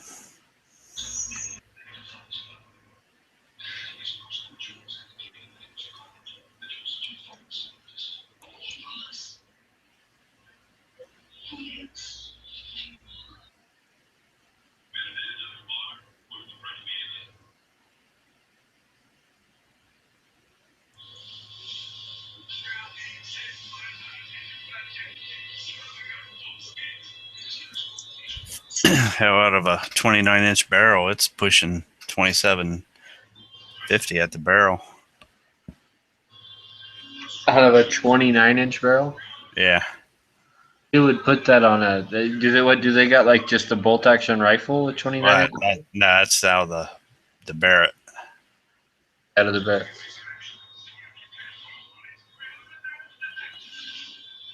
The 82A1.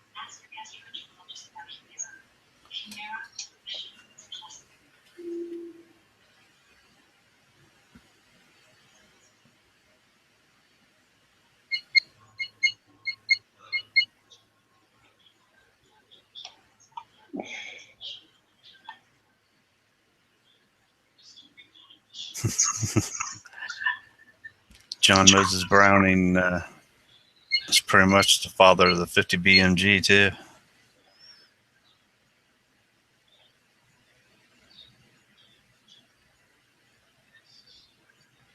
Oh, there we go. Let's see. There's a 647 grain, a 655 grain, a 700 grain, a 750 grain, and an 800 grain 50 BMG. Yeah.